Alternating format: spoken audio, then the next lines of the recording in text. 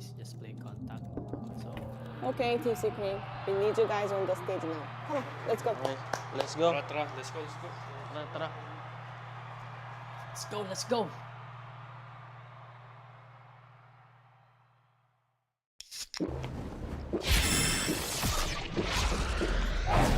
Red Bull gives you wings.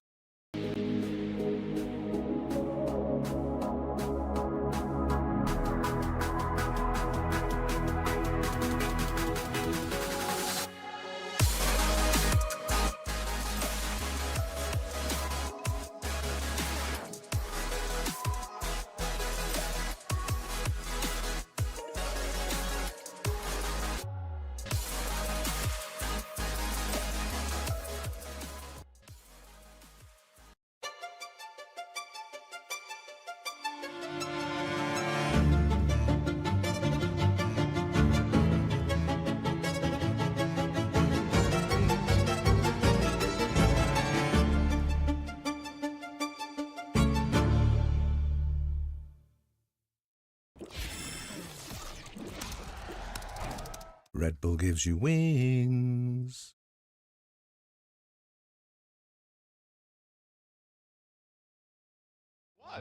Ladies and gentlemen, we are we are on board for the T1 plane. We are about to lift off. Over. Copy. Oh, Ben. Can you give me a big smile? What is that? What the f is that smile, bro? Smile, bro. Smile. Bro. I'm feeling awkward. Follow you want to finish, man. No. No. I've had enough of smiles now. How the fist bump gonna be? What's the style? What's the style? Okay. Or like handshake. There you go. There you go. You're so big, Elias. You're so big.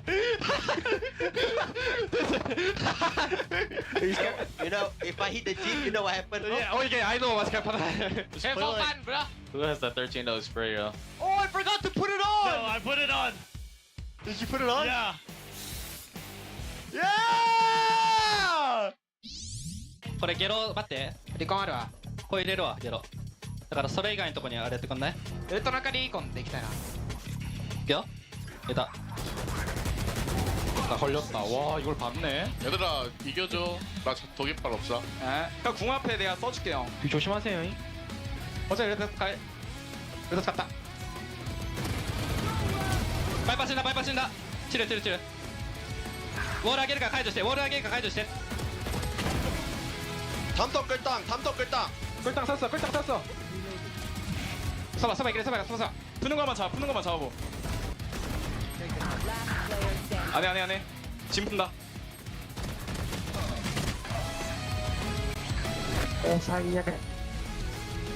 이긴 것 같은데. 나이스. 이메 와이 갑자기 바이퍼 쏘냐 브로. 아니 왜 안 죽냐? 와 이베. 와 또. 아니 왜 안 죽냐고? 못 쏘니까 안 죽지 Hey Cypher. So what here Okay, we wait first, okay? 미라디. 어머 미라. Balik ka. Ingat B boys Bimin. KO Bimin Tiga lang Bin Lanting na boys Listen, someone play here and hold happy hold cross. One city Spike planted. Good. One more default boys Dalawa One more city Only left. Go out. They have no smoke. Sapa bash Flanking ah. Ay mo ay bot. City lah Hey go I check left. Yeah I holding One enemy remaining. Nice Nice one. What the bro 3 bullets Hirap patay na pag nakatalikod ah. Hot ganun. Hey taking B man I can help Can we go in front Come. Wait, I'm stunned. He's close guys. One more, confirm. Near blind. Left. Wall pa Tada. Shoot. I don't have smoke Please have CT boys Went close Going close They think go wild. They're probably heavy man. Omen planted. Coming back market. Yeah, 1B man. Cypher was the flanker. Gecko market. Go to city, sorry. Okay, just keep watching. Omen side, Omen default. I'm already side. Oh, no wall, no wall. Flashing. Mortgage clear. To be close right to you. Take your time, take your time. Okay, baby boys. Cypher on HP, yeah? Okay, chill. We can pick later, fine. It's okay. Wait, 1. Go left, you go left. 1, 2, 3. Go pick now. 1 empty, 1 empty, 5. Nice try. All good, guys. All good. We get equal all the time. No time. Nice. Nice, boys. Good job. Together, boys. Together. Nice, nice. Ay, 132, man. I stand for people here, bang. What that pump? Go. Ready? Cut niya ito. They flood guys. I can ult you guys. Yeah, just go back, please. I'm gonna go rotate flank guys. I ult you. ビットあると。マシマシ。頑張って俺。使った、俺も使った。ウルト結構長い、ウルト結構長い。大丈夫。ミッドキルじゃ。Go. Go. Can you ping? Yeah, I'm gonna flash one. Flashing now. Pop already. Mid side guys. One enemy.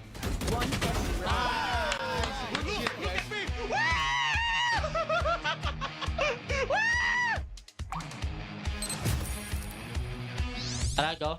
Boys, come on. Hey, close. Left side. Box lang Side. Spike down B. Doon pa rin. Asa smoke. Wait lang, gun out. Holding ako. Wait lang, check ko lang. Close dead. Pwede ka bumalik? Sige. Kukuha to barrel, boy. Kukuha sila ba rin? Tapo ka na. Minus 30 race. Smoke ko na lang. Smoke click ko na lang. Sige lang. Laban lang sa NP yata eh. Smoke splat ka lang eh. 10 seconds left. Samahan nga kita, baka nandito eh. Smoke ko city. Papa-elbow nga ako. Likod! Dead. Default ako. City sa. Stun ko. Last player standing. Nice. Let's go, boys! Nakakatakot. Good eco. They're deep. They're far. Yeah. Let them come in. I have to watch alley peek. No, high mid's gap, guys. I gotta pick up high mid. No, they didn't cross. They didn't cross. Okay, sorry. Can you keep watching Ellie? Yeah, I'm gonna flash one more time. What I mean? Are you guys ready? We can do it. No, let them come in. Okay. He's checking me. I'm Ollie. I saw that. I'm watching him. Nice. Last two alley. Let's go! Bye, man, bro. Yo, nice stacks, nice. Welcome T1. 다 나왔어. 트랩. 이제 싸워야 돼. 나이스. 아, 세이지 오면. 백사. 세이지 마이너스 50. 스모크. 백사. 둘. 빠진다. 브릿지 필. 나 가는 중 기다려. 백사 조심. 종민이 앞에. 백사 오면 있다고? 기다려봐. One enemy 야, remaining. 혼자 대박게. 나 풀게 그냥. 박스 뒤.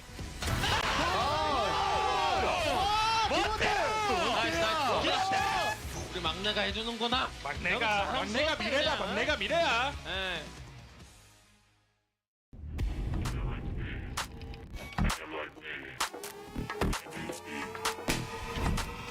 Well, they're gonna spot with the camp at Buzz here. With the oh, that's a quick one. And make it two. Oh, the Marshall is just getting so much value here. Can he do it? Oh! Again, a bit of a bait and a switch here on B main. Oh, he's gonna re-peek it, and he's out. C2 also. Now they definitely don't check. They definitely don't check. Oh, he holds it! And all three go his way. 2G to go. He does have the judge, but yeah, it's just gonna be for the fourth. Looking for the ace. And there is still a minute, so you don't want to green. There it is. Oh, okay, well, you do what you want to do. Oh, this is their idea to try to pinch onto the operator. Gen.G has his crosshairs trained, the scope's on it, and he's good for one. Repositions with the blade. That's two, he's still safe. And there's the third and the fourth with the right flick.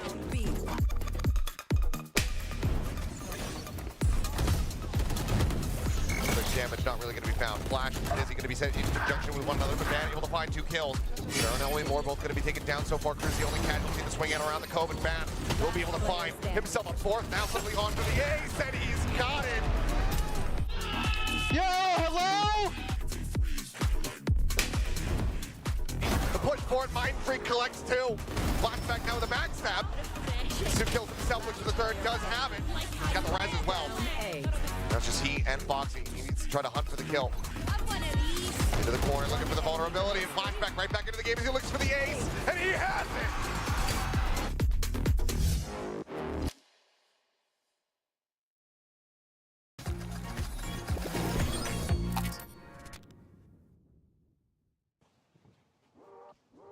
뭐 하는 거지? 몰라? 오늘 진행할 게임 이름은 제로 포인트 데스매치라고 해요. 제로 포인트. 해요?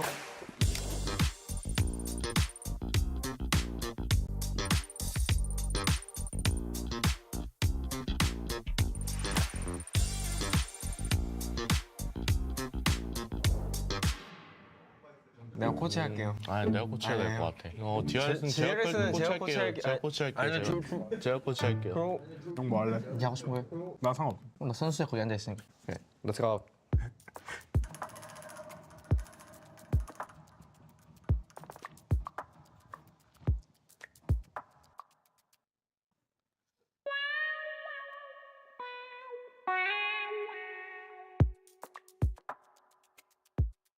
김밥도 쉬워 보이고 육상 선수도 좀 쉬워 보이긴 하거든요. 형은 게임 안 하니까 이렇게 말하는데 조금만큼 쉬운 게 어딨어 지금. 쌍둥이, 양손잡이. 큰일 날 소리 안 해 또. 그려볼게요. 범죄가 나왔으면 좋겠어. 나도.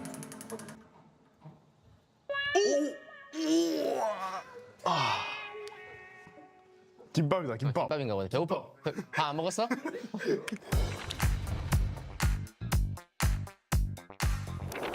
야, 우리가 이겼다. 형, 우린 졌어. 나도 그렇게 생각해. 아, 그거 준비 언제 되나요? 저희는 준비됐습니다. 준비됐습니다. 너희는 이제 큰일 났어. 상하이 경치가 좋더라고요. 저기요. 이거는 응? Deathmatch. 저기 버키네? 똑같네.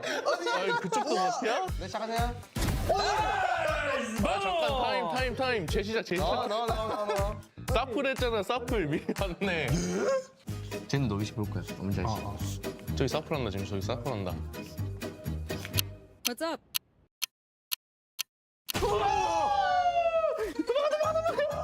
이제부터 도망 못 하냐? 지금 끝까지 도망가. 너 혹시 발로란트 처음 하니? 너 무빙이 왜 이래? 아니, 어려워. 안 보여. 맵은 보이잖아. 이 캐릭터 손이나 이건 다 보이잖아. 이거 봐봐. 너 왜 무빙까지 처음으로 들어간 거야? 저쪽 지금 사플 하잖아. 뭔 사플이야. 되돌아보는데 지금. 사플 하네. 아, 좀 뛰어라 좀. 진짜. 종일 뛰고 있는데. 어딘데? 미안! 아니야. 저 브라핑 형. 뻔해. 뻔한데 이킬 당했어. 어? 민혁아 다 보인다. 어? 없는데? 민혁 다 보인다. 근데가 어디 쪽에 있는데? 뒤에. 우리 뒤에. 미안해. 내 미안해. 이지 브로. 아니 민혁이 조준선 없이 하니까 그냥.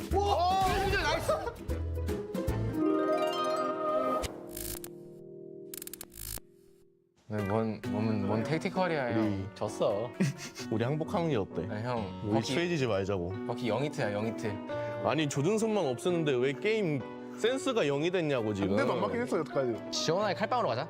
버키를 안 써요. 너 혹시 발로란트 2시간밖에 안 해봤니? 샷건을 안 써요 샷건을. 이렇게 돼갖고 쏘면 될 거 아니야. 그래? 왜 쏘지도 않냐고. 썼어. 저희 준비했습니다.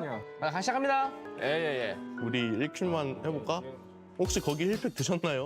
아니요 저희 안 맞았다니까 한 대도 지금까지. 형 0히트라니까 진짜 0히트라니까. 너 그 자랑이야? 걷지 좀 마라 좀. 아니 나 뛰고 있는데. 뭘 뛰고 있어 발소리가 안 들리는데. 저쪽이 걷고 있다는 소리야 지금. 우리는 움직이지 않고 있어 미안한데. 와. 내가 죽었던 곳. 어딨죠? 제발 한 대만. 가까이서 한 방. 가까이서 왼쪽 클릭. 한 대 맞췄어. 맞췄다고. 죽었어. 우와! 안 돼! 빨리 올라가서 먹어. 지금 위로 가.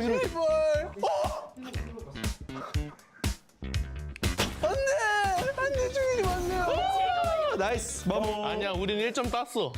1점 땄으면 된 거야. 저 마코 선수가 하면 어떨지 궁금하지 않아요? 그렇죠. 답답하면 니들이 뛰던가 딱 해야죠. 좋습니다. 아이, 너무 좋아요. 보여줘야지 또. 또 신뢰 있는 사람이 좀 해줘야지 이제 그렇구나 하고 이제 받아들이지. 예? 준비됐나요 거기? 네, 저희는 뭐 준비했습니다. 혹시 누가 하고 있죠? 제가 하고 있습니다. 김구택 씨가 해야 되는 거 아니에요? 아니죠. 전 답답하지 않다니까요. 여기는 완벽했기 때문에.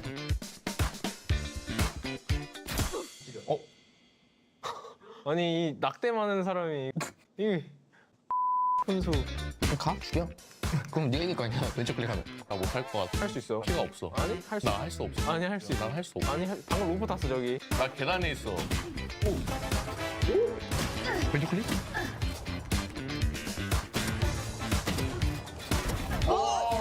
낙댐 받아도 이기잖아. It was very easy.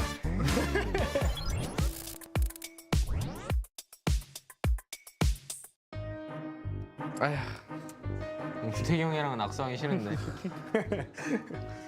그쪽은 저도 하기 싫어요. 수고하셨습니다. 아이, 수고하셨습니다. 수고하셨습니다. 저 압니다. 가. 안 갑니다. 뭐 하냐고.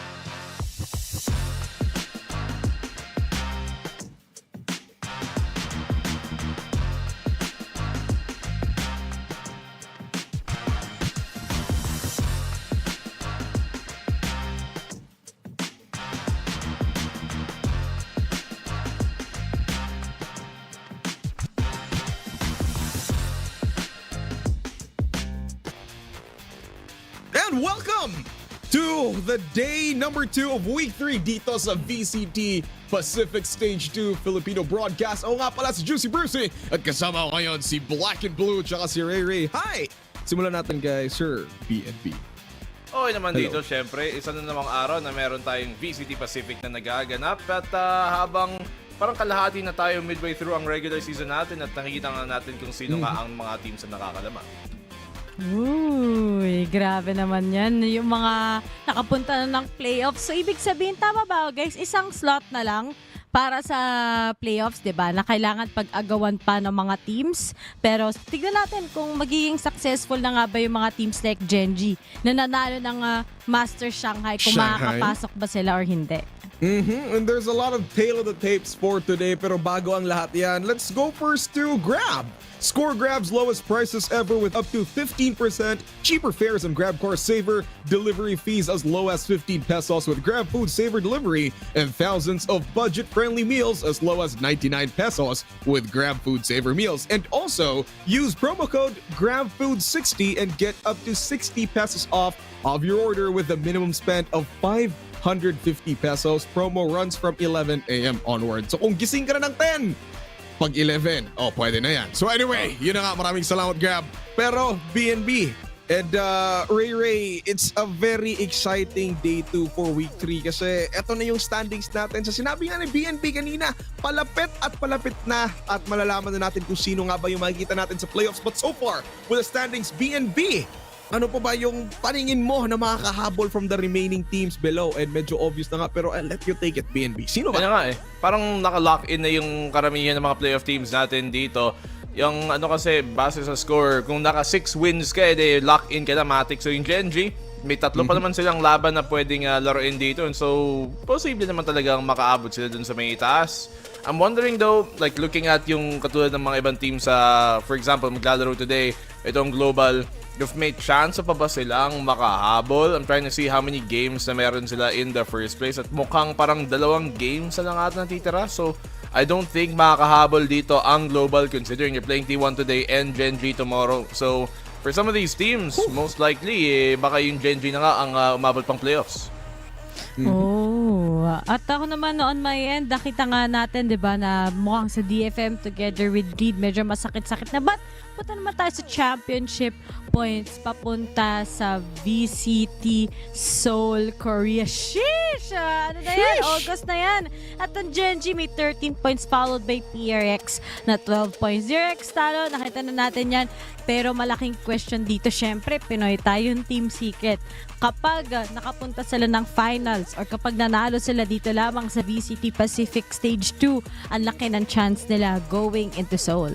Oh yeah, and I'm pretty sure yung mga teams na tong gustong-gusto. I mean, wala eh. Ito na yung parang season ender for these players and these teams na nandyan na nga sila sa Pacific, which is the place wherein saan magaganap yung, you know, champions in Seoul. So parang, you know, it's time for them to really work hard for these teams on their end to really get into the championship spot. Pero as we have discussed nga kanina sa sinabi ni BNB, Global Esports, oo nga, 2 games na lang yung natitira sa kanila. And wala eh. I mean, it's against 2 of the biggest and better Korean teams. Ika nga kanina, BNB, we discussed. Today, they have a game against T1 and then DRX. How bad is it looking ba for Global Esports? Medyo malala, to be honest. Kasi I think though, to be fair, that they have had improvements. Pero hindi siya yung katulad ng parang team like RRQ, for example. Talagang last season ay hirapan. They were in a similar position as Global. Tapos ngayon, ang ganda na ng performance ng RRQ coming into split number 2. Yun yung parang improvements na nawala dito sa Global Esports. So after this season, hindi na magugulat kung biglang may magbabago dito. Pero speaking of magbabago, Bruce, ikaw ba yan? Anyari sa bigote mo, pare? Parang, sino ka ba? Ano ginawa mo sa tropa ko? Nawala Kasi, bigla.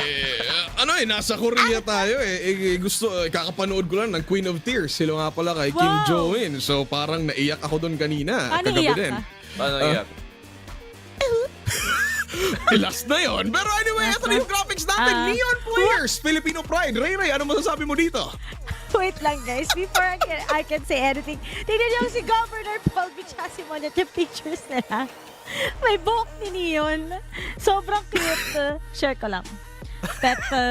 Cute ka naman. Hindi ka naman mali. Tama naman. Ang pagdating nga sa Neon nowadays, di ba, because of the buffs na nangyari na nag-occur talaga, pinactice talaga ng mga teams to. And the total win percentage, guys, is 75%. Kita naman natin 3 wins so far sa mga teams na gumagamit neto. And can we all agree na ang best Neon user talaga so far is Governor just because of their games yesterday? Oh yeah, sobrang bilis. OBNB, Jeremy pa din. Pinoy pa rin eh.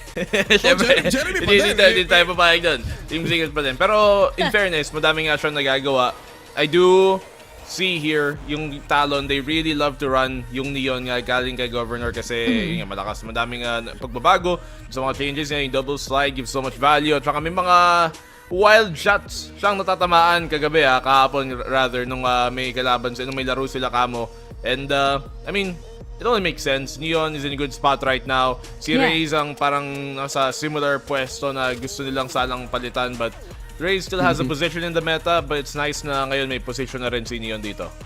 Now, since we're talking about agents dito, no, we do see like a really big improvement from Neon. Mas mabilis and much better to use. Pero right now, we're looking at the top operator kills of stage 2 so far. And Saya player who's gonna be playing today is going kind of toe-to-toe with Jeremy. Pero operators, let's talk about this one, Ray.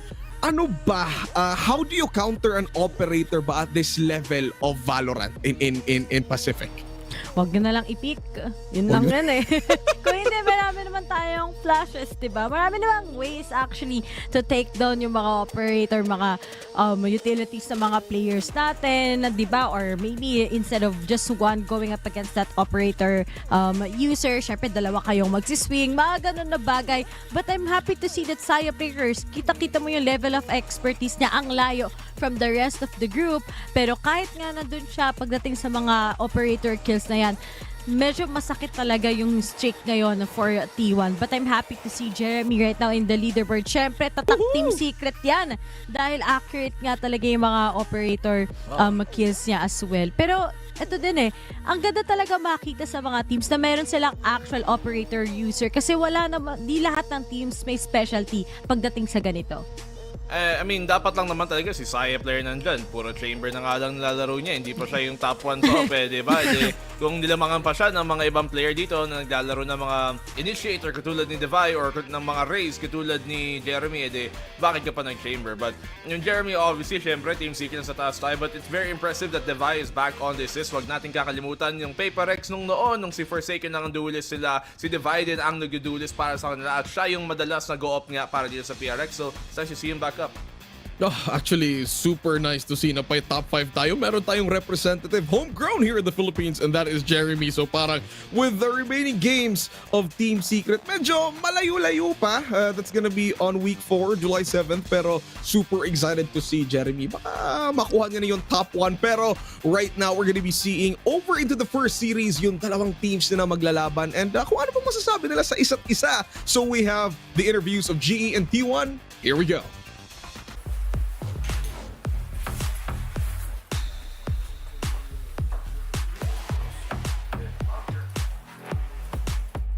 Izu. You guys really need to win today to keep your playoff dreams alive. So what's your mindset going up against GE today? Maybe it's only GE. Not worried. Okay. Not worried. Yeah. Fighting Bleed. You need Bleed to win too. Okay. Good luck.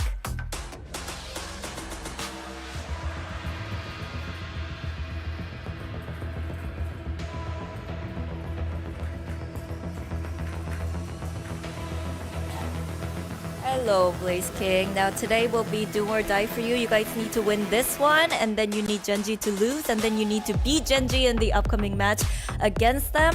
Now T1, Izu actually said, oh, GE, it's only GE, no worries for T1 today. Anything you want to say to them?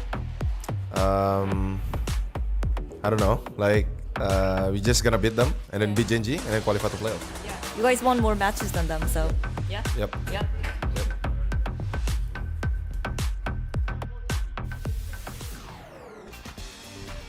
Short and sweet. Sobrang bilis lang ng interview na yun. Super serious on the side of both teams kasi wala eh. To be fair against these two teams, kailangan nila ng wins, especially for global esports. Now, we've discussed this kanina sa intro pa lang ng panel na they're in a very tight spot, BNB, no? Kasi today, they're going against T1, then soon, Gen.G.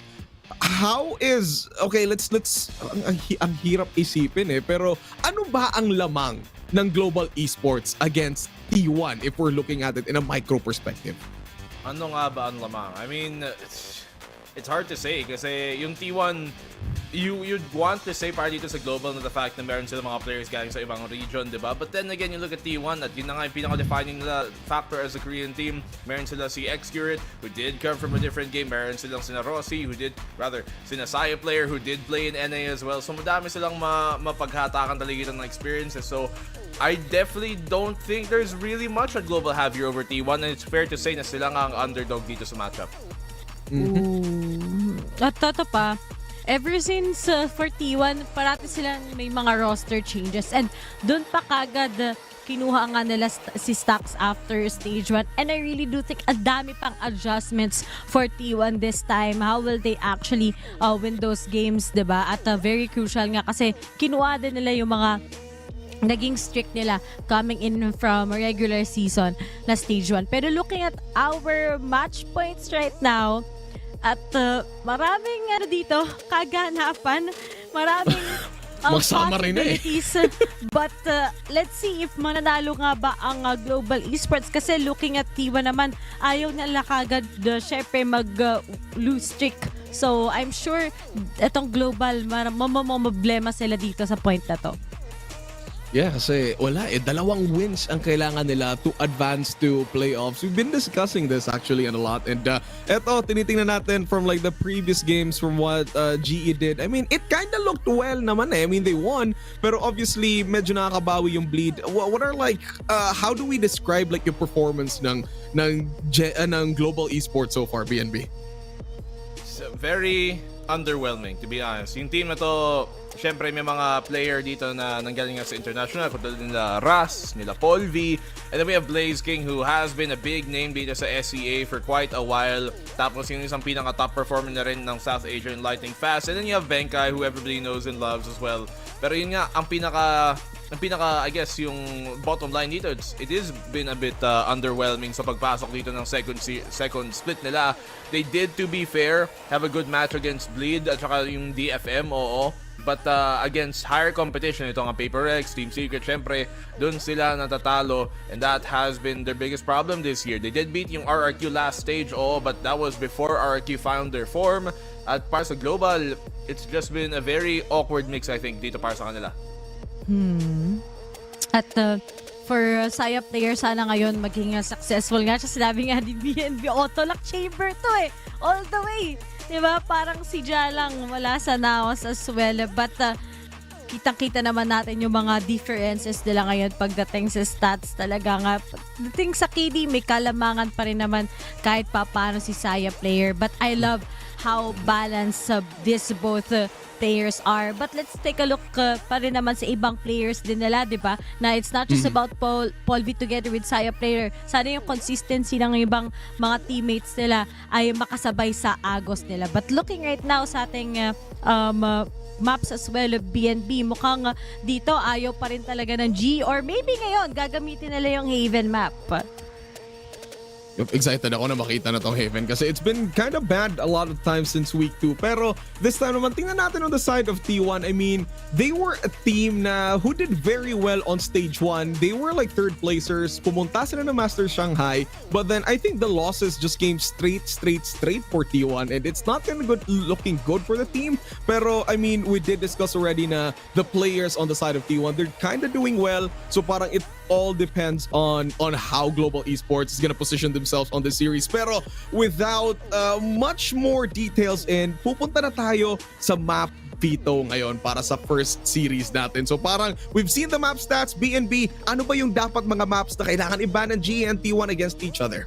I mean, I'm looking dito sa global, and one of the more consistent maps in the past half year has been itong split na pwede sana nilang laruin versus T1, and especially knowing that T1 are 0-4 in the past 6 months. Wala pa silang naipapanalong split, so that could be a prio pick dito, especially if T1 don't ban it. Ayun, binitawan nga yung sunset, so I expect your global to pick split. Icebox pala. Yeah. Okay. Para sa akin, G, specialty naman talaga nila tong Icebox, but T1, sana prepared sila. And I am happy about this map veto dahil maglo-Lotus ang T1. And I've always been a big fan of their Lotus. Nakita din natin ng new acquire player nga nila na si Stax. Dito talaga siya nagpa-pop off. Pero GE naman this time around, Black and Blue, ayaw nila i-take risk yung split.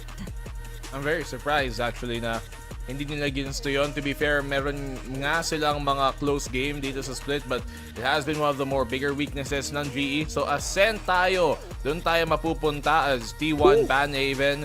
And looking at Ascent as a whole dito, para siyang okay na map for both sides, but arguably more for T1. They've had more success on this map especially. Pero I don't know, I think the way this veto has gone, considering Icebox yung first map, it's not a bad map totally dito para sa T1 in all, this veto, and this might, I still think this is gonna be a T1 series. Oh really? But di ba medyo weird kasi like, you know, Icebox so far in the run of T1, they're a good team going into here, pero yung when stats wise, numbers wise, hindi man yung performance eh. Difference from GE, medyo maganda yung performance dito, especially with the win rate. Does it matter with the team composition or agent composition ng T1? But is it time na maglalaki na ba ng chamber ulit sa Saya player? You have to look here, Bruce. You have to look here. The fact na, sige, they are 1-3 dito sa mapa na to, but all their losses were close games. 11-13 kalaban ng Gen.G at 12-14 sa OT kalaban ng Secret. Yun lang yung mga talo nila. Super close games dito sa Icebox. And so, I still think that for T1, I'm not gonna expect na may iiba sila masyado dito sa comp. I'm gonna expect them to stick with that Gecko and KO comp and then still run that chamber kasi gusto ni Sai player talaga mag-top 1 sa mga op.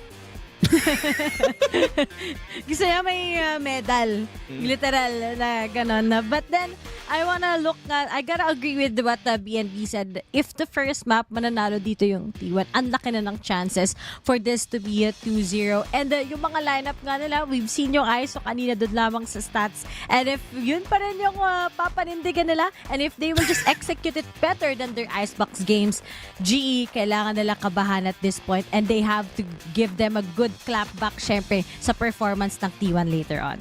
Paano ba yung clapback? Hindi ba sa likod? Kasi clapback. Ganun ba? Ganun ba, back? Di ba kapag clapback likod ng kamay clapback. Alam mo, tama na talaga. Okay, sige. Pero, super excited. I mean, T1, I'm hoping they bring out that ISO. I'm a big ISO enjoyer since the patch. Thank you very much. Pero, maraming salamat. Pero, din makikita na. Ano? Palit. Kamukha mo si ISO. Isa pa. Kamukha mo si ISO, pero alam mo kung ano tawag sa'yo? ISOS. Christ. Sige, ano na kayo masasabi ko dito? We are going into the first game. This is going to be Icebox. Nakikita natin, GE, they did stick with this agent composition na matagal natin nakikita.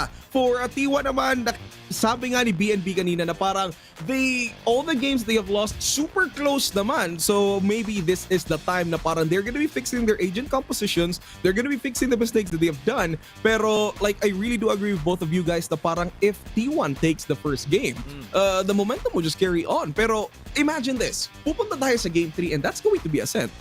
Sabihin natin naging 1-1.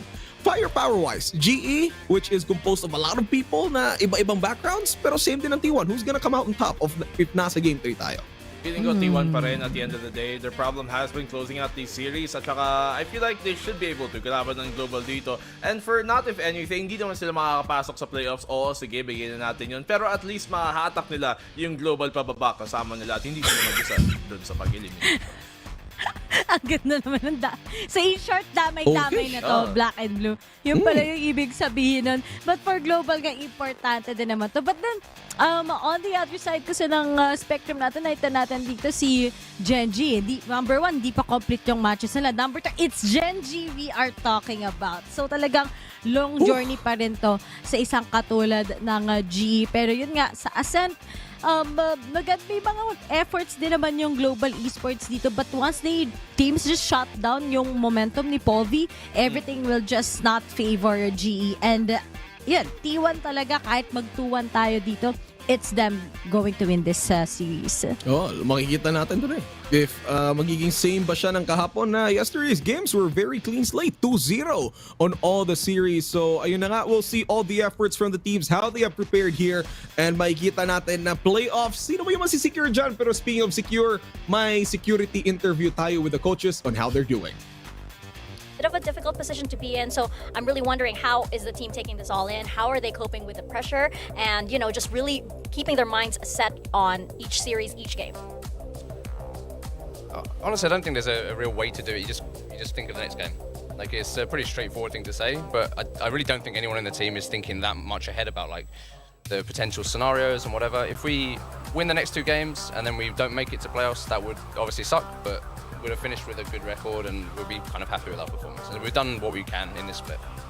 Okay, I do want to ask a little bit about the overall team environment, because something that we've heard you talk about and something I think a lot of us have noticed is that GE surely is playing better in their prep, in their scrims, because the ideas look good, but the execution used to falter a little bit on stage. That's something you've mentioned before in press conferences as well.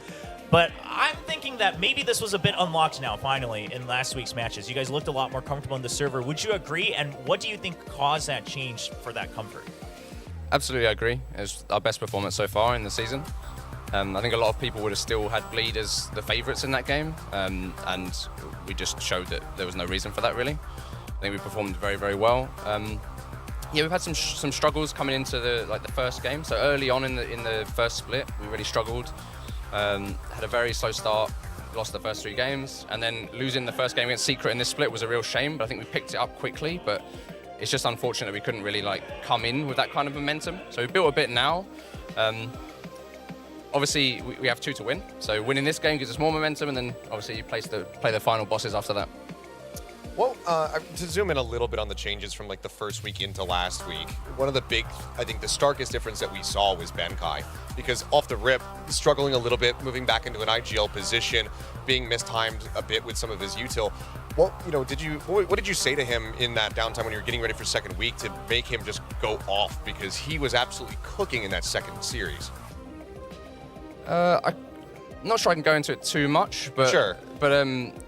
Essentially, he just felt like his confidence wasn't there yet. Like he wasn't feeling quite sure of himself.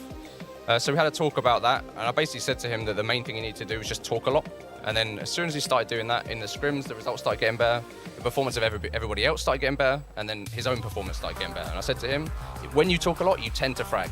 So just do that, and it worked out. Kind of counterintuitive to a lot of people, I would say, but it's interesting. I think that just also goes to show that obviously you have to know your players very well. You have to know the patterns. I do have one more follow-up question about today specifically. We saw you guys picking the Icebox. Obviously, you can't go in depth, but I just want to know, is this more because of your strength and confidence in Icebox, or is it because of what you saw from T1's Icebox? It's definitely our confidence. Okay. So we've always kind of had that as a strategy, I suppose, in the vetoes, that we always want to just pick the map that we feel best on.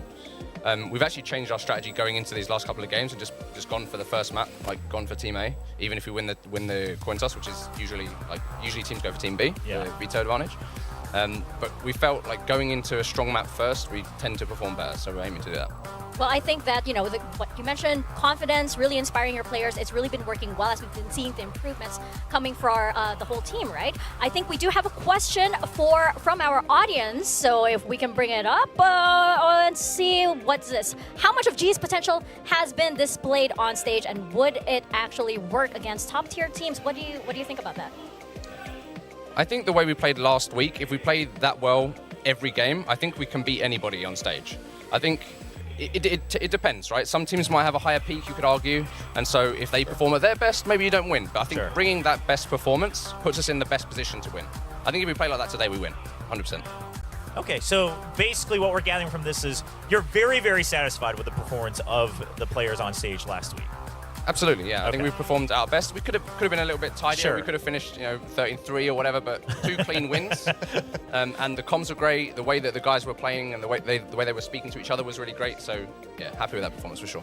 I do have one final question before we send you off. I'm wondering, as we mentioned last week, it was quite a big high point for GE. Do you feel that this team has, reached that kind of point where it's like that aha or eureka moment that this roster has finally done, has finally come together rather? Was that moment, or you feel like it's still coming? That's definitely been the case in scrims. So over the past 3 to 4 weeks, I'd say, we've really started to hit our stride, and we're playing the best VALORANT we ever have. So that's obviously great. Converting it on stage isn't always easy, and today we've got a big audience, so it's difficult, but yeah, we're able to perform at that level for sure. I got a final quick one, if I could squeeze this in. There's obviously been, the changes in the team itself, Ben-Kai moving over to IGL, etc. But you yourself have had some changes, and I'm curious, across 2024 thus far, have you been changing your hairstyle and your facial hair to try to find the lucky buff? Because we all know about the bald buff. Have you just been going through different iterations to figure out which one is going to be giving the team the best chance to win? Honestly, when you have a hairline like mine, you don't really have a lot of choice, so you kind of have one of 2 options. So I've just gone for this one for now, and then when I get bored of that, I'll go back to bald, and then we'll see after that. At least you opted for hair. Clinton, he just keeps it that way. Not a lot of people can pull this off. No, honestly, yeah, you're rocking it. You're rocking I love it. I say well, keep thank you. Yeah, I say keep it. Well, Spin, thank you so much. Good luck out there. The guys are looking good, and we hope that momentum continues. All right, thank you very much. Well, Teka lang, nag-check pa ako ng hairline ko kung meron pa ba. Alright, maraming salamat sa head coach ng Global Esports. As per him, hindi daw yan sa lucky o swerte yung hairstyle niya dahil lang daw sa hairline. Tsaka, kung wala, ganun talaga. Pero he did say already na parang on the side of Global Esports' IGL, Ben-Kai talk a lot more frag. Ganun ba yun? Ganun ba yun? Ha?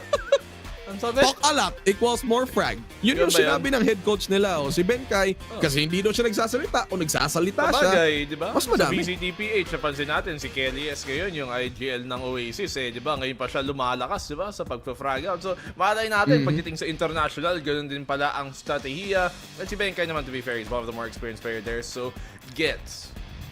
Oo nga, si Forsaken din, di ba? May mga times na siya yung nag-IGL sa PaperX, pero pa-iba-iba nag-umiikot. Tapos if hindi man siya, syempre, nakita nga natin ibang players as well, lalong-lalo na si Davay, aka David. So, top 5 pa siya. Tapos galing pa siya mag-up. So, kapag pala, professional OA na in-game, lalakas ka pala. So, alam ko na kung sino yung ganyan. Si BNP yan kasi siya IGL namin nagta-top frag din niya. Hindi po, hindi po IGL tawag doon. Nagbibida lang po. Kaya, humble lang. Pero, speaking of... Humble ka pa. Okay, sige, bida pala yung saya-sayo Pero kwento mo yan Kwento mo yan, sige, ikaw na yung bida, kami na yung sidekick, kami na yung nonchalant. Pero, speaking of mga nagsasalita, imagine nyo na lang, from the side of PaperX, kung si Coach Alex, binigyan nyo na yan, parang pinalag-in nyo. Grabe siguro yung parang kills niya, lalo na yung sa coach ng T1. Parang gusto ko sila mag one-on-one mid sa Ascent. Tsaka salitaan lang pero walang barilan. Tingnan natin. Pero, well, we are gonna be heading over to our first game for the first series on day number 2 for week 3. Global Esports T1. Sino sa game number 1 ito, prediction. 3 minutes na lang. Ito na. Sino yung prediction niyo for game number 1? Simulan natin sa'yo, Sir BNB. I do think still T1 at the end of the day. Meron ako mga reservations dito sa mga changes nila, which I'll expound on later pag sa sunod na panel, because I do think sa pinalit nila, dapat si Izu, hindi si Carpe, put stacks in. Gets ko naman. But I still think it's gonna be T1. I will be in line with what the BNB said. 2-0 to. T1, pero kinakabahan ako kasi Raiders. So, pag nagsasabi ako ng 2-0, usually nagiging 2-1. Magiging 3-1 to. Alam ko magiging best of 5 to bigla Biglaan lang. Bigla, di natin alam. Pero on my end, I really think Global Esports has this in the bag. I mean, I was really leaning with T1 the way we discussed it over a panel. Pero when we had that interview with the head coach, nagbago kasi it's like parang the difference on paano niya hinandle yung players niya. Maybe Benkai is gonna step up a lot for Global Esports. We'll never know. So parang on our end, it's sa aking analyst, it's going to be T1. On my end, it's going to be Global Esports. So tingnan natin if we're going to global. Speaking of global, alis muna tayo sa Pilipinas. Let's go to Korea.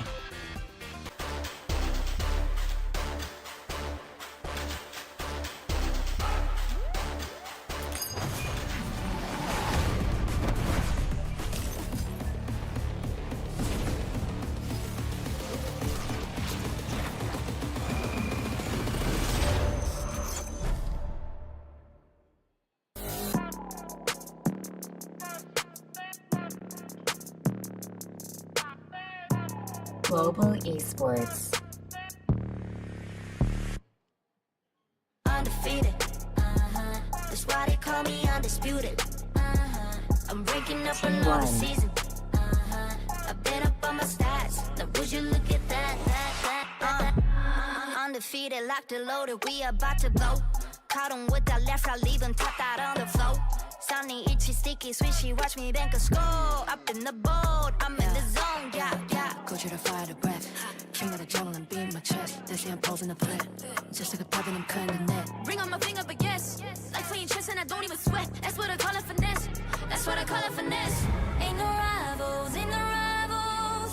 They can try, but they're never ever slowing me down. On arrival, this is my show. Crossing my heart, they know we are undefeated. That's why they call me undisputed. I'm ranking up another season. I've been up on my stats. Now would you look at that. I pop on with the jumper, then the adios. Gotta go. I'm the prima donna, make him do the most. Not enough, I'm just warming up.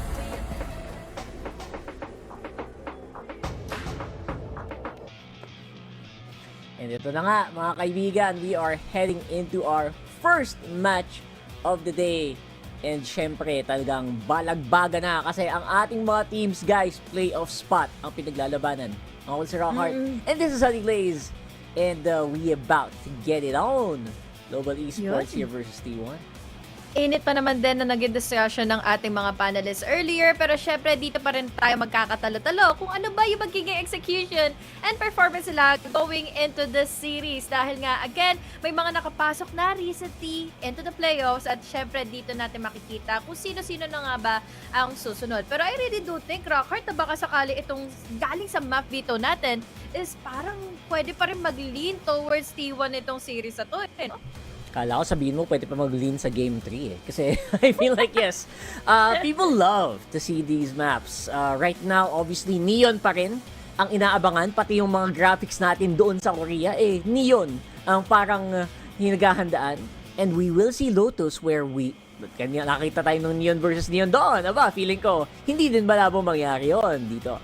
Totoo. Pero will it be possible going into Icebox? Dahil yun nga ang unang-una nating mapa at the moment. And alam naman natin na medyo mahirap kung sakaling immobilize mo nga ang isang Neon to get inside of the sites dahil daming corners eh. Kumbaga, pwedeng kang maisahan ka agad dahil nga sa mga short days or kaya naman sa mga shorties and all. But then again, sabi nga ng ating mga panelists, ibang klase o barangkada yung ating mga operators for our teams na nakita, yung mga players na nakita kanina. So let's see kung yun din ba ay gagawin na nga nila later on as we head on to our agent selection. Rockhart, Chamber! Chamber ang nilabas ng T1 ngayon. Oh, Chamber. I think we'll definitely have a lot of things to watch out for, especially for Saya player. Top operator user yan ngayon, mga dong! And now he will be back on the Chamber. Obviously, everyone knows has the Tour de Force, a very powerful long-range weapon, and it's on Icebox. And I kind of can tell why they chose a great map here. So at this point, you know what? I am not gonna be surprised if they take a very powerful defensive side.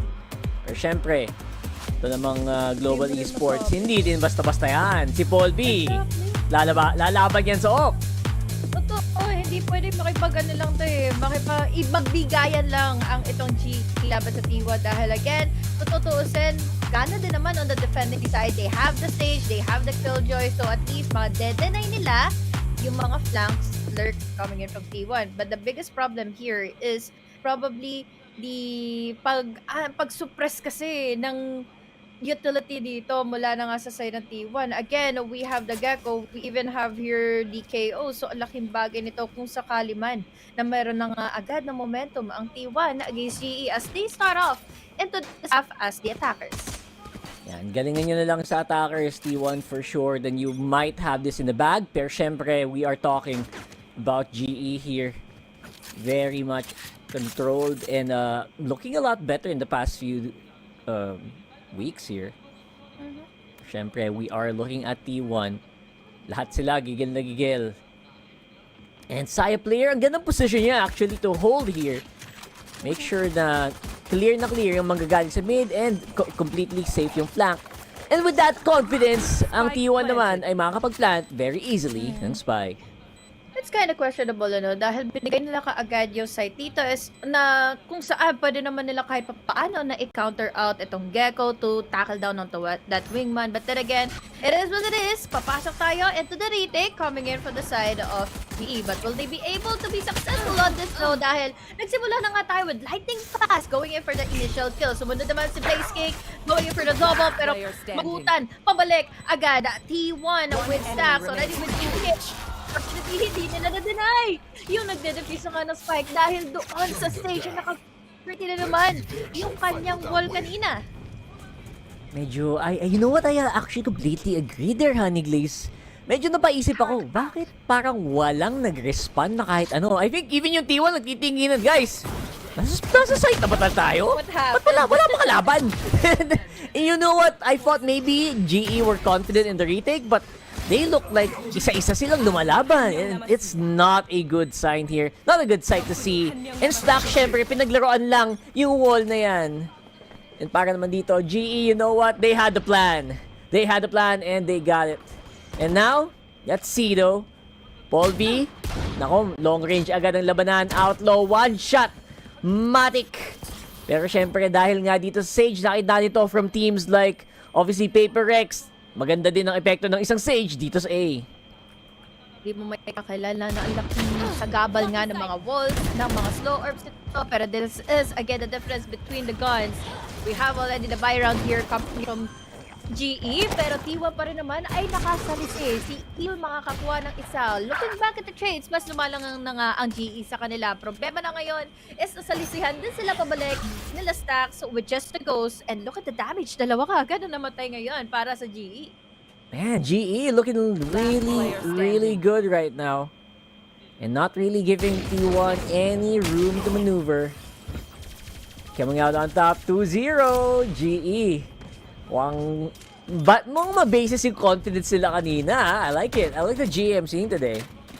Definitely. They should be dahil yun nga yung buy round nila.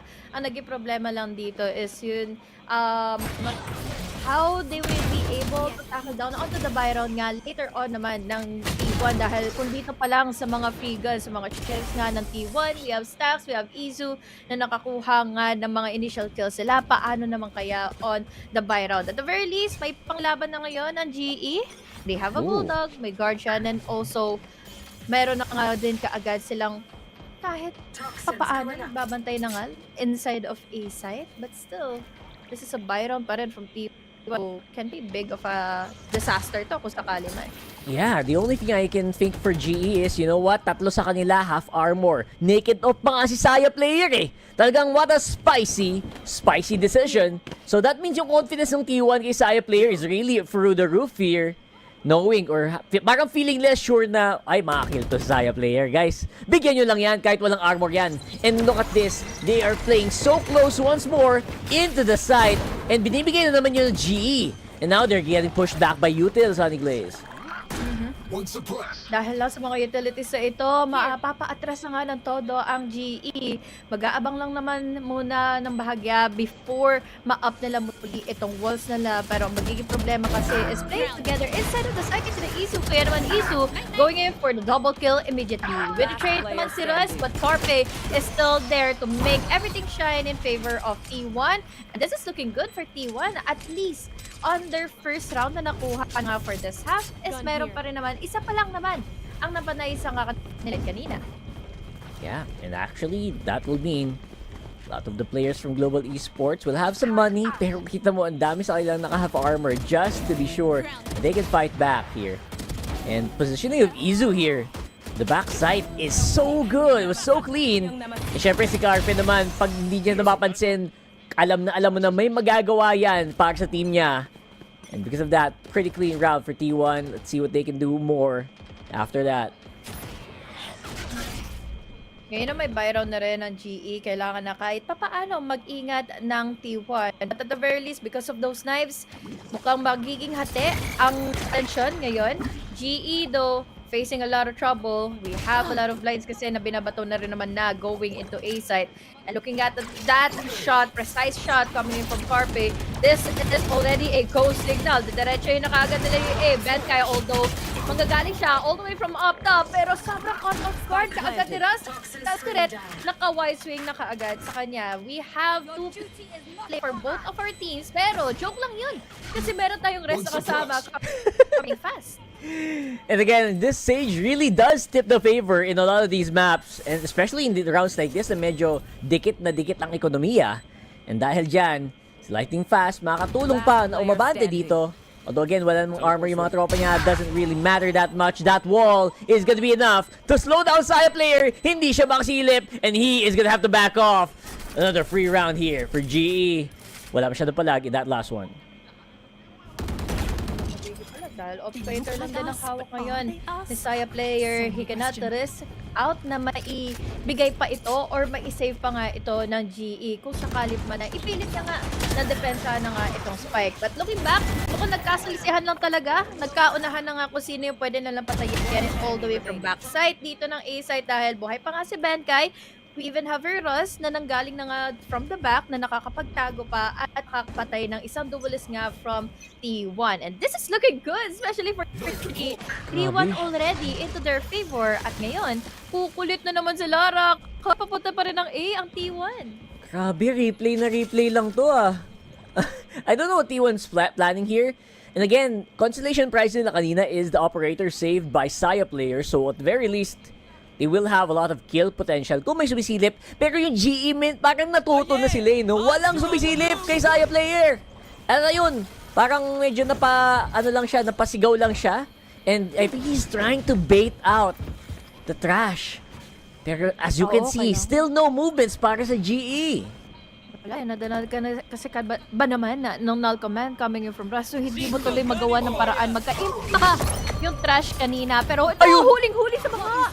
Kababa na nga, galing yung as. Huli pa nga, yun na nga mukha. Isa na kaagad sila. Magigit tatlo pa nga ito. So, quick reaction time to make himself back away with the dash. Actually, the ace will not be favoring in his side. Sa Blaze King na mapatay siya pabalik. This time, isa na lang ang habulin ng T1 na GCE. Holy cow, that was actually so good nga from Russ, no? Eventually, you know what? He got the perfect opportunity. He used the 0 point, and he got cancelled, slowed down. Pero the catch on Paul B was beautiful! Siyempre naman, yung pasok ni Izo dyan, malinis na malinis, going for the ace na nga sana. Nahuli lang siya dun sa talon sa dulo. Pero you know what? He did the majority of the job there, Saya player. Just confirming that kill. Making sure na panalo pa rin ang T1 in that one. Wala pa rin sila makukuha na info even though nandun na nga yung Dizzy. Kailangan kasi kumatras kahit papaano na nga ni Blaze King para mailaro na naman nila ito to a safe retake round. Again, with the walls, again, with the utilities as well. To take down into Wingman is the highest priority at the moment, pero wala kasi ngayon nakaninya para ma-free fire na nga si Wingman. So now, at maganda naman, kahit pa Ali, nakapangsalita na nga ng isa, pero quick ng answer kaagad ni Saya player, but much more quicker onto his trigger. Triple kill already, and finishing off with just the classic. Sinampal sila kaliwat kanan lang ng free gun. Ano kay Russ to win this out on a thrifty. What is happening here? I think we're looking for that consistency, but you know what? For T1, a lot of people were expecting them to come out on top here. GE pulling out all the stops with a thrifty, and started off obviously si Blaze King yung nagsimula doon. I was super surprised, and Paul B, this man is insane right now at the close range, not even bothering with the operator. Taas kamay moments ka talaga doon, and that is literally a meme-worthy moment here. Hihinga kang malalim talaga. T1 kalaban mo dyan, boy! You want to play? Let's play. T1 pa rin naman ito eh. Pero ang problema kasi ngayon sa T1 is medyo umaagresibo na nga sila. Lilipad na naman sila. We even have your the night utility as well. Pero hindi naman madedenay ngayon sa pagpag si Izu. Corner with a good 2K immediately dashing instead of the side. Mapitin down pa rin naman nila kay papaano si Russ. At yun na nga ang opportunity nila to plant in the spike dahil dalawa na lang kaagad na natitira. Take note, Byron pa ito ng GE. I know, what a back and forth between these two teams right now. Literally, walang nagmo-momentum. Bawal ang momentum dito. Cannot be no entry. And I'm really liking what I'm seeing here, especially for T1, who are fighting back against, I would say, a very on point and very on form ni GE right now. And pushing back, literally, tinanggap ng GE, wala tayong magagawa dito. Kahit may lockdown tayo, just have to accept that they're gonna have to just back off. Izu holding on to the op, habang si Saya player naman, syempre, naka-ready on the tour de force. All the econ going over to T1, just losing one guy. Yep. All good, kahit papano. That was the buy around from T1, so they were able to make use of how aggressive Izu is. They were able to change up the pacing, na-overwhelm nila sina Izu, or rather, sina Russ and Paul B kanina nung nagbantay na nga sila from those corners.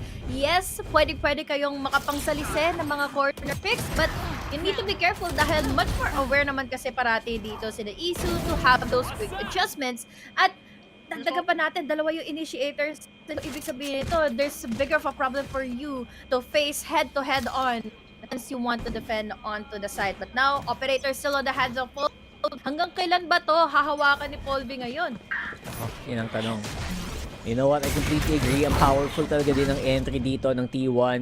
Dalawang initiator, tas Izu. dumidire-diretsos over your head, talagang basag ang mouse, wasak ang mouse mo doon kung hahabulin mo yon. And I would say na T1, they kind of know that they have a bit of an advantage here in A, and they're really pushing it. Pero you know what?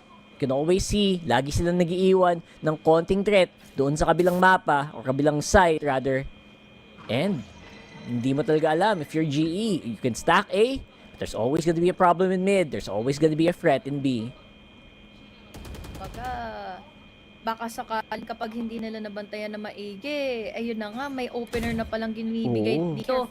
Ang lurker coming in from T1 dahil si Xcorret, ang lalim na rin naman na kahit papaano in B, and he can be also the plan B pa ng T1 in case something or everything goes wrong dito na nga sa T1 as they head on to commit fully into A side. But the biggest problem here right now is we hack the lockdown. Madedenay ba nila ito gamit ng fragment dahil mukhang oo, dahil on but light up coming in from stacks at ganun lang ka-easy go. Yan na, i-secure ka agad yung T1 yung site, and now the biggest problem right here is he doesn't know where Xcorret is, and that immediately denies the saving probability para sa side ng GE. The plan B, pumasok from B, tas literal nakadalawa, and that is just excellent for T1. Staying on this game and making sure they have it. So like Carpe, obviously yung pasok nila is maganda, pero yung lurk ni Xcorret dito, nail in the coffin para dito sa GE. Bagay nun dahil hindi na nga nakapag-save pa ang GE, na-force pa sila for a timeout at hindi nila mapigilan yung momentum ng T1. What I also love about T1 is how consistent they are. They want to change up the pacing with Izu, with Ruz, and with also Stack. Again, dalawa yung initiators nila, so kailangan nilang intindihan si Wingman, kailangan nilang intindihan lagi itong si Drizzy. Pero once the problem goes in, yung biggest problem nila, yung nila, si Izu, kaya naman pulido ang performance ng every round ng pag-comeback ng T1 for first scoreline ng T1.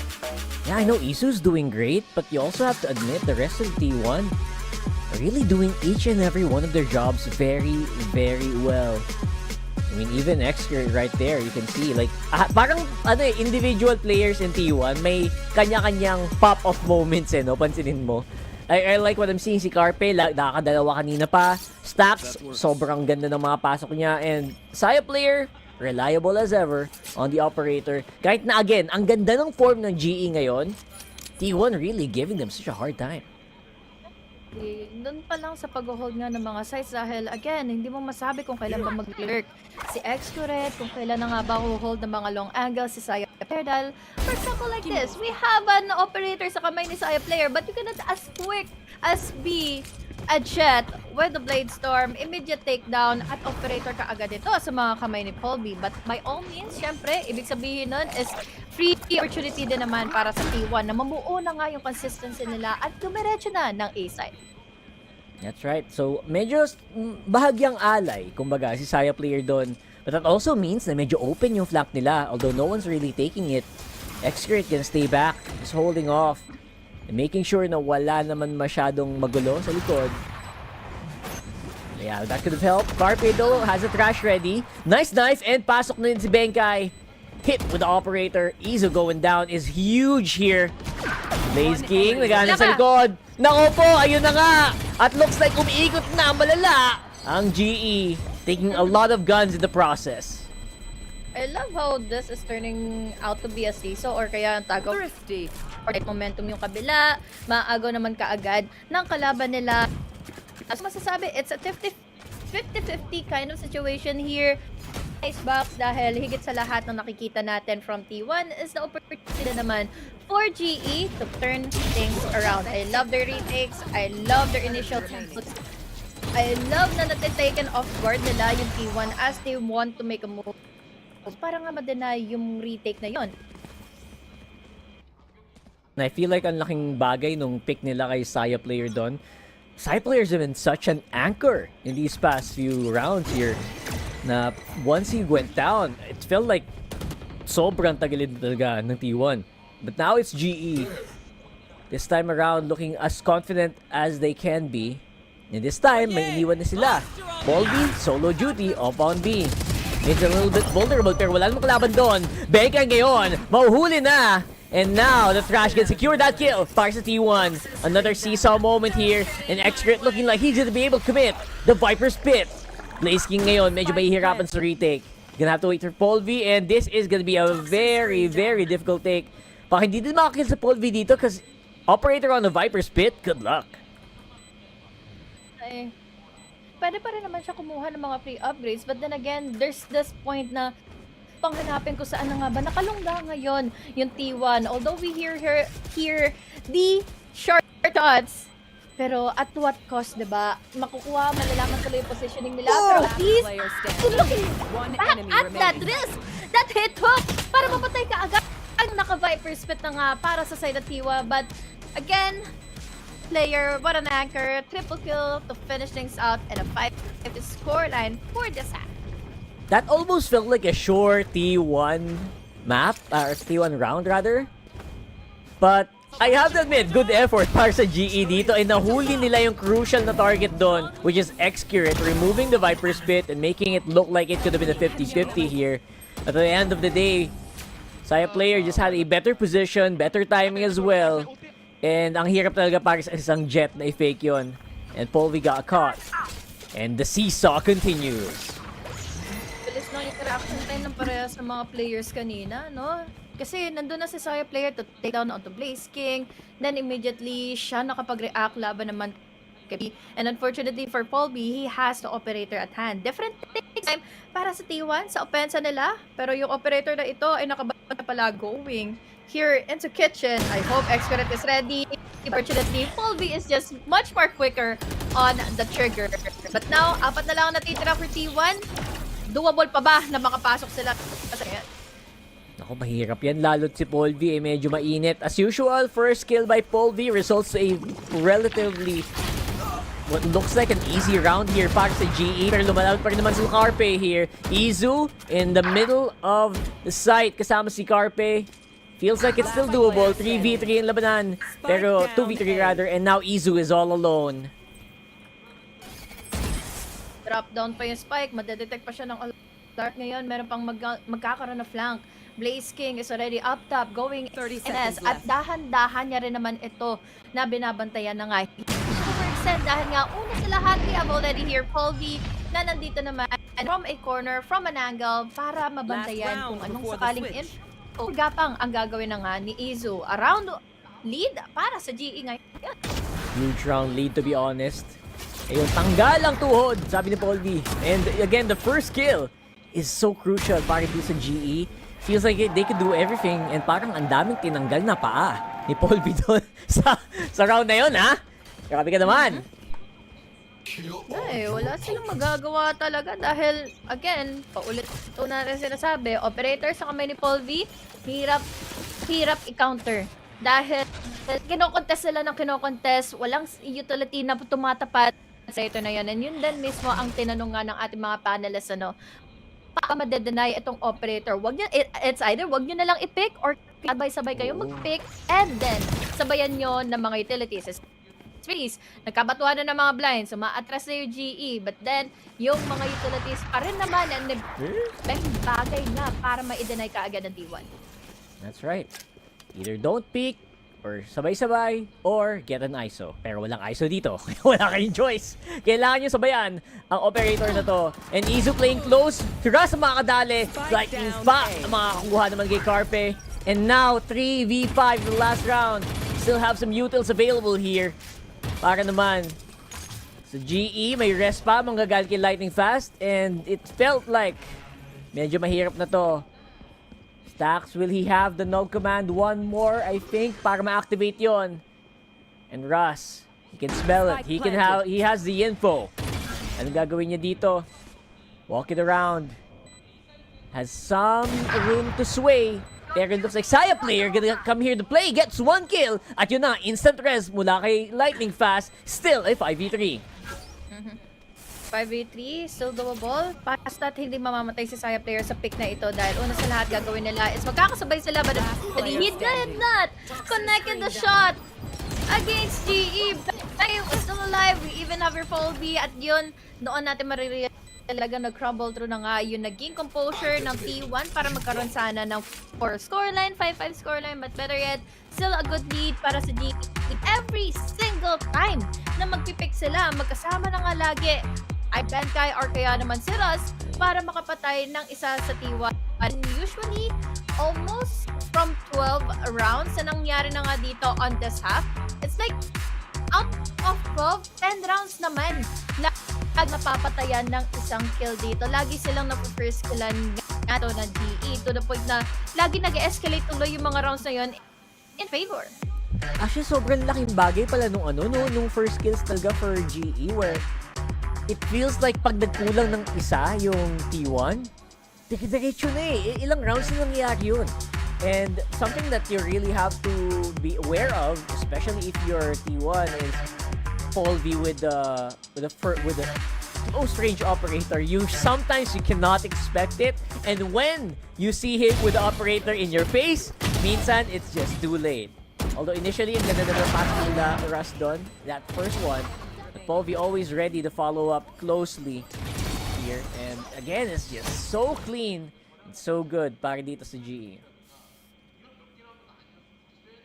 Naman kasi kapag papasok na nga sila, it's either tatapatin sila dito ngayon nila Benkai with his setups, with the walls. Sobrang nakakawala ng momentum. Yung mga wall kasi nila fast, no? And understandable dahil again, ang dami mong kailangang i-exhaust ng mga bullets. Kailangan mong maka-attract pa ng attention. At agit sa lahat, nandito na pwesto sila Paul V, sila Russ, immediately for those timings, for those picks. And there's also one factor kasi na ginagawa ng T1 dito na paulit-ulit nila na ginagawa labas sa GE. Kino-contest nila ng kino-contest si Paul B in a 1v1 situation na saan hindi naman sila nananalo. And now, different story. Going into the second half, T1 on the defense. Mukhang kukulit pa sila dahil si Izu medyo malalim na. Going here tube at aatras naman after makakuha ng info.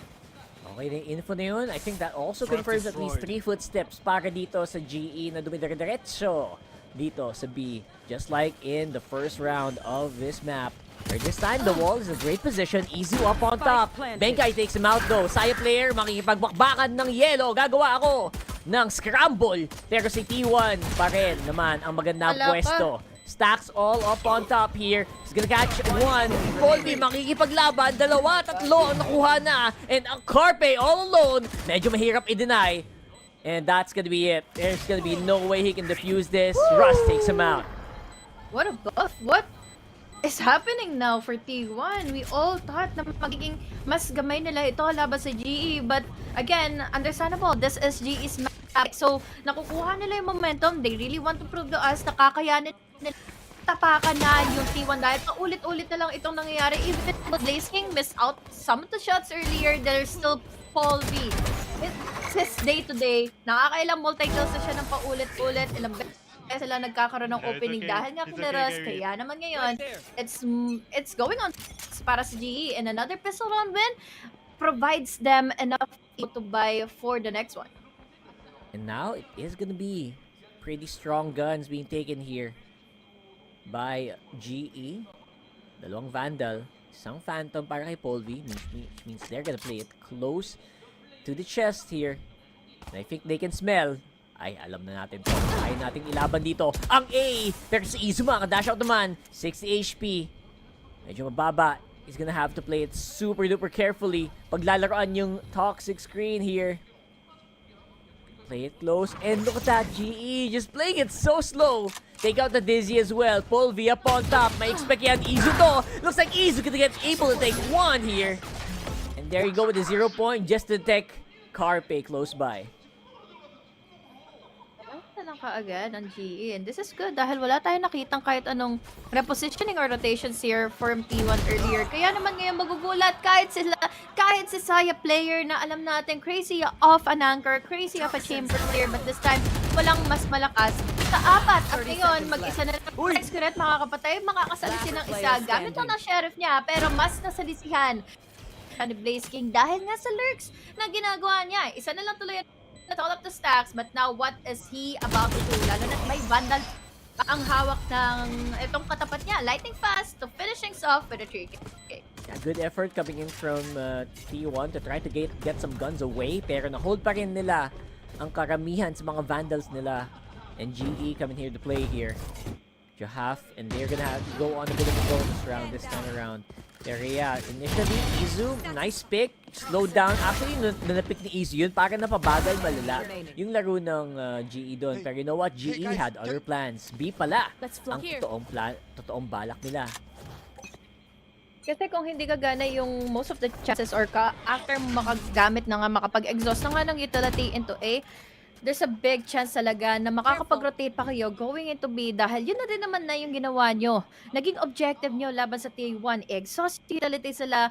Magkaroon na rin ng opening dahil nga dito kay Blaze Game, and that's what he did. Late to the presence, kaya naman late to the party as well. But now, given the fact na nauna na nga kaagad ang GE to take a lot of members from T1, dadalawa na lang ang nagde-defend kaagad ng site. And now, we have even Saya player. Pero look at this. Blaze Kim is just really anticipating this coming in from them. Ano namang bonus na napakaganda para dito sa GE. And the Sixth Sense is kicking in. Medyo naramdaman niya na may flank malala. Blaze King, good call para naman sa GE. Walking it up. Kaso Saya player pala yun. And napakabilis ng aksyon. Huli agad siya. 2v3. Feels like it's doable. Pero si Benkay, mga kaisa, takes out Saya player from the back. Grounded. In a 1v3 situation, okay na to. 1v2 na lang. Meron nga lang, yes, pero magiging problema mo is at least saan na nga ba nakaikot itong sa Lightning Fast. And they're just a lot of positionings as well. After nga, yes, makakuha ng isa si Iso, pero syempre, exposed na kung saan na nga ba siya nanggagaling. So again, with and of micromanagement, makakasecure ka talaga ng mga rounds like momentum dito yung kabila. Right, momentum is so hard to get here. And it looked like it could have been promising, pero si Benkay holding steady mula dun sa likod. Natawa na lang siya sa ginagawa niya. Wow, we won the bonus, guys! Totoo ba to? Kaya nga outlaw lang yung gamit niya no? Tapos may mga free guns pa sila. At yun lang, haba tuloy ng habol na ngayon ng T1, 5 more rounds. Pero 3 na lang para sa GN. This is looking good dahil si Izu na naman ang take down kaagad ni Paul V.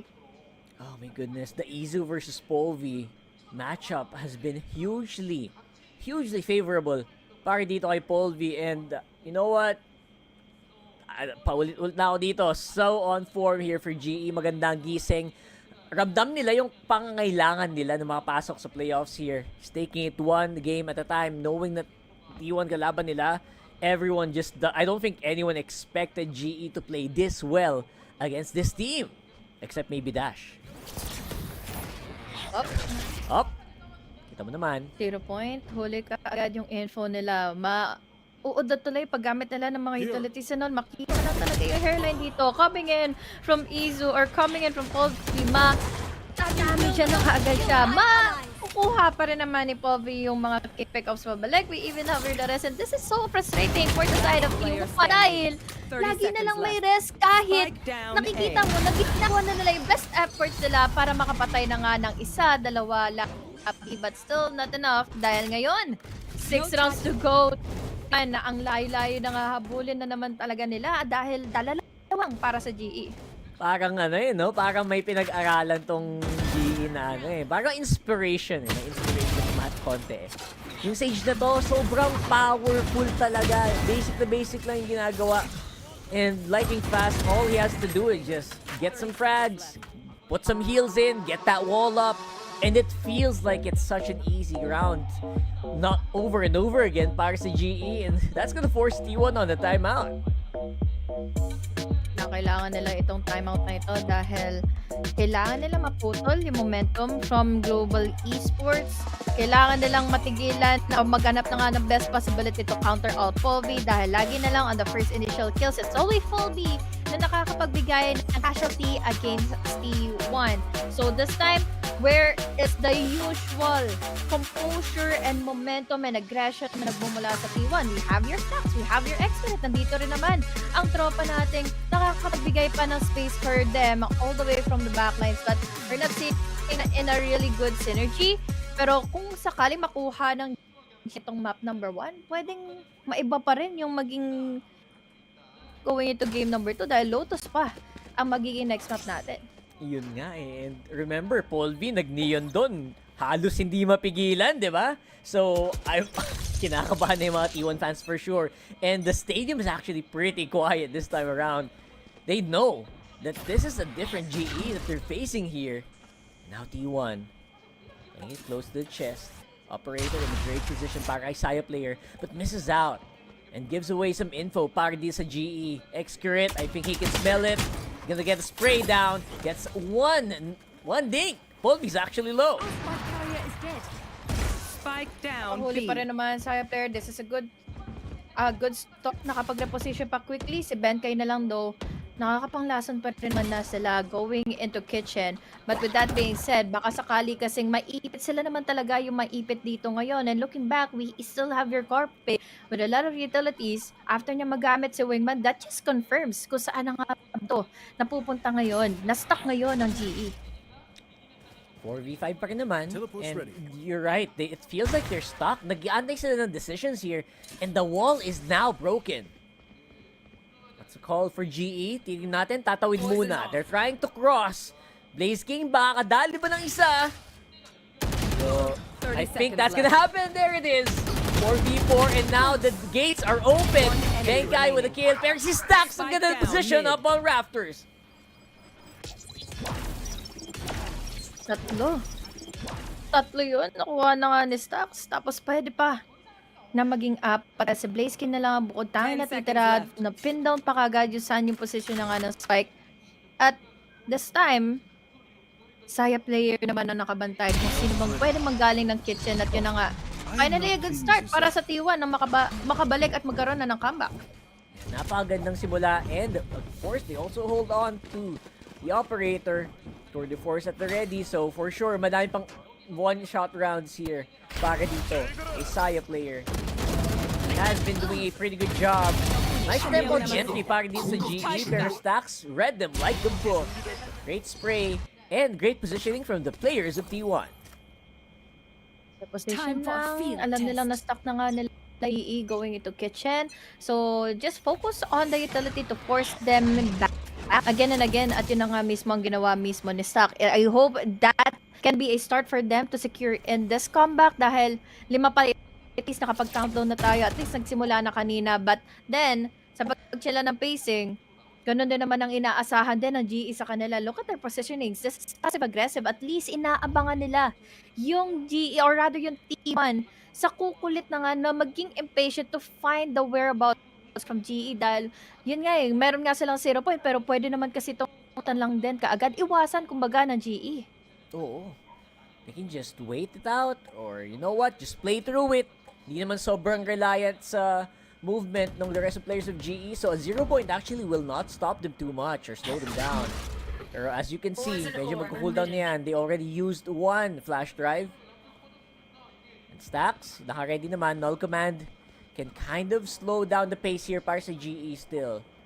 Half armors for a lot of their members. Baka hindi nila masyadong labanan ng harapan. So, oh my God. Nahuli pa rin sila. Saya player, yes, si Raz nandito pa rin naman. Pero Saya player, wala na siyang pang-exit, wala na siyang pang-TP out. But still, to the rescue na kaagad. At si Corpe, we still have 2 players left alive. Pwede pang ma-up na nga si Raz. Pero huling kaagad sa mga etong si Blaze Kim. It's all up to Benkay. And now, force back. And there's only 14, 12, 10, 11, 10 left. Pero he can still probably try to win out the duel. Pero ang nito, tinake advantage siya kaagad ni Excurate yung timing na itong pag-swing sa kanyang harapan. And another round goes to the side of T1 and mukhang mauudlot unti-unti ang matchmate na ito from GE. Man, that almost felt like it was possible para sa GE. Pero you know what? Saya player holding on, getting those initial kills. Wala na, naiwan na sila. They were left in a position where they were forced to actually plant. Wala silang choice in Excurate with the 1v1 at the end. Could have actually been anybody with a 50-50. Yeah, good job for T1 for the comeback. Pwersa tuloy nila. Na-punish na nila ang GE into just exhausting their eco to half armors. Pero sa ngayon kasi meron pa ring operator sa mga kamay ni Saya player. He's waiting on patiently. We have here the lockdown at least for GE to make sure that they have already the commitment to get inside of the sites. Pero problema dito is the knives or is the blinds. Nandito na si Carpe for another kill. Polby naman for a trade. Ang nagiging problema na lang dito is nasaan na naman yung wall. This gives them such a huge for them to control in A as they plant on the spike. Again, that wall just buying so much free room here para paglaruan nitong GE. Pero T1, they know how to play it. They know how to play Saya player in a good position. Not to mention, may flank pa na mangyayari dito. Pwede silang maipit. Lightning fast. Get one kill. Saya player again forcing up the position. Mali yata ang pwesto niya. He's gonna get caught out. Easy with a kill. And now si Blaze King na lang na natitira. Naku, with only just one snake bite at hand, mukhang hindi na nga ito magiging enough. Makakapag-save pa ng operator ngayon Saya player compared dito kay Blaze King na ngayon na Vandal lang naman din ang nahawakan niya all throughout the end and mukhang hindi ata at magiging Pico dito for GE to secure in most of their utilities and then full armors, but still was good start para kina Izu, para kina Saya player na isa-isa na nga kaagad ito mga players from GE. Not bad at all para dito sa T1. Now it's GE with the timeout. Ganun ang recovery ng T1 dito, in fairness. I mean, obviously, it's still a little bit, the rounds are a little bit more difficult, pero they're slowly getting the advantage because of the picks as well from their team, from their players. Amazing showing, especially nang hindi pa nabibitawan ni Saya player yung kanyang operator. We even have here the great reaction time from them para iwasan yung mga blinds and para mag-stay put lang sa ground nila, mag-hold sila, sa ma-angle sila, especially yung ginawa ni Carpe. Was able to go in for the initial kill. Ang problema, there was also the quick trade, but at least their numbers are still there. They also bought time for themselves para maging ready for the retakes, and this time, speaking of the retakes, magiging viable and winnable pa ito kay because of the ultimates available. We're talking about the trash and the null command, and this can completely deny GE's side, but then there's also the counter card by available kasi na Viper Spit at lockdown dito ngayon. Stem out.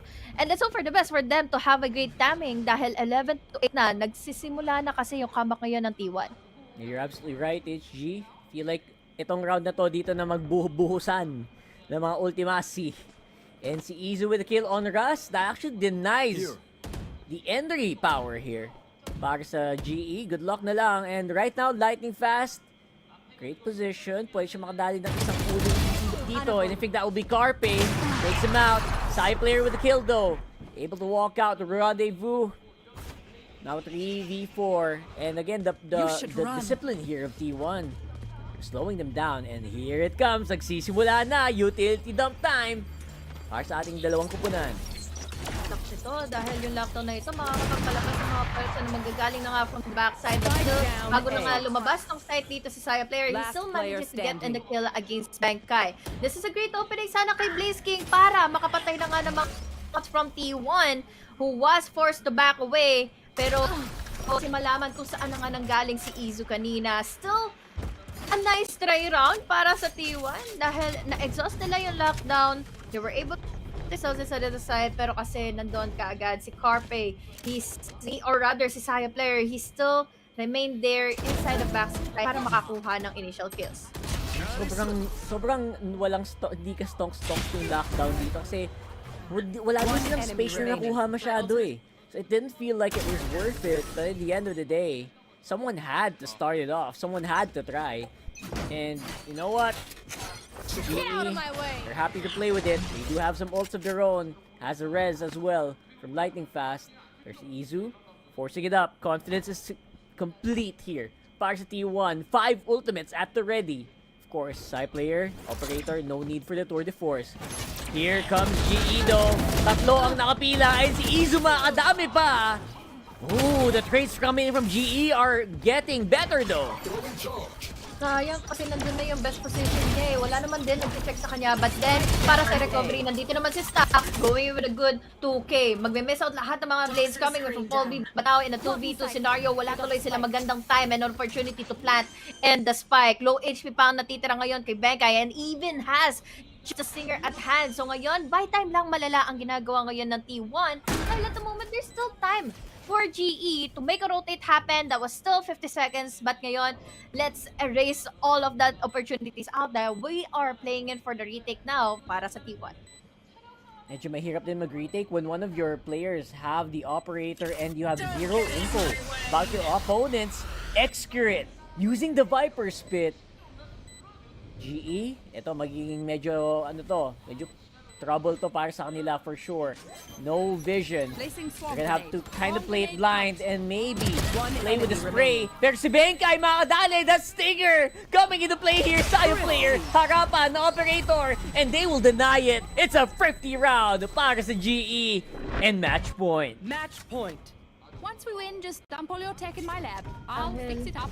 Okay na eh. Nakapag-recover na kaagad. Coming in from Stacks, there was also the Viper Spit for them. Pero ang naging problema din kasi is, yun nga, there's always the possibility na maging double-edged sword yung nilabas ng Viper Spit dahil yun ang tinake advantage na kaagad ng GE, especially with Paul V and Benkay was able to just anchor into a corner and again na lumabas na nga from the pit etong Viper nila. So again, they were able to amplify on the mistakes and naging negativities, or rather yung naging mistakes nga ng players of Flaws coming from T1, and that gave them a shot for them to secure this match point.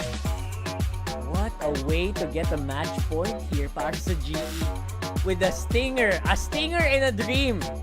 Grabe naman si Benkay doon. Talaga namang napaglaruan nila ang mga damdamin dito ng T1. Not to mention, they also forced the Viper Spit later in that round. Last round, possibly, para sa GE na nga ngayon on this half, on this match point.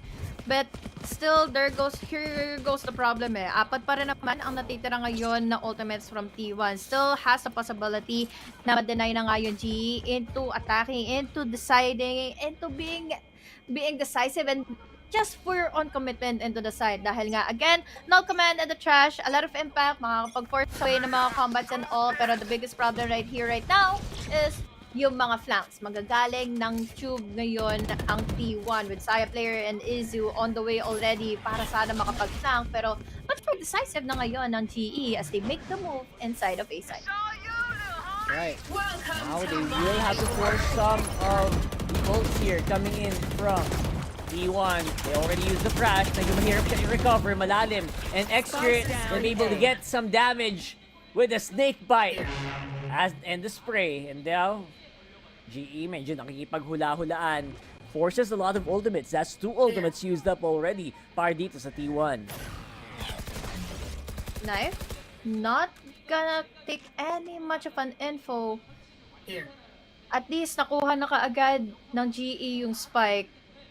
And ito na lang din ang inaabangan ng T1 eh. Especially yung crawl, nagpwede nga gawin ngayon ng GE to make a move to try and plant in the spike. Pero the biggest problem right here is yung mga utilities na pwede nga makapag-deny din ng plant nila. At yun na nga mismo, gandang patience coming in from Express. He is left out open dahil habang naka-activate ka nila Benkay, nila Paul V. But at the very least, he isn't the only man alive para sa T1. Kaya naman to the rescue, sila Stacks, buhay na buhay pa rin sila. And this is still good para sa T1. Just 2 more rounds to go para mahabol at makakuha tayo ng overtime in favor of T1 side. That's right. I feel like overtime is not that far off here. You can see a good effort for Lightning Fast here to go for the plant. Pero that timing, the timing on the crash got him caught here, and there's just no way they could do anything in that pit, even though nasa kanila position. Din kasi gumapang at that certain point eh, na wala kayong info, wala kayong vision sa mga nasa nest, wala rin kayong vision from your left angle, at yun ang kinuhang ability ng T1 para makapanalo ng mga duels. of the duels, unti na nga kaagad nagkakaambahan. Pero ang maganda naman dito for GE is they still have the Sage, he still has the rest. So, kumpleto pa rin sila in a 5v5 scenario. But this time, kapag tumawid talaga sila sa crosshair ngayon ni Saya player, siguradong may tutumba. Let's just hope na gumamit kaagad sila ng utility. But unfortunately, they did not. 12v is down. 4v5 scenario. Still doable para sa T1. But let's see kung makakasay ba si Benkay. But now, with such the super awareness coming from Carpe, this makes it a really good of a round para sa T1 na i-execute na nga. It's a 3v5 now.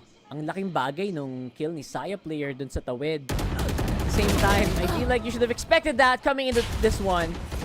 Racing with the kill though, make sure na medyo magiging madali na. 2v2 bigla ang laban and Saya player is also low. Operator still in hand. Stacks gonna have to rotate pretty far. Because of that, I think this plan could go down here. It's all about who peaks at this point. Pertihan na lang sa silip. Not command, already activated. Suppress tuloy utilities coming in from Stacks. Hindi niya malaman kung saan nagsatago na nga dito ngayon ang GE. But still, hindi rin naman siya alam kung saan na nga siya nanggagaling pa. But now, with the initial info, it's all up to Blaze King. But at the moment, kasi dito naman nakatingin kanina si Saya player kanina. Pero ngayon lumingon siya sa kaliwang banda. Now, in a 1v1 scenario, mahirap pa dahil kitang-kisya siya ni Stacks all the way from downtown. So now it's all up to Blaze King. But still, he was trying to go in with the defuse, hold on to the spike, but it's not going to be enough. A map win para sa GE. That was pretty unbelievable for GE to play that well. And T1, despite them looking like they were also gigil na gigil. Wow, that's so funny, bro. I would still say na that was insurmountable effort for the rest of T1 despite that loss. Pero what kind of GE are we seeing today? This is completely going against the predictions of a lot of people I know and even our panel here. So, man, this is gonna be a lot to process for us. Grabe din talaga kasi yung nag-execution nga nila Polvi and the rest of the gang. But syempre, pakinggan na natin kung paano ba ipapaliwanag ng ating mga panelists yung pagkapanalo ng GE in the first match.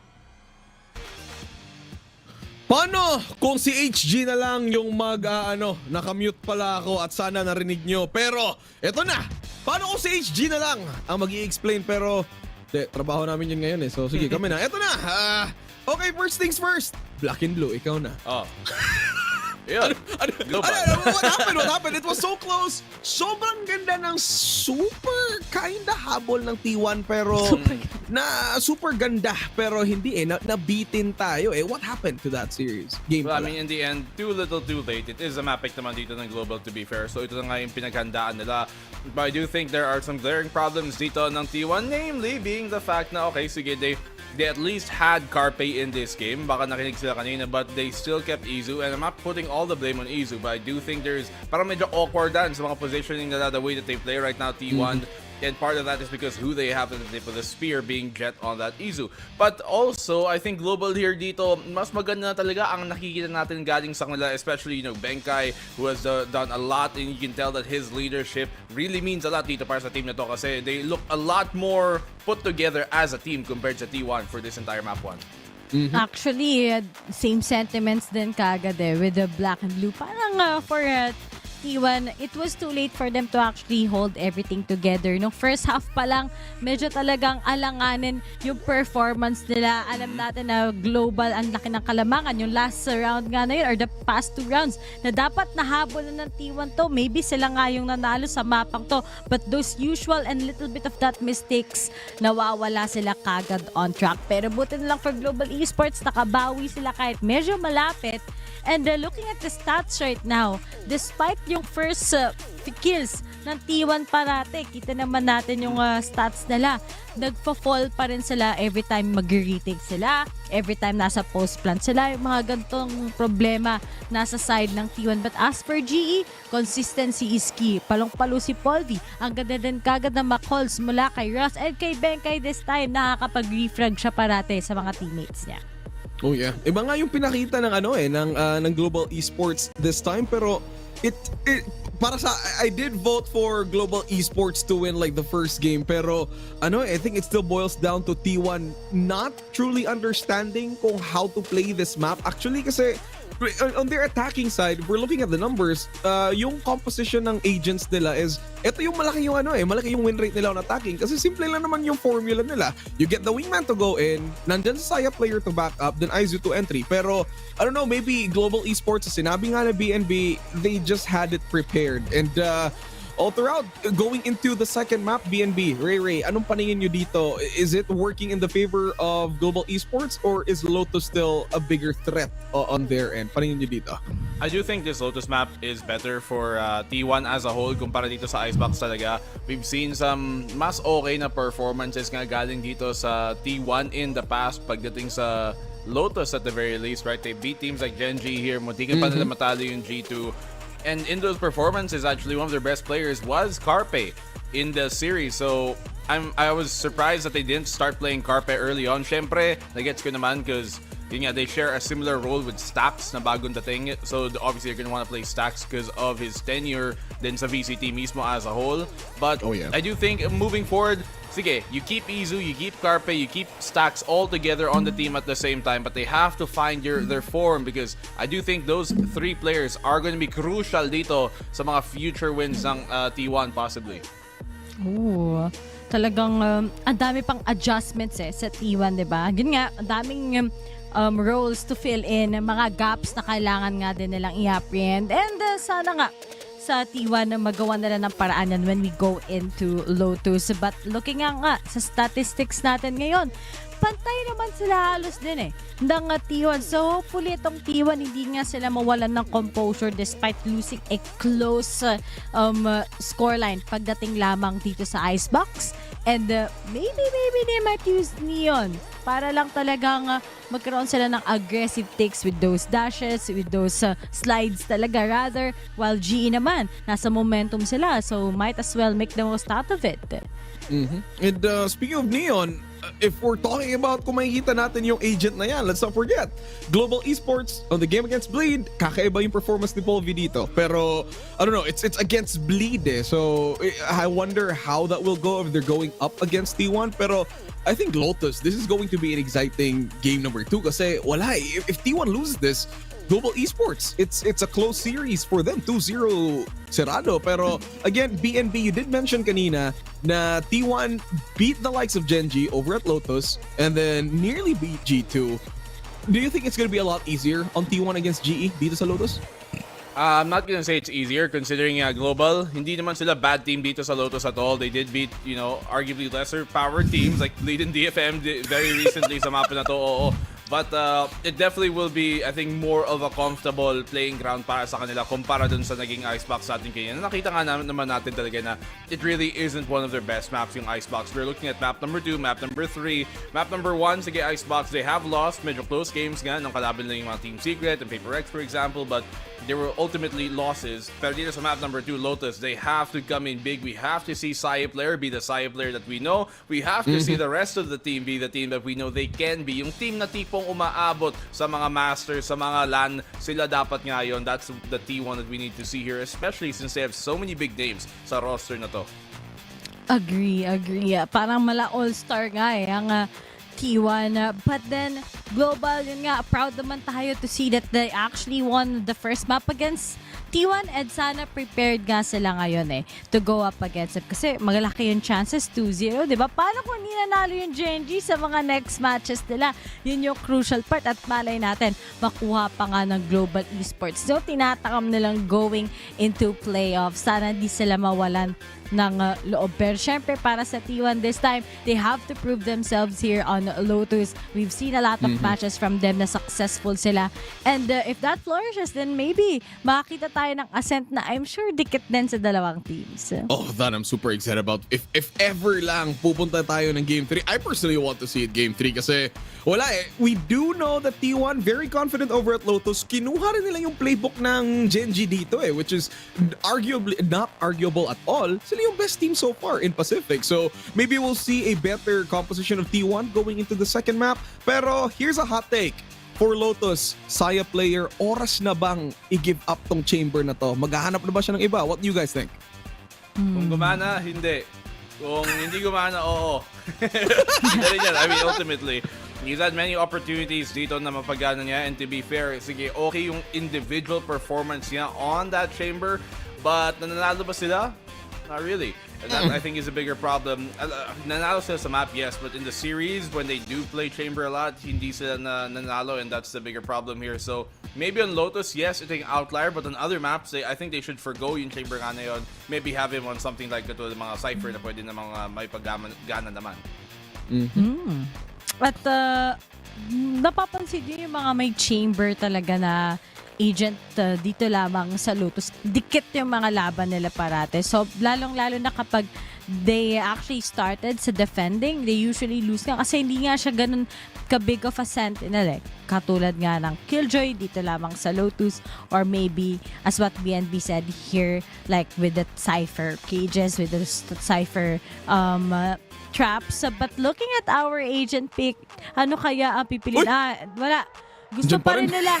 Sige, chamber pa rin talaga kagad ang T1. Grabe naman yung pick na yun. Tamber. Cinematic yun, man. Nandun pa sa yellow box yun. Tapos may pa-drone shot pa sa ice box. Paborito ko yun na memory sa VCT. Pero ito na nga, we got our agent selections. Now, let's send it over for a quick prediction lang. Game number 2, are we going to game 3? BNB, T1, Global Esports. Sino man nanalo dito for map 2? I do think T1 has the chance to bring it back in the bag, pero Global, mas maganda ang laruan nila recently compared dito sa T1 na medyo pa-downturn. Alright, right. Ako, feel ko 2-0 na to, GE. Wow, alright, big words. I naman, I think T1's gonna get it. Playbook from Gen.G, but we'll see. So, ibigay natin sa ating casters, HG and Rockhart. Wala akong joke, so kayo na. And we're back. What happened to HG? Like, parang na-stun ka dun, Ewan ko ba? Ewan ko ba dito kay Bruce?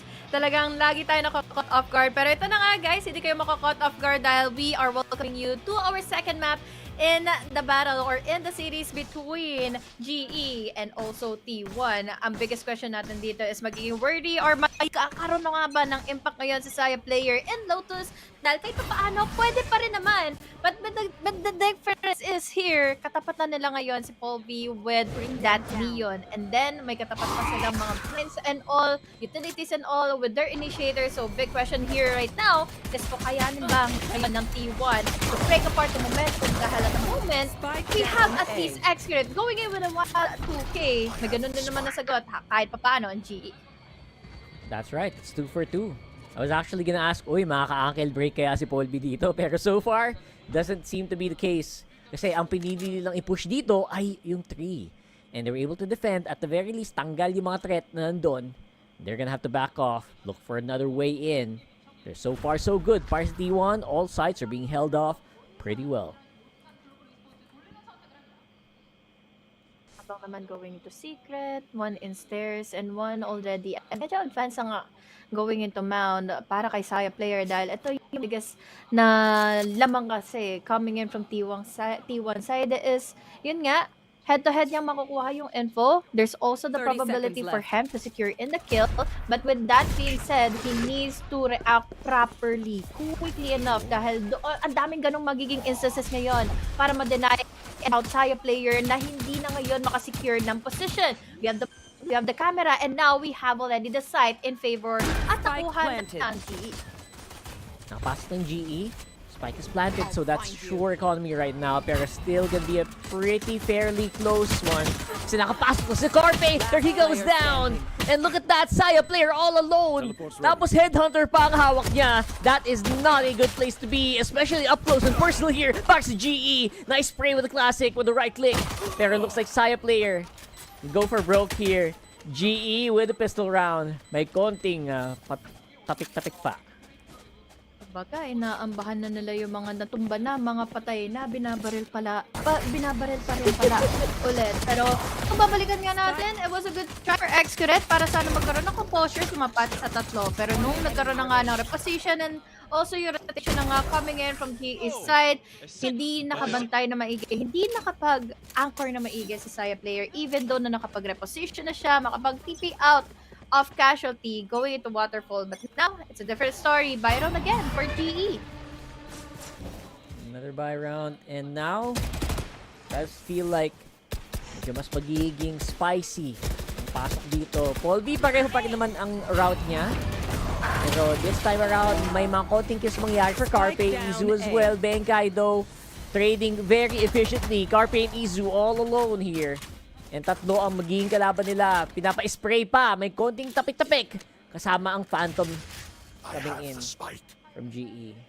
Okay lang, kahit pa paano. Dalawa lang naman halos kasi or tatlo lang kasi naman din yung bumili, nag-exhaust ng eco into GE side. They only had the ghost to work around with. At tingnan mo naman din yung naging casualty. Tatlo pa rin ang tumumba from the side of T1. So kahit pa paano may magiging laban sila on the next round kung sakali matalo sila dito. But then, little question here is kakayanin na nga ba ng T1 ito?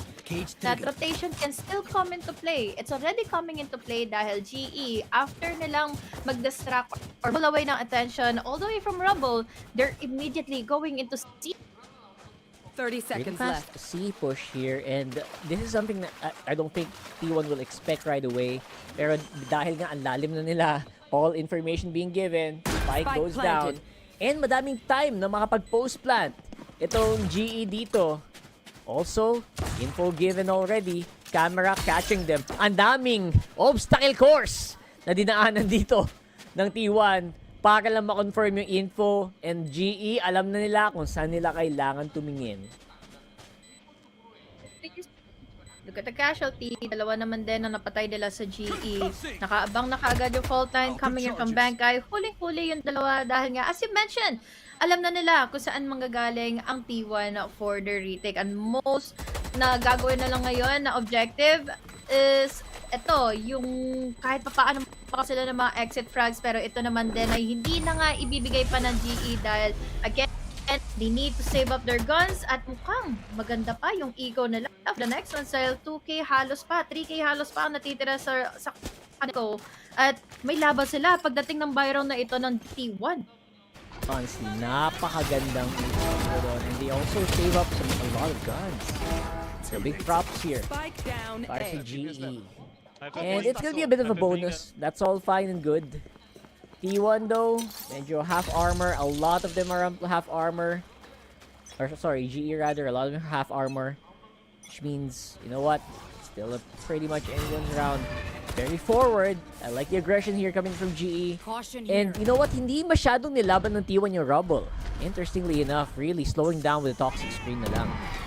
Dapat lang kasi ang hirap na kung magkasaluhan sila ng mga utility na yun. Katulad ng mga nangyayari at the moment, we even have here all of those cloning capabilities because of that fade. Makakapanglasan pa nga kaagad Blaze King para pumasok na nga going all the way from the vendor spawn pero nahuli pa rin siya ni Stax. It's all of the two players right now from GE. Bantay sarado pa itong entrance going into B. At mukhang kahit sa pag nilang magkasama na nga dito, it's still side player and his Vandal at -1 already. It's all up to Russ. Let's see kung clutchable pa nga dahil abangers na nga itong si Excurate sa kanya eh. Yan, this is an Excurate. They come out on top here. T1 are back on the board, also saving up a lot of their guns.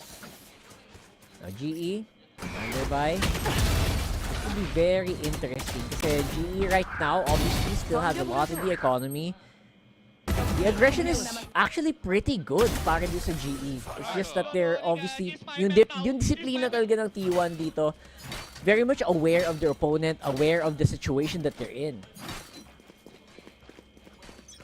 Again, hindi naman din halos sapat nga yung kanilang naging aggression to moving forward dahil we had the wall, we had the utilities, we even have the composure coming in from Saya player. And buta lang, speaking of, Saya player is still here. Stux naman, however, taking his position back as well. Dito pa rin naman siya para makapakita nga sana. He's trying, pero nahuli siya kaagad ni Lightning Fast. It's a 1-to-1 trade, but this time, mukhang hindi pa rin naman sila tutuloy na nga going into A side. Yeah, A-Site is going to be obviously still held down by T1. Looking really good for this Korean squad. For GE, nakipaglaro pa rin. They're trying to make some picks happen. And again, yung disiplina ng T1 dito, talagang walang magpapapitas muna as much as possible. Wait for the info na ginagather right now. And should be still pretty good. Excurate, medyo maganda ang position niya.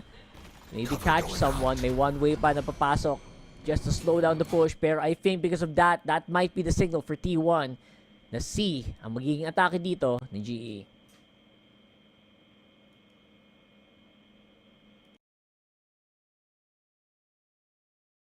Also, kung tatawid pa rin ba sila going into B side. But, yun nga, problema kita. Pero pa naman din atin ngayon is, yung pagpasok na nga, saktong-sakto, Paul B, mahuhuli pa rin naman si Excurate sa pagdating na nga ni Ben-Kai para sana makatulong. Pero, seconds remaining for them to secure in B side to plant the spike. Biggest right trend light here is makakapag-react. Izu taking down the planter. It's King. Pero mukhang save na lang muna din dahil they bought time. They exhausted so much time going to C-side sana. Yeah, very good confidence coming in from Izu to deny that plant as well. It's a 2-2 and the economy not really looking good here. Para sa GE, it's probably time para naman si T1 to overtake here.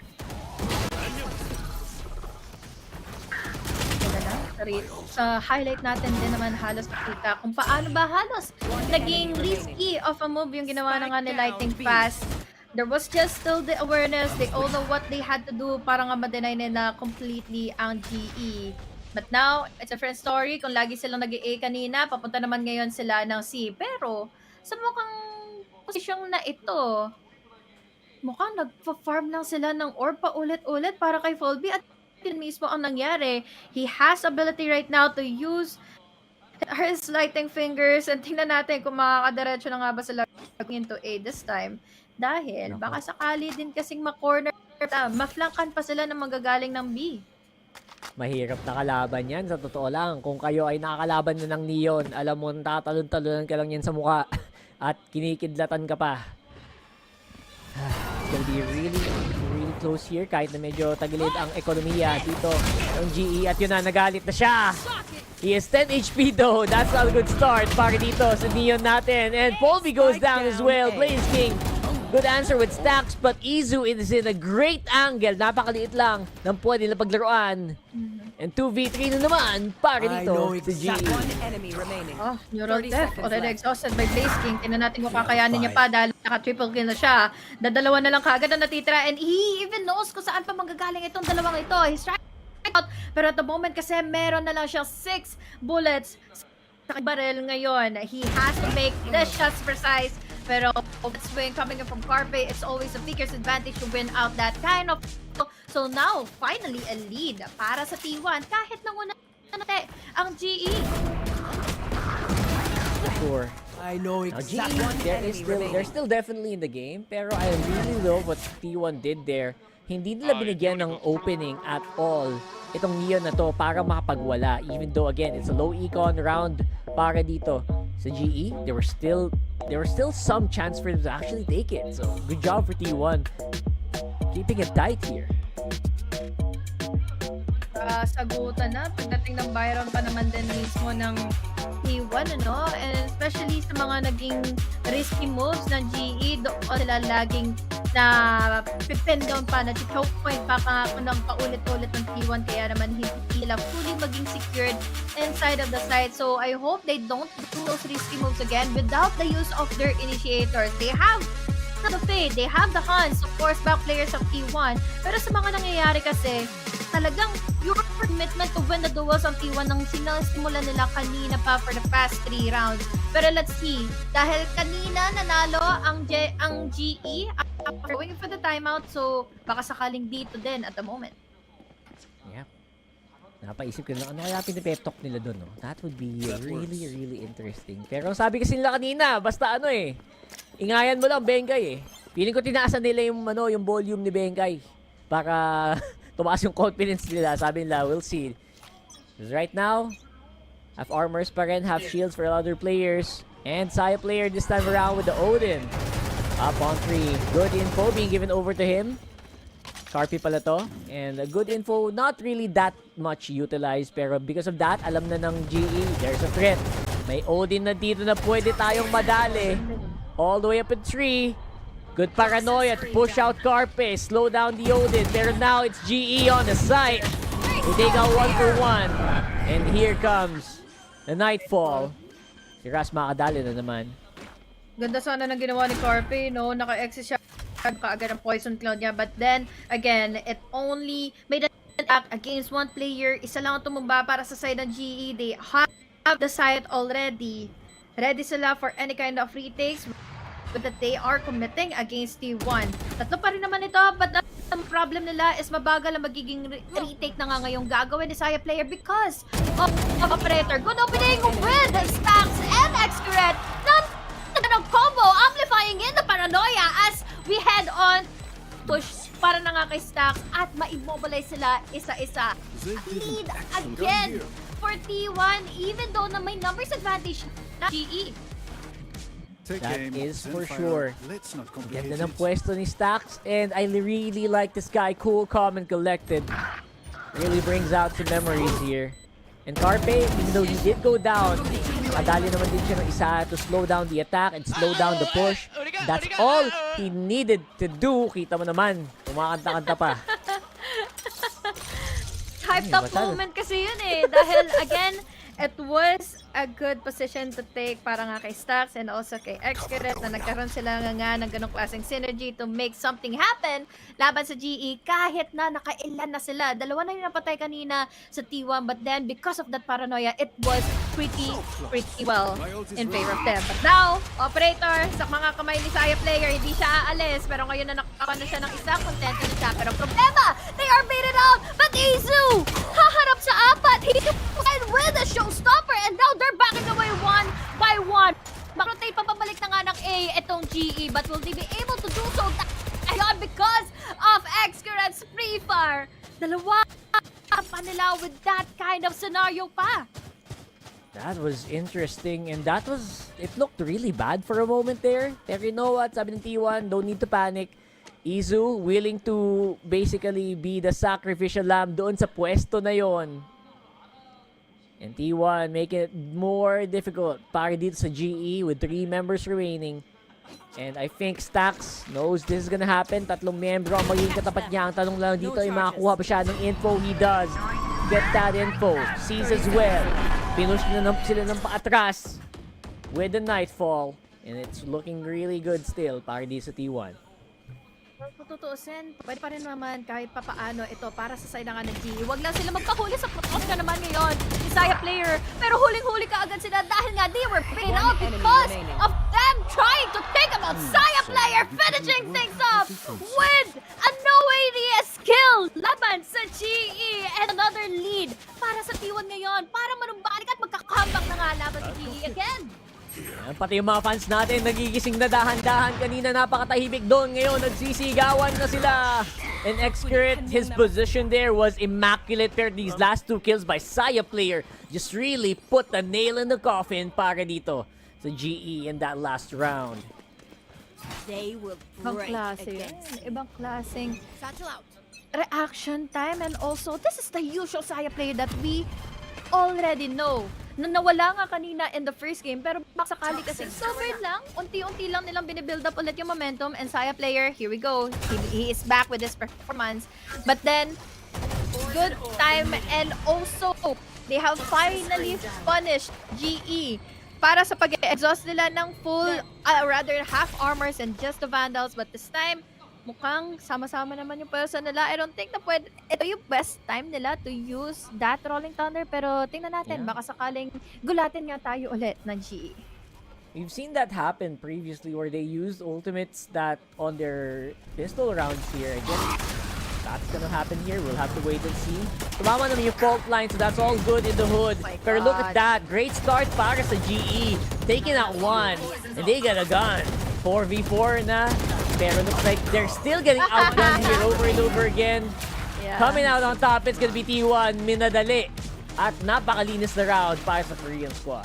Well, understandable. Wala silang pera. So they only had classics at hand. They had a good try dahil nakaisa naman si Paul V, and it was funny kasi nga, again, he was sliding in with a lot of risk. Walang makita si Xkiret dahil ano ba yung pagkasamang nakapang-deny ng info, ng vision, ng put niya altogether. We had a concuss, we had that fault line, and also that paranoia. And unfortunately, yun na nga, mabilis ang timeout din ulit para sa GE ngayon. Ubus na ang timeout nila for this first half. Yep, sinagad na just to make sure na, you know what, we need some rounds in this. I think aware naman sila na sobrang crucial nito, position ito for them kasi they're supposed to be on top here. They have the neon. They have the fast entry. There's for some reason, they're getting pushed back here by T1 over and over again. Dinadaan talaga sila sa patience play. And because of that, you know what, they are looking for a way in. They're looking for a chink in the armor. Dito T1, they're just not finding it though. Pagkapasok kasi nila, isipin mo kung operator ba or Odin ang tatapat sa'yo eh. Carpe, hindi niya pa rin nabibitawan itong operator niya. 8 rounds na nakakalipas for this half. Oh. At 3 beses pa lang siyang napapatay. Yun naman din ang biggest difference din naman laban or sa kay Sky player though. Dahil again, he only goes in and out. Kumbaga, kapag trinay mo at hindi tumama yung unang initial shots mo, mamoblema ka na kaagad. Dahil again, nakapag-reposition na siya, ready na nga siya kaagad makapag-reset to can take in much more of a space. Kaya naman ngayon, speaking of, Saya player, Paul B, nako, wag ka talagang sisilip, kundi magiging akin ka. Sa player ngayon, abang pa rin. Paul, please, ilabas mo yung recon balls. Yan na lang talaga ang best advantage mo para manalo. So ito, but the intensity is just really growing dahil feeling ko nagkakaroon ng impatience yun. Si Paul B, try to overthink kung nasaan ba talaga si Sire. But this time, Bangkai, oh my God, look at that flick! Sire, immediate exit, and then Izu to make an opening as well. Makakuha na nga ng mga pick-off niya. Makukuha sa pangalan ngayon ni Izu. Dadagdagan pa dahil with that kind of a counter straight, mahuhuli ko nga kaagad nung paano sina Carpe, but still, Blaze King and Rush. This is a good opening for them to go inside of T, but look at this. Rush, kinukulit pa ng mga players sa T1, muntikan pa. Dito ngayon si Izu. But in a 1v2 scenario, naku po, pwede pa tayong kabahan para sa side ng T1. Yeah, actually surprised ako with the kills that happened there. Para dito, kay Russ doing a pretty good job in basically buying some time para makabalik sa Blaze King in a good position. But it's still a 1v2. Also unlikely here. Camera and a dream. Para dito kay Blaze King. Izu's low though, so that's the saving grace. Plus si Saya player on the operator means in-expect niya na one of them is probably gonna hang back. So there you can hit, baka isip ni Blaze King, baka makapag-isolate pa ako dito. And that's his only play here though. Camera is your friend. Izu, hinahanap yun ngayon. Maganda yung angle niya, pero looks like it is gonna be too much effort for him to wrap around. That's T1 coming out with the round. Hirap din kasi 2v1 scenario, he's also low in HP. Yes, pwede siyang makapag-initial pick doon sa diffuser, but the problem goes in kung saan ka talaga. Then, magpipick yung kasama nga ngayon ni Izu kanina. But now, was a good start definitely para nga kina Izu and also Saya player. Much of an impact really is para sa isang chamber dito sa Lotus dahil again, Lotus is a really big map na kung saan ang bilis makakapag-TP out ng isang chamber kung sakali makumulit siya from defender side. That's true. And ang laki din ang difference between the two key players here that we talked about kanina. With Polvi not doing well and Saya player doubling his performance coming in from Icebox. So we'll see. Right now, madami pang ultimates na pwede din commit dito yung GE, Rolling Thunder, Nightfall, pwede lang isabay.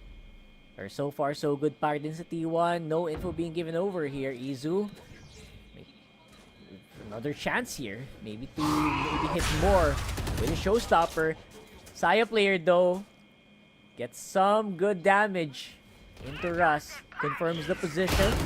Pero yung laban, nandun pala sa kabilang site. And there you go with the kill for showstopper. Kay Izu, only gets one pair. It's all they need. Saya player, nadali na naman si Russ dito. And once more, GE, tagilid na naman ng Vapor. Hindi mo na ngayon alam kung saan ba magpipick na si Saya player after that TP out. Now, he goes in for the rendezvous headshot even. We even have your head on turn now. Blaze King, low on HP pa, natitira. He still has the Vandal, pero unfortunately for him, there's a lot of players to think about. What a convincing manner in the first half. Para sa side of T1, even though na meron pa tayong 2 rounds, may secure ng GE, this is really just a great round dahil paulit-ulit nilang pinapaatras ang GE at hindi na nga makasecure ng site. That 2-round win. 2 rounds win lang gawa ng GE. Pistol at yung bonus pa. Simula kanina nagla ng mapa na to. Sobrang deliberate, and you know what? This is definitely a good sign that we could go for map number 3. GE just feels lost right now. Without the initial first kills coming in from their players, GE, they don't know how to play around it. They do look like they're kind of just gasping for air. And as for Saya player, he is in a good position. He's willing to go up front. There he's gonna have to face his fear. And ito na yung pasok na inaantay natin mula sa GE. Kanina pa, inaabangan niya si Stacks, lightning fast. Great so position from the back. That's so fun dahil wala silang super awareness para nga naman kasi maintindihan ko sana nga ba talaga sinecure na lighting pass yung position niya. 3 na lang talaga natitira ngayon para sa T1. But still, this is kind of doable dahil blazing na ngayon. Ang naging problema pa ngayon na kailangang harapin ng T1. We even have your Isu para makagkaroon ng magandang start. We even have Saya player na magagaling pa rin naman going to waterfall, but there's a lot of angles to think about. Maririnig, mga alam na nila kung saan magagaling Saya player. So that is going to be the end for that round, and definitely such a great round para sa GE dahil it was really convincing and dominating na overwhelm ang T1 doon. Yeah, completely overwhelming. Plus, they saved 4 guns there. That is actually a big factor. And lightning fast with the play from the shadows, literal, yung ginawa niya doon. And yes, even though magandang damage ginawa din naman ng GE doon, malaki-laki ang naipon na bangko dito ng T1. So everyone is gonna be on full buys. Utils na siguro ang magkakatalo dito. Right now, they start off strong. They start off fast. Volby gets 1. Overdrive. So useful, pero it's only cut short here by Izu. Benkai. Great follow-up. Extra. Malilikodan pa. And even the neural theft can't really give away his position too much. 2 down. 2v2 yung laban here.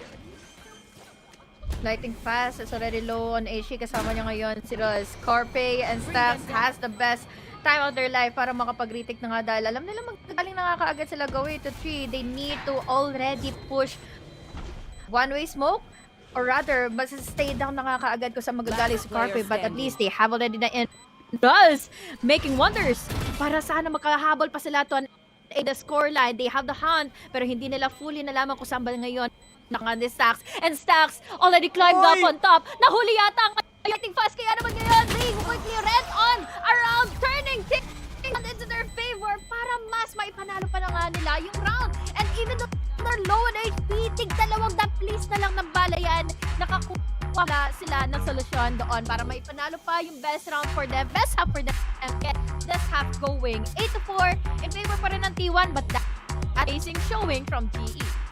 That's a great showing actually, and to be fair kay Stacks, tama naman yung call niya. His sixth sense, yung spider sense niya, nag-tingle in the right direction pero in the wrong time.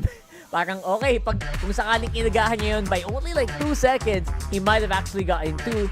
But you know what, for T1, we kind of already exhausted as much as they can in that last one. 4-8, great start for this Korean squad, and kita mo naman the fans are really rooting for them. Kasi excited ng paulit-ulit ng D1, ano.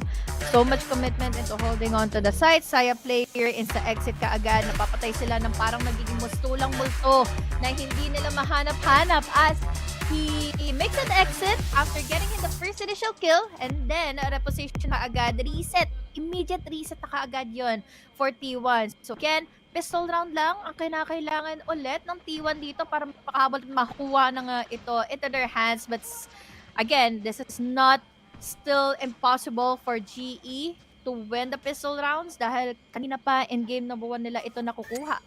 Yes, this should do. And if we're talking about yung mga performance ito ng GE as well, That goes the there. round is, you know what, they're probably one of their only shots here. The pistol and the possible take after that.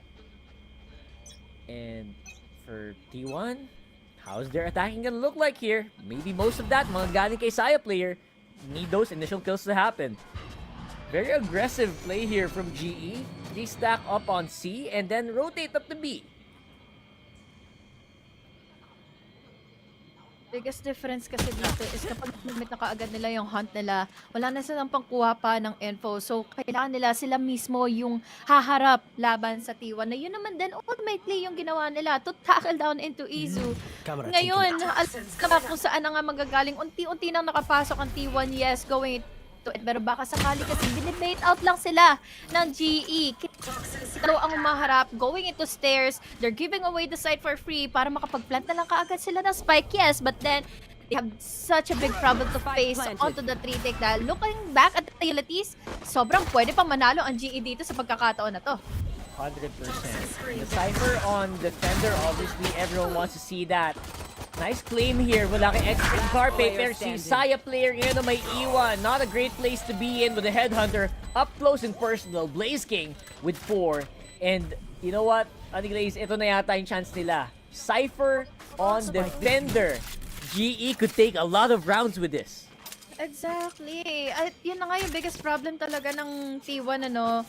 Kung hindi man nila mapapatay yung magpo-force ng mga pushes from the defender side here from GE, they can probably lose a lot more heads, a lot more bodies, a lot of people as they go inside of the site. Dahil looking back, Blaze King has been really phenomenal when it comes to using in the utilities and all. And it really is understandable yung hype at yung nagiging energy niya all throughout dahil again, it's just a pistol round that they really need. At yun na nga mismo nakuha nila to make this an scoreline. And with all the money that they have because of that, it feels like it's almost going to be an impossible push here para dito sa T1. Although they get the damage done, lightning fast with the kill though, slows down Saya player. There goes the first kill advantage that could have had here. Blaze King solo hold on to C. And they also have to play around so many of these tripwires and cyber cages. T1, sabi nila, ayokong ilaban yan. Let's try to go to B, maybe, pero yung C medyo malabo. Sa ganitong klaseng sitwasyon na naman for T1, getting the orbs is the best possibility for them to secure in another round, another side in their favor dahil nga wala silang kapera-pera, Saya player immediately down. Dahil, again, ang kailangan lang ng mga adapin ng GE is anticipate where Saya player will be picking.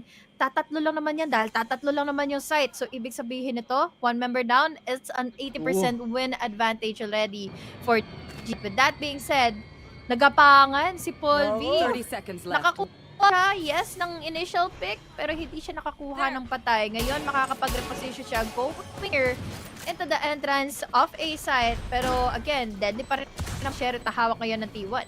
Especially harapan pa. And maganda na yung post-plant nila.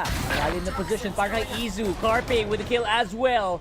Benkai picking off a long-range kill for Stacks here. And Xcurate playing around the smoke.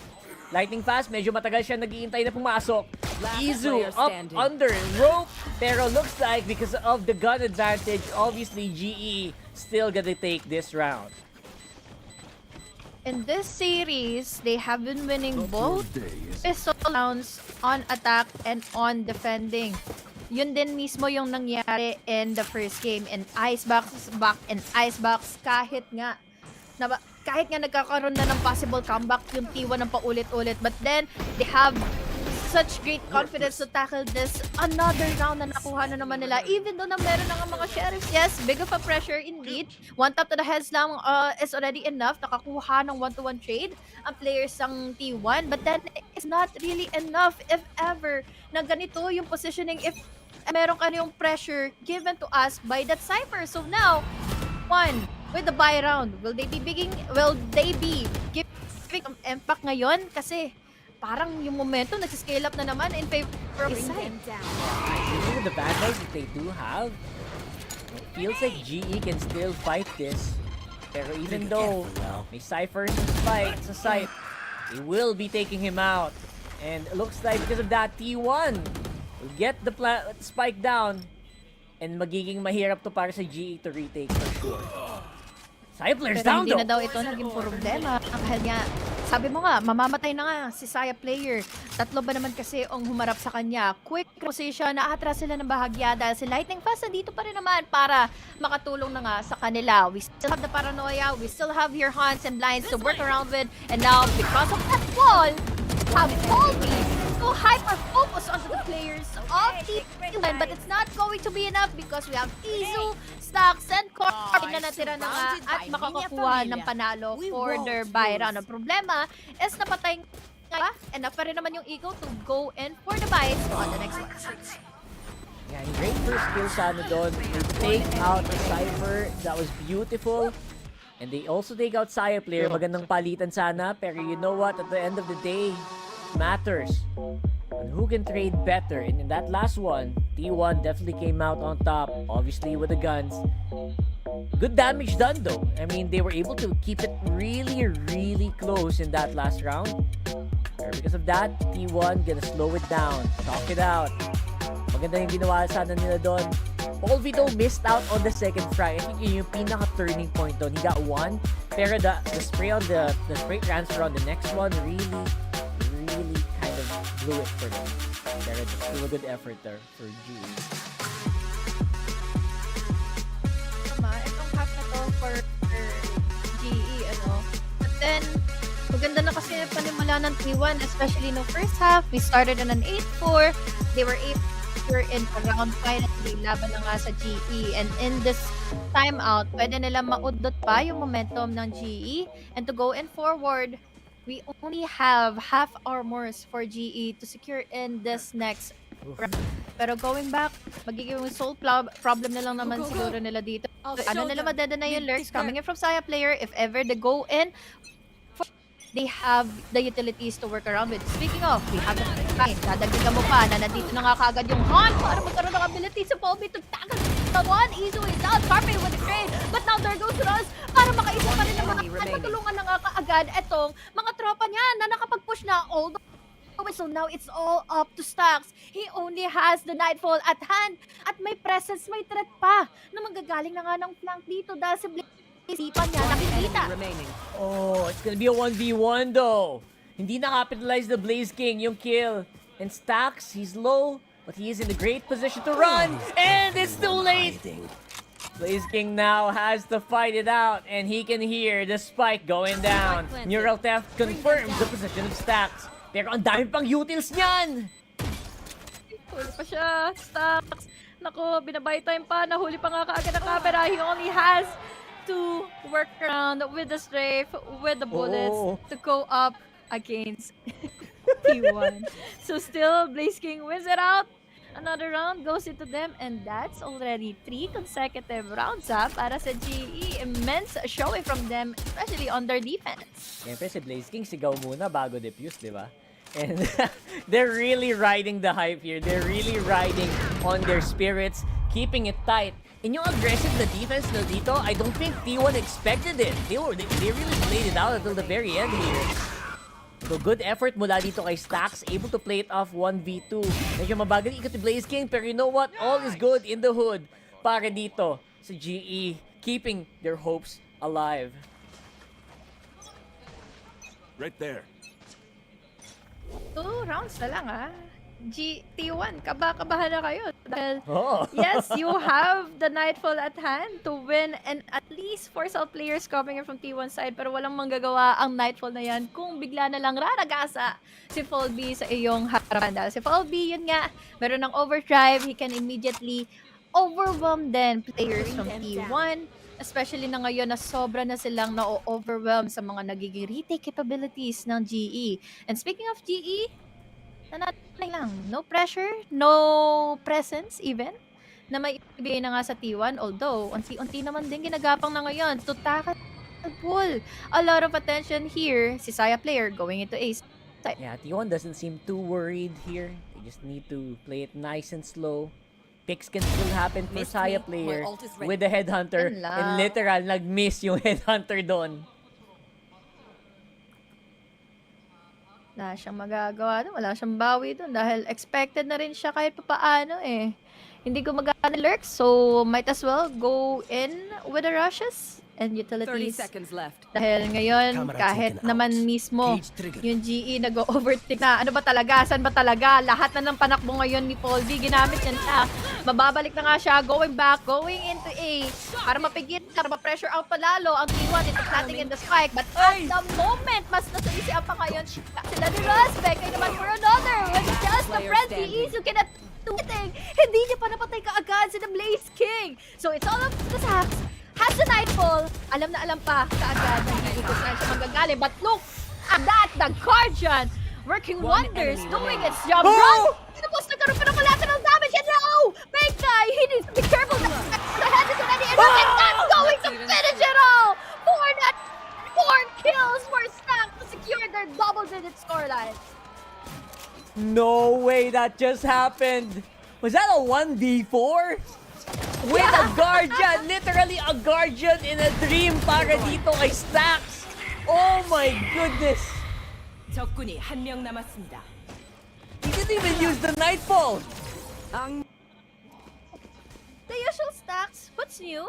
It's the usual stacks that we need to see for T1 to be amplified, magkaroon ng momentum, to have the popping of momentum and also scenarios at yun na nga mismo yung nangyari. Kailangan na natin ulit ito makita na makita dahil they are again on their buy round. But unfortunately, Saya player always try to go in for the contest. Kahit may operator, may auto na siya, no, hindi na pagagana yan dahil anticipated na siya na paulit-ulit ng GE. So now, 4v5 situation on this round na pwede sana may panalo ngayon ng T1. Right, and they will confirm that kill.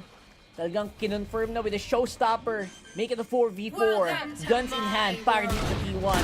Paul V, of course, outlaw lang ang gamit niya. Won't really get many kills kasi a lot of the players in T1 are on full shields. Heavy shields here. Russ has the Nightfall. I don't know if they're gonna use it, but they do have the history of doing that. Excurate playing it around with Omen as well. Great position to hold. Pero Sachi is gonna get taken out. 3v3 pa rin magiging laban. They're playing around the pit. And Izu not really confirming any position right now. It's a good time for them to use in immediately itong Nightfall nila. Pero unfortunately, it's still Izu and Stacks to win it up.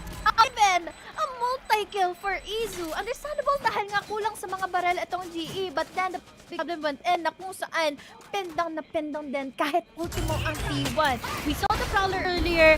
We had the opportunity pa para nga matackle down itong mga nasa higher ground advantage. Katulad ng mga ginawa na nga kanina nitong Omen nga ng T1. But then, likan nga natin, panalo pa rin yun ng T1. So, a lot of pressure pa rin dito.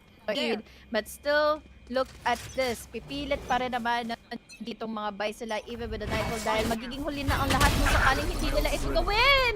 Ooh. Crucial kill from Saya player to take out Paul V. He still has a lot of threats here. Lightning fast, hindi niya pwedeng mapush yan kasi for sure siyang madadali. And now it's Izu going up with the entry here. Top here with the fault line, double cages. Committed already. Grabe ang daming ginamit dito ng GE. They're able to get taken out actually here. And the counter Nightfall as well. Just to take it. Rush with the kill. 2v4. It's still very unlikely para dito sa GE. Ito yan. Si Lightning Fast magagamit pa nga all the way from outside of the site. We have only Russ. No, man alive, mukhang magsisave na lang siya muna sa lahat ng mga nangyayari na nga kanina pa inside of the site for their takes. But still, he manages to get in another kill into his name. Atras, pero the players from T1 are already on the hunt. Bantay sarado si Carpe. Kung sakali man, nakumulit pa nga kaagad si Russ. And that is going to be match point here for T1. And a deny for that save. And watching the economy here. Match point is going to be really bad para dito sa GE. Good luck na lang talaga. That's all gonna be it. And I think that was so crucial. Yung first kill na yun kay Paul V.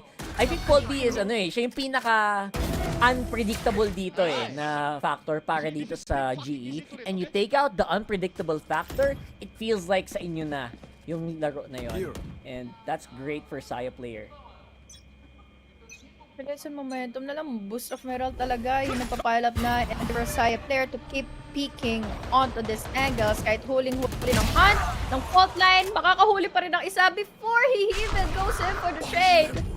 Bago siya mapatay ni Paul V, may naisama na kaagad siya sa hukay. And now reposition and info indeed used by the From the Shadows in a 4v4 situation. This can still be a winnable advantage para sa T1. Really is. Hala ka. Paranoia already used up. Si Lightning Fast makikipaglaro sa apoy. Malapit ang kanyang laruan, pero si Izo ang mga nanalo doon. Now Excurate.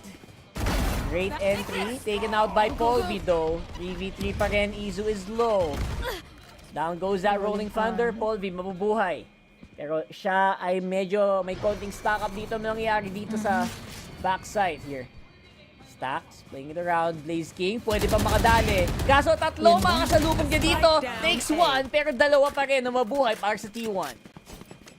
Low HP na rin naman na si Isu. So pwede pa kahit papaano, madaplisan lang ng bala. Pero ngayon, they're quickly making their way.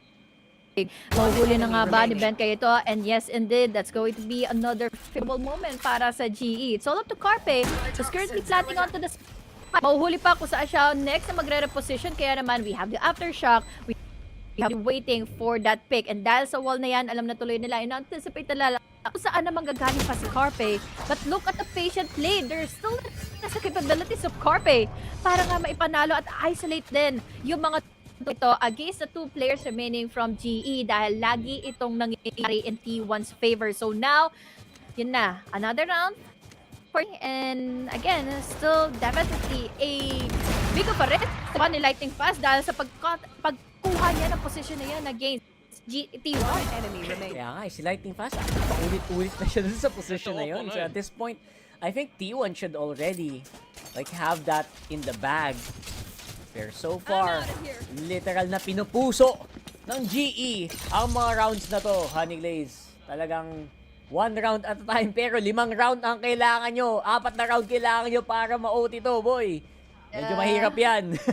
Mahirap pa si Rakal. Meron na tayong meron na tayong third of course coming from Saya player. It's already enough para gawin niya na naman yung ginagawa niya ng paulit-ulit sa Rubbles, sa A-main. Siyempre, kukulitin na naman sila ni Paul V dahil yun naman lagi ang kanilang nagawa. Buti na lang, they have initiators, they have the full time, and they even have your smoke to force back etong si Saya player. But now, operator still meron pa rin naman, para kay Blaze King, may papahatid na nga Comet Reaper na ito. Force back na nga kaagad sila Benkay, but unfortunately for yung unang magiging casualty na nga kaagad dito. But to one trade, maganda pa rin naman ito kahit papaano dahil may nakakasalit pa rin naman in one side. They still have the showstopper at hand na pwede pa makapangbinay ng retake na nga ito. Sama pa nga sila going into waterfall, kaya naman ngayon, a good opportunity para mapasabugan mismo on the face. Lightning Fast, missing out, whipping up the shot. Tuloy, laban kay Paul V. Pero ngayon kasi, it's all up to Blaze King. Namang operator at hand, pero will he be able to do something though? Oh, look at this. Information confirmed. Sa Saya player, missing out on the operator. Paul V ngayon na may hawak ng off, pero 1v2 ang magiging laban niya. And there you go! T1 takes the map against Global Esports. It's close though. Super close para magkaroon ng comeback potentially. And I honestly enjoyed that match. Lagi silang nagkakaroon ng mga executions na pwede makapag-counter out against the other team. They always where Saya player is going to be. They always deny the ginagawa nga ng parate ng paulit-ulit ni Saya player. So I love everything that happened here on Lotus. But unfortunately for GE, hindi nila nagawang 2-0 ito dahil we're going into map number 3. Man, our panel is having a back and forth right now. Sobrang interesting yung mga predictions sila. Let's have a call and let's bring in the panel to talk about more about that game. Yes. Yes, Rockhart. Yes, the call. Yeah, live na kami. Oh, hello! Welcome back! Yun! Game 3 na nga. Ayun, yun na yung bit at joke Ganda, ko. ang galing. Oh, plus one. Okay, Plus speaking of plus one more game. We're going to game number 3, but before that, pag-usapan muna natin yung game number 2. And there you have it. It works out on the end for T1. Ano bang tamang ginawa nila dito, BNB, on Lotus? Unang-una, wag natin kakalimutan, syempre, kasama natin ngayon si Ray Ray. So malamang tatagal at hahaba yung mga labanan natin. So kung nagulat pa kayo, naabot tayo sa map number 3, hindi ko na lang alam kung bakit pa. But moving on into nga sa ating map number 2, this is what we are talking about. Yung Lotus nga is a bit more of a much more proficient map dito pagdating para sa T1. And it does turn out that way as we see here na talagang for almost the entirety of the map, they look in the driver's seat. You look at some of their players na I think everybody really had some moments there. To be fair din naman, may mga oportunidad din naman dito yung global, but like, Stacks comes in big and then you have Saya player doing Saya player things. So what else is there more to say aside from T1? This is what they picked for a reason kasi mas kabisado pa nga nila at mas komportable sila dito compared to what we saw from Icebox. In these last 2 maps, dito nga natin ina-expect na kakambak ang T1. Ang ganda talaga eh. Nakita natin yung knowledge nga din ng T1 into reading itong global esports. Alam nga nila na ang daming magiging factor sa laban na to on how good actually si Paul V together with the teammates. Tapos yung Neon niya talaga, yung alam nilang pwede na lang bigyan ng magandang answer or rebuttal sa nangyari versus the first map. And I'm happy that T1 yung roots nila dito lamang sa mapang ito nakita na at naging explosive pa. Pero guys, gusto ko i-highlight yung ginawa ni Stacks. 3v1, 1 HP siya, tapos nakahawak siya ng Guardian. Natuhog pa na yung dalawang members ng Global and he actually got the last kill against Blaze King. Amazing. Highlight nga mula sa side ng T1, particularly talaga si Stacks. At syempre dagdag ko lang, 'di ba? Sabi nga ni Mako, dati niyang teammate, parate sila talagang 2-piece in a pod ni Stacks. Na si Stacks daw nung IGL siya, nakita natin na talagang may mga times na nagsustruggle siya, diba? As a player, syempre, dami mong iniisip kapag IGL ka. But this time, you can really see na si Stacks, nakukuha niya yung mga clutches na yon kasi di na siya yung IGL. Mas nandun na yung form niya as a player. And deserve ng T1 yung buong pagkapanalo. Parang ano na yan minus workload na on the inner workings for Stacks. Kasi, again, highlighting on that clutch play from the Guardian Angel, from the Guardian. Iba eh. And I'm pretty sure nagpe-play sa utak niya si Shaggy na kumakanta ng You're My Angel. Okay, ayan na naman tayo sa mga kantang hindi tayo tugma. Speaking of tugma nga yung ating prediction kasama natin si Ray Ray. Pupunta tayo sa Game 3 but eto Lotus man, I mean for T1 just works out great pero on the end of Global Esports naman, Black and Blue, they were able to kind of chase that scoreline. What did they do right against T1 in that few moments?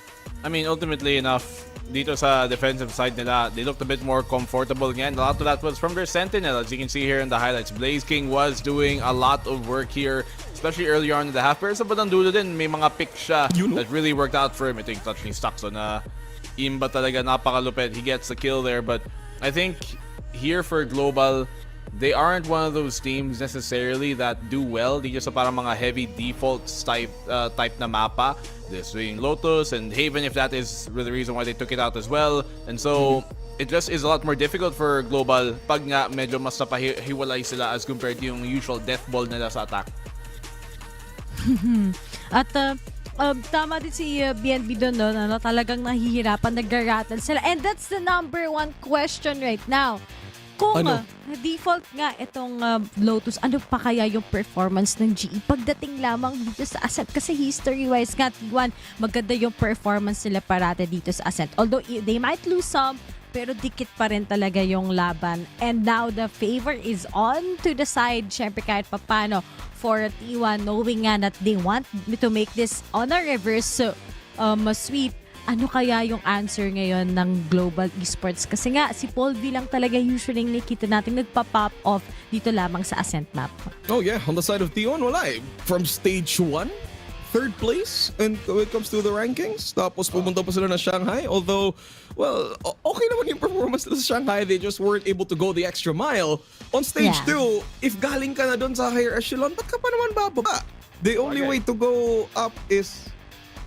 mali. Yung rock bottom to up yun eh. Dapat ganun yun eh. Pero wala. Okay, so... Then your hands up.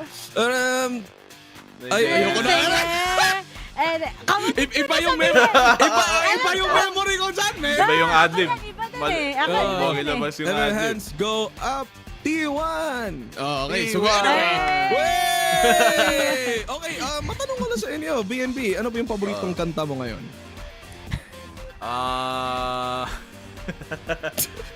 For sure, gustong sagot ng mga tao is Bini.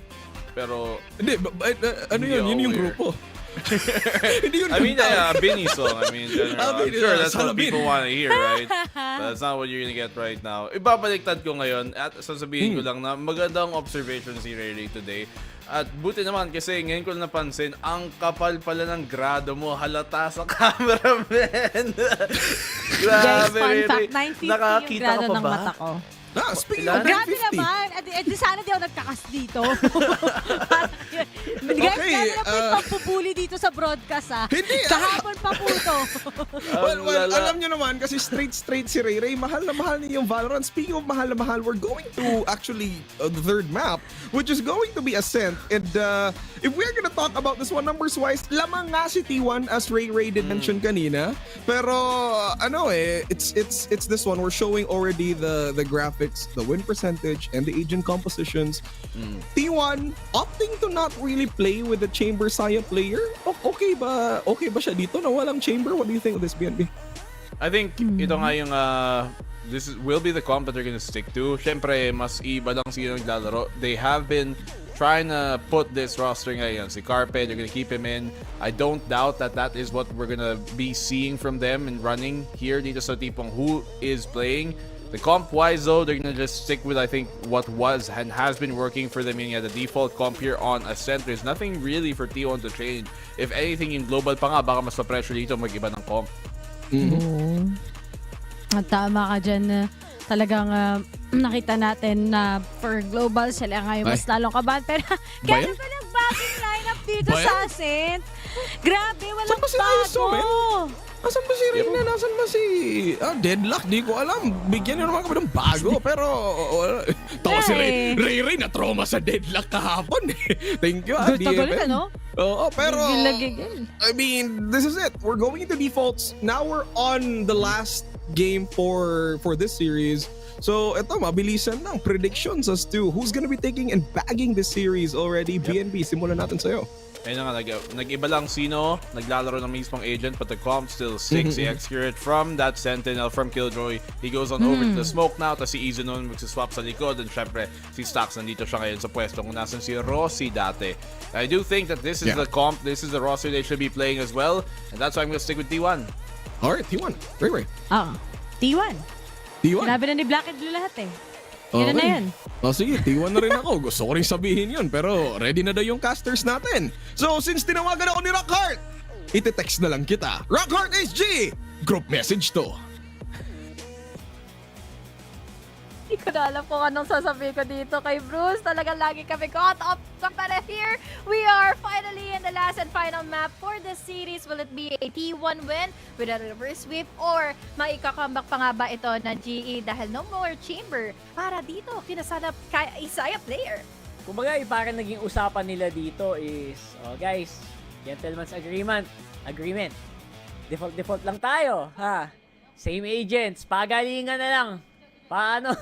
Pagalingan na lang ng gising, pagalingan ng tutok, at pagalingan ng estratehiya as we go into a mirror match on one of the OGs, the most OG map, I think, in all of Valorant. Very. Oo, yan talaga ang pinaka-OG. Para wala talagang kapalit-palit, hindi man lang talaga tinatanggal nga sa ating mga rotations. But here is the best part about Ascent is yun nga, pagalingan na lang ng tutok dito. It's always the best default wins. Kung sino ba magkakaroon pa ng momentum dito moving on forward. Dahil on the defense muna ngayon, ang T1, they're winning it out ng unti-unti dahil nakakuha na ng panibagong kill. Unang nagiging pang-udlot nila ng pag-entry na nga ngayon na GE going into A side dahil hindi nila malaman kung saan nga ba nagtatago na nga ngayon at the moment si Xcret. That's right, Xcret very very sneaky on that Omen. Pero because of that, kill on the stacks. Ito na yung advantage nila. Good wraparound all the way to defender spawn. Make sure na mag-iisa na lang si Izu dito. And ang problema dito, na-infohan na sila ni Bengkai! And that should be it. That should be the round secured. Izu, of course, hindi pa rin naman susuko yan. Will still try to look for a possible pick somewhere on the map. Pero GE, they did a great job keeping it together, holding it steady. And it's always a question of who trades better. Ang problema kanina doon, maganda yung hold na ginawa ni Xcret, pero he was damaged so heavily. Like literal 30 HP na lang yata naiwan sa kanya when he was falling back. Stay put niya inside of the side. I think wala na rin talaga siya kahit ano pang choice na magagawa pa. One enemy remaining. Oh? Oh? Pwede pa? Hello? Ulong ng Rico para nga maabot ng babahagya dito si Ibai and defused the spike. But again, looking back into that kind of situation, we all know for a fact na mananalo yung GE pagdating na nga sa pistol rounds. It's still 100% for this series. And kung babalikan pa natin, again, picker's advantage. Also, the attacker's advantage talaga after planting the spike and buying. So, sometime, doon nagkamali ang T1 sa pagpasok. Kaya pagpasok na nga ng GE dito sa site mismo. Yeah, it was very literally, quite literally a possibility naman. Pero you're right, the picker's advantage definitely in favor here of Bengkai. Swinging non-stop. And again, making it very difficult. And now, even Izu can't really blame him losing that out. Question is, what's the play gonna be here? Para sa T1 to bring it back. Pangilang pistol win na nila yun, no? Parang halos sila yung lagi talagang panalo sa pistol win. Yeah, as I said earlier, Pistol 100% win talaga, no? Ibig sabihin, lahat ng mga pistol round kanina pa. Game number 1 na ipanalo na nga ng GE. Most probably, pwede pa nga din may panalo itong buy round nila. Dahil napuport na naman nila yung attention ngayon sa mga defenders. T1, not really sure kung ano na nga bang nangyayari at the moment dahil meron na nga ngayon na nakukuha going into B. And this time, A-side pa rin naman yung intensity. Looking back at where the spike is, diba? Nandito pa rin naman ang GE. Nadediretso na nga going into A. Kahit suppress sila dito moving on forward ng 0 point, but at least they were able to take down one player again para sa side 1. A very, very interesting decision here, of course, for Blaze King to actually stay on pistols, making it such a difficult defense for B. Pero ngayon, everyone is on A. Party na to, mga tol. 3v4. Maganda na din ang pwesto ng ating mga defenders to maybe try to overwhelm, try to outrun. Flood into the side, pero si Ras ang kalaban. Tatlo ang bumagsak. And now, even though they did lose a few agents here, will be GE still coming out on top.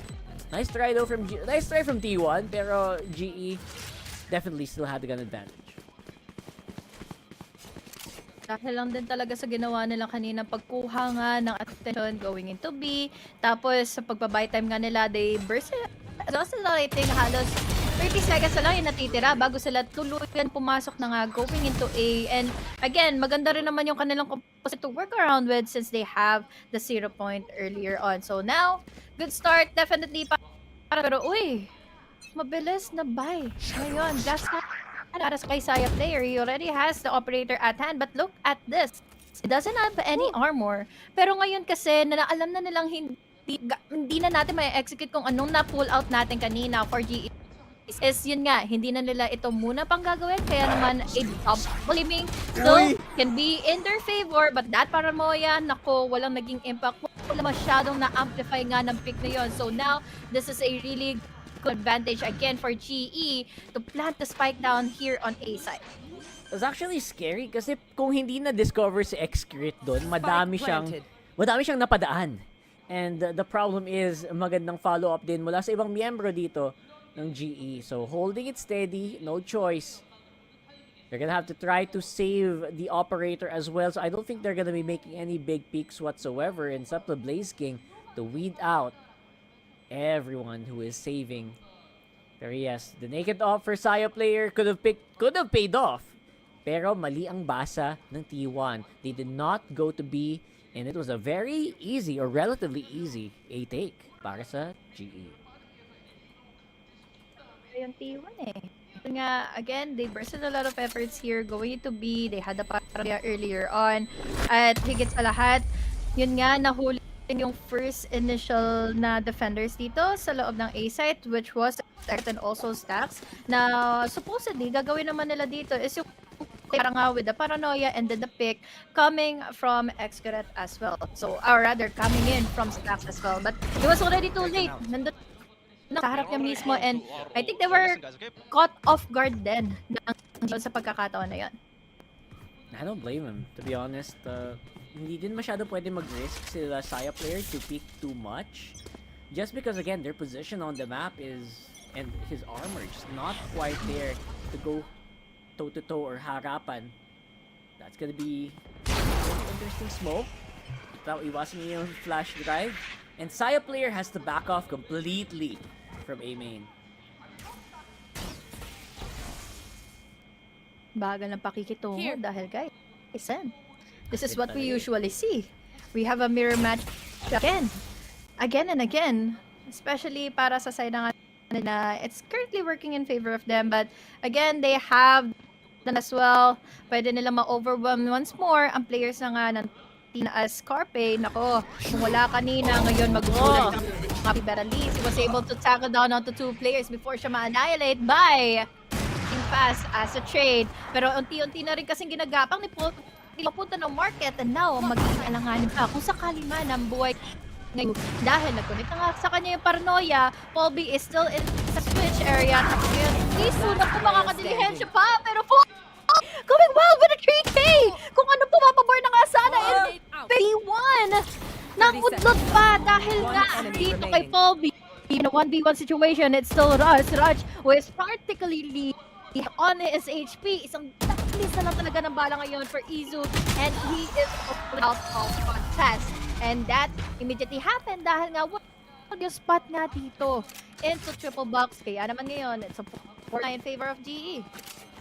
What the heck? 4-0! What the heck's happening to T1 here? They are quite literally falling apart. Small, may mga moments of brilliance talaga sila dito, to be honest. Pero at the same time, Polvi popping off here at the moments where T1 least expected, really paying off dividends. Yung maluwag yun kay Polvi, pero oh god, he's immediately in! Pero masasalo na nga ba nila? Yung Hottest Fury na ngayon na nilabas na nga kaagad ang kanilang mga tropa. At least may tinamaan na nga si Xcaret naman, magpapalabas na siya. Pero hindi pa rin naman ito gagana dahil may fragment pa na tumapat sa so that is such a good trade. Utility after utility. Ngayon, wala na siya magiging kawala dahil sobrang higpit lang ng angle na yun from wine. At ngayon, hindi pa talaga diretso ngayon ng nila. They're always winning out their rotations pagpasok nila ng kabilang side. Yeah, definitely coming out on top here. And napaka-crucial pa nung nawala sa kanila si Xcaret pa. It's gonna be so hard for them to slow down the attack of GE this time around dahil doon. And now it's Saya player fallen as well. Oh my goodness. One by one they fall, and Polvi. You know what's funny? Yung GE wala namang ginagawa masyado special dito. They're just holding. They're just literally playing slow here. Rotate na lang ng rotate talaga malala, no? Kahit dalawa na, napapatay na going back in A side. 30 seconds left. Again, hindi naman pwedeng i-commit pa rin nila kung ano nga nakaabang na kaagad sa kanila pa kanina. So now, they can potentially overwhelm Izu, pero Izu was able to manage, he was still able to get in a kill. Baka mapatay na nga as well. So this is still good para sa GE. Again, 10 stacks, magkasama, Wonder Duo coming in from game number 2 earlier on, but able to work around Wonders naman dito ngayon sa Ascent. We'll have to find out. Because right now, medyo milagro. Kailangan gawin ni Stacks yung ginawa niya kanina pa ulit-ulit doon sa Lotus, because right now it is just becoming unlikely. And the problem is, it's also difficult here. In these maps, kabisado talaga lahat ng players for you to catch them off guard. It's the only play here. Yung mga mid-take, huli sila all the way from the back, tapos hindi sila makasagot pabalik dahil huli na nakuha na kaagad nila yung space, nakuha na kaagad nila yung mga duels. And unfortunately, feeling ko, talaga na-anticipate na lang din talaga ng paulit-ulit ng GE. Kukulit nga ni Stax dahil kanina pa siya nagpipick with the use of paulit-ulit in game number 1 and 2. And this time, with a dash, pwede pa rin naman, pero not much of a power given to us by Saya player dahil lagi kinukontest sila Polvi. And every time it looks like Saya player is in a good position to make this happen, may ganti lagi agad. Like he doesn't go unpunished. And right now, non-stop aggression being done here by GE, literally overpowering defenders on a specific side of the map. Saya player again, a good paranoia coming in from Expert. And Saya player executing the kill. Makakakuha siya kaagad ng ultimate orb niya. For him, enabling for him to secure in the plate store. Arm naman mabilis na makaka-answer back, but what is Expert doing?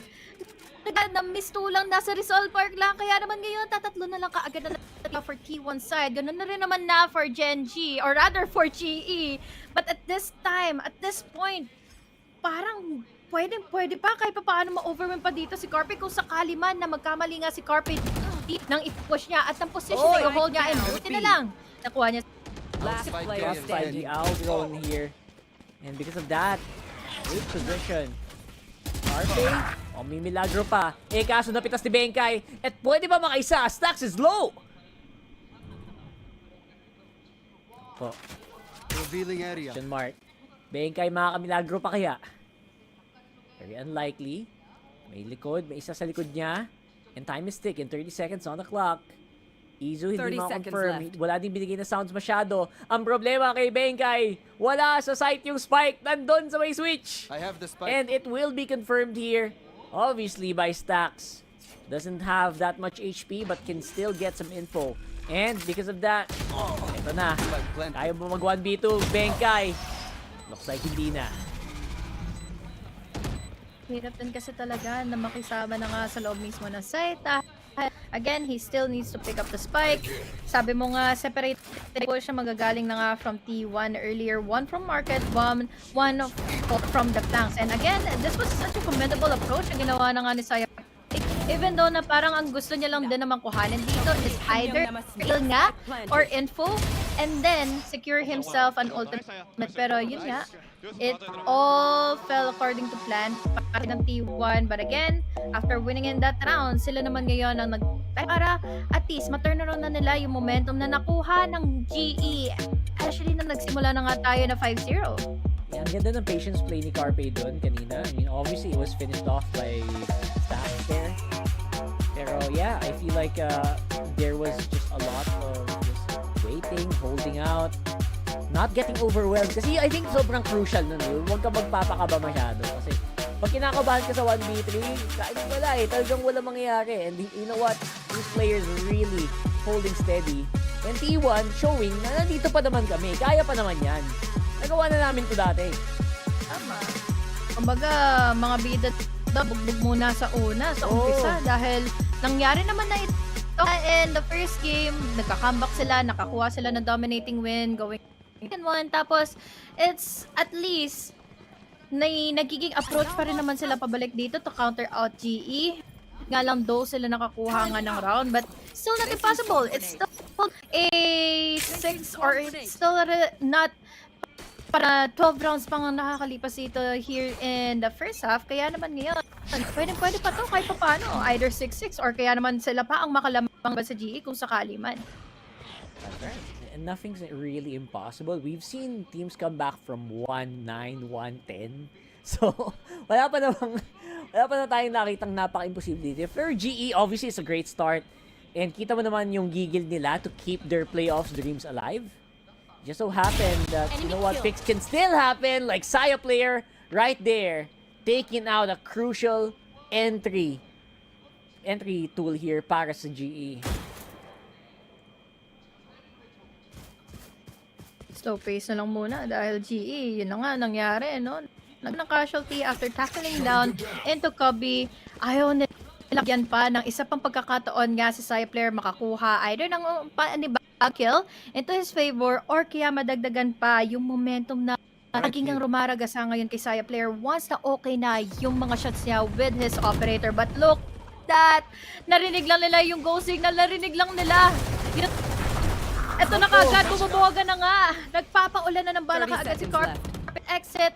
After niya makapag-tackle down ng damage against Benkay, against Lightning Fast, this is pareho naman silang nasa loob to tackle down onto the crossbar and it's already working them. Dahil nandito na to the rescue para matulungan na nga kaagad sila. Saya player and then Carpe to finishing off. Another round goes to T1 side. Wala may nawasak agad yung armor dun sa sa Odin At that point, will you actually go ahead and push? It was not really possible. Especially medyo 50-15 ginawa ni Paul Vidon. It was either he will kill Saya player or he will get taken out. And just so happened that T1 got the better of that trade. And now, they're slowly catching up. Good thing naman para sa Global Esports, they do have a pretty big bank. But they will decide to go light shields for everybody. Kahit pa paano. Ako naman ito laban na nga sa T1 dahil they have been winning multiple rounds since earlier pa ng half na ito. But the question is, will they be able to counter out even that operator sa mga kamay nga player? One best possibility is to just force them in a 1v1 scenario or pasok nila immediately. But now, they are immediately taken out because lined up in favor of Carpe with the use of the Hunter's Youth. Baka agad na nawawala sa mapa dahil nga we had also a free fire from the smoke stack. So now, tatlo na lang agad ang natitira for GE. Ako, really quick. It feels like T1 is really securing these rounds early on. And kumbaga, ginagawa lang nilang kailang-ilang yung ginagawang push dito ng GE. And the ilang factor is real. Although si Izu getting taken out means B might be a little bit more open than we thought here. Kahit yan, pwede pa nga kasalukuyang i-push pa mismo ni Benkay. We all know how of a player he is. But now, Paul V needs 30 seconds left. Out of wonders right now dahil na-detect na nga siya. Una sa lahat, nailit niya pa rin ito kahit na sobrang vulnerable ng space na niya nga dito without taking any advantage onto another angle. Now, two players coming in from GE is already on B side. Yep, milagro na lang siguro na ma-plant pa nila to. 10 seconds on the clock. To si Carpe nasa boathouse pa. At they will try to go for it, get some of that money. And mali ang hula si Carpe. Ay nako, patay tayo dyan. And it's still gonna be a 2v3. Blaze King and Benkay, maganda ang post-plant nila dito. Medyo malalim ang pwesto ni Benkay. Will it be expected? Yes, it will. 20 HP in the dream para naman kay Blaze King. It will be a cleanup for T1. Clean takes lang, clean shots lang. Again, isa-isa silang halos nahulog sa pang-debate nga ngayon ng T1 going into A site, and there was also a lot of given to us by the Hunter's Fury coming in from Carpe. And speaking of, hindi pala pre-part, nagkaroon pala ng initial info kaagad, initial vision kaagad si Stack to take a member of GE. At yun na, napaulit-ulit na lang na ipanakali mga duels, low HP pa, yung mga natira na nga from GE side, and this time, good call for a timeout for GE. That's right.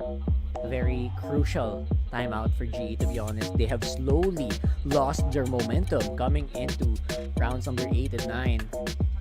And the big question is, you know what, maganda naman they do have the economy to fight it out kasi they have been buying light shields for the past few rounds.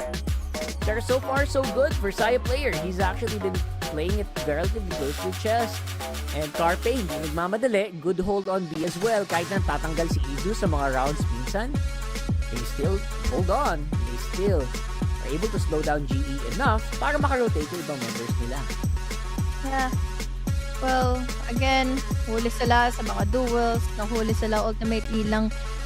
Patient play lang talaga coming in from T1. Kung mapapansin natin, Saya player is not really risking any much of a space na.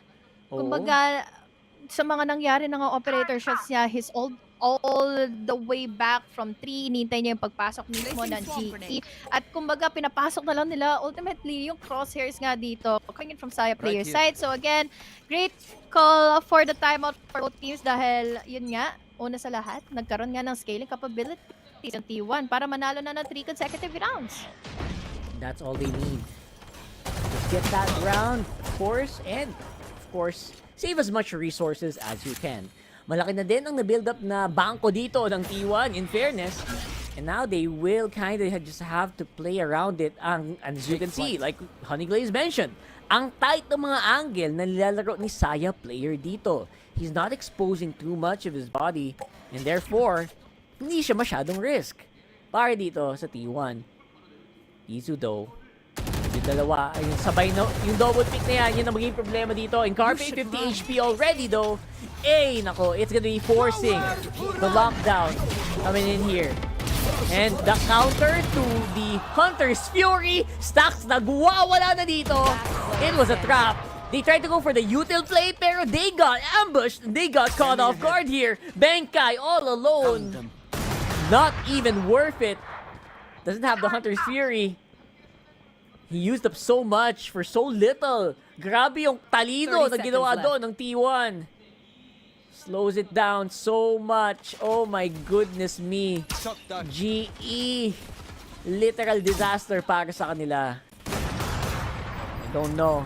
It's gonna be a bit more difficult here. Benkai running for his life. Half armor as well. Should be a very easy kill. 41. They forced so many utils in that last one. Oh Simulat sa pool? Ba ako? Simulat sa pool na meron ng operator sa Saya player. Wala na nakapasok ng GE. Lagi na lang sila nagkakaroon ng first blood. Kasi di na talaga sila nagiging comfy and taking the site, even the duels itself. At yun na nga, ang bilis ng mga takes nga dito. When it comes to the positionings and stuff. And looking back at the body language pa dito, you don't want to have T1 nag magkaroon ng ganong classic comfortability dahil again, magpa-pop up na naman sila like what happened earlier back in Lotus. And it was also on the back of stacks there. Talaga masama ang palitan dito ng kills. Kanina palitan ng utils. Ngayon naman, lawak sa kills. And Izu cleaning it out. 3 kills on the KJ. Oh my goodness me. I cannot understand what is happening now to GE. They started off strong. 5 consecutive rounds yun, guys. 5. Tapos ang balik din ng T1 sa kanila is 5 din. So again, supportability is there. We have the momentum as well. And parang basang-bas na rin kaagad nila. Iso kung ano ba yung next few steps ng GE as they moving forward inside of the side. And looking back into that round, I see so much hesitations then from GE na parang hindi na ito yung usual na nakikita natin simulat sa pool and game number 1 and Icebox. So now, ay nako, naman sila. Pero baka sakaling maipit na naman, masira na yung momentum impact nila kung sakali. Well, max loss na sila. Max loss bonus na sila. So, at least now, they will always have like that half armor dream, which kanina pa nilang ginagawa. But right now, what can you do with a T1 that is so on point? That's the best you can. Just slow him down with the null command and then overtake the site. Finally, the A hit happens para dito sa GE. Oh, nice face day coming in from late. Saling na pala siya going into 3. Ngayon, 5 pa ang kailangan ng atakihin ni Izu. Oh my God, kahit sa lahat ng mga naging performance na nga ng T1 from 5 previous rounds, si GE pa rin ang magkakaroon na nga ng lead. Although, hindi pa rin naman imposible magkaroon tayo ng 6-6 scoreline, equal scoreline. But still, grabe yung naging composure ng GE doon para at least na nila finally ang T1. Well, for GE, better late than never, you know. At least they were able to get in. Finally, nagbago na kasi parang kanina pa silang napapunish dun sa B-push nila, you know. Finally, they said, you know what, ba't di tayo nag-A? And yun na nga, nag-A sila ng malala, used the null command, and finally, it was worth it for Global Esports. Yeah. Super worth it dahil una sa lahat, hindi na nila napagana pa yung operator coming in from Saya player. He was forced out. Tapos, mas naipit pa siya ni Blaze King dahil kinuha niya na nga yung space all the way from 3 and paakyat na nga ng heaven. So, the time, there's still for Armors, goodbyes pa rin naman for GE, T1 as well. Syempre, ilang rounds pa naman din ang naipanalo nila. But now, medyo nagkaroon ng damage bahagya si Carpe. So, with this one-way smoke, Excurate has to be accurate and take onto the heads of GE. Yeah, it has to be worth it. Pero problema dito, triple peak, double peak ang magiging kalaban niya. Sabi niya, ayoko! Kayo na bahala! And Cyplayer gets the kill. Make it 2! And Stack from top side naman. Magandang palitan kasama si Cyplayer. Sayang-saya siya sa lahat ng mga picks na ginawa niya. Although, hindi nag-last long yung celebration niya to take down 3 players, 3 heads. Laban na nga sa GE. But still, 30 this seconds is hard left. for Blaze King. He still has the spike at hand. Hindi pa rin naman ito yung comfortability time for him to plant in the spike. Kailangan niya pa isarado muna yung gate. Abangan ko sino bang magpipick all the way from up top. He has the sword, he has the turret for this kind of situation. Pero at the moment, dalawa kasi sabay ang magpipick sa kanya. 6-6 is our scoreline, and what a great of a half for both of our teams. I think most of it is also for T1. What a recovery! My goodness! Para dito sa T1, really fought. You know what? Nag 5-0 yung GE. What the heck? What is T1 doing?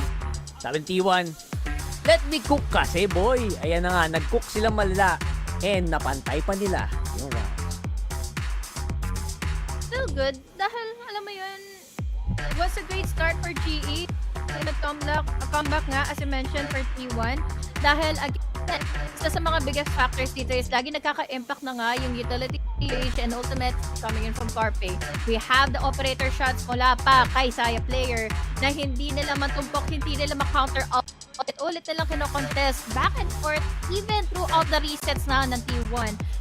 Ayan, naging 6-6 patuloy yung scoreline na ito.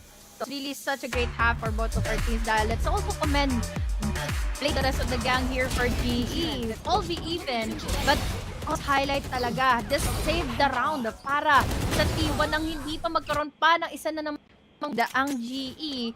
Dahil we had the crossfire, we had the bait and switch coming back, and also Saya player. Yeah. Talagang, at the end of the day, nag-pop off pa rin yung mga taong kailangan mag-pop off at the very least in that defending round. Pero now, it will be T1. Let's see kung nandun pa rin ba ang kanilang gigil. Sila naman ngayon ang atake. It looks like A is gonna be initial hit here. Para sa T1. And again, the question mark is, can Sai player do what Polvi has been doing in the first few rounds of that last half? Pwede, dahil he is very comfortable to do. But, mid-take. Sobrang vulnerable nito. Dahil nga, again, we have a Russ to tackle down with a 0 point. Kabay naman sila dito, why not? Diba? They can still win out the duels. But with that, interesting and needed, really timed, well-timed the 0.